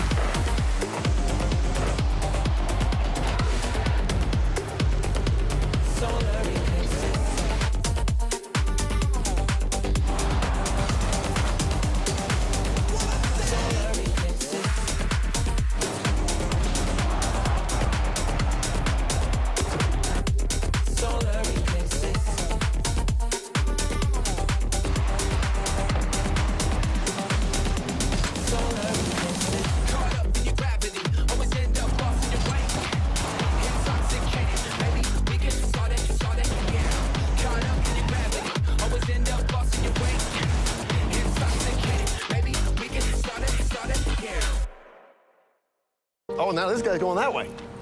Now I'm getting the lay of the land. Valets can be a big test for a young homeowner turning into their parents. There's an overflow lot somewhere in the vicinity. If the Is that right? garage is full, they go to the auxiliary. He said if the garage is full, they go to the overflow lot. I heard him. I was right here. Let's just stand quietly. Right. I bet you guys have driven some great cars, huh? Progressive can't protect you from becoming your parents, but we can protect your home and auto when you bundle with I us. think you might have brought the wrong car. We had the red convertible.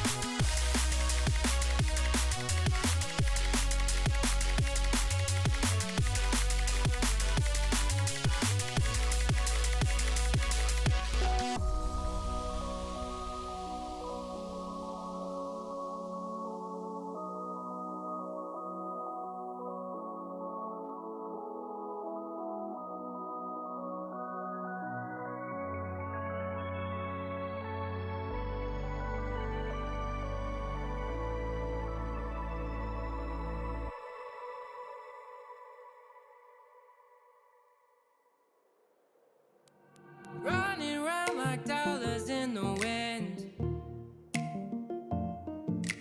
bending over backwards just to let you in. I told you that one day ain't never enough. You tell me I hate you, I still call you up. If we don't got trust, we can never have love. I was putting in the hours, I was. But you were calling me a liar.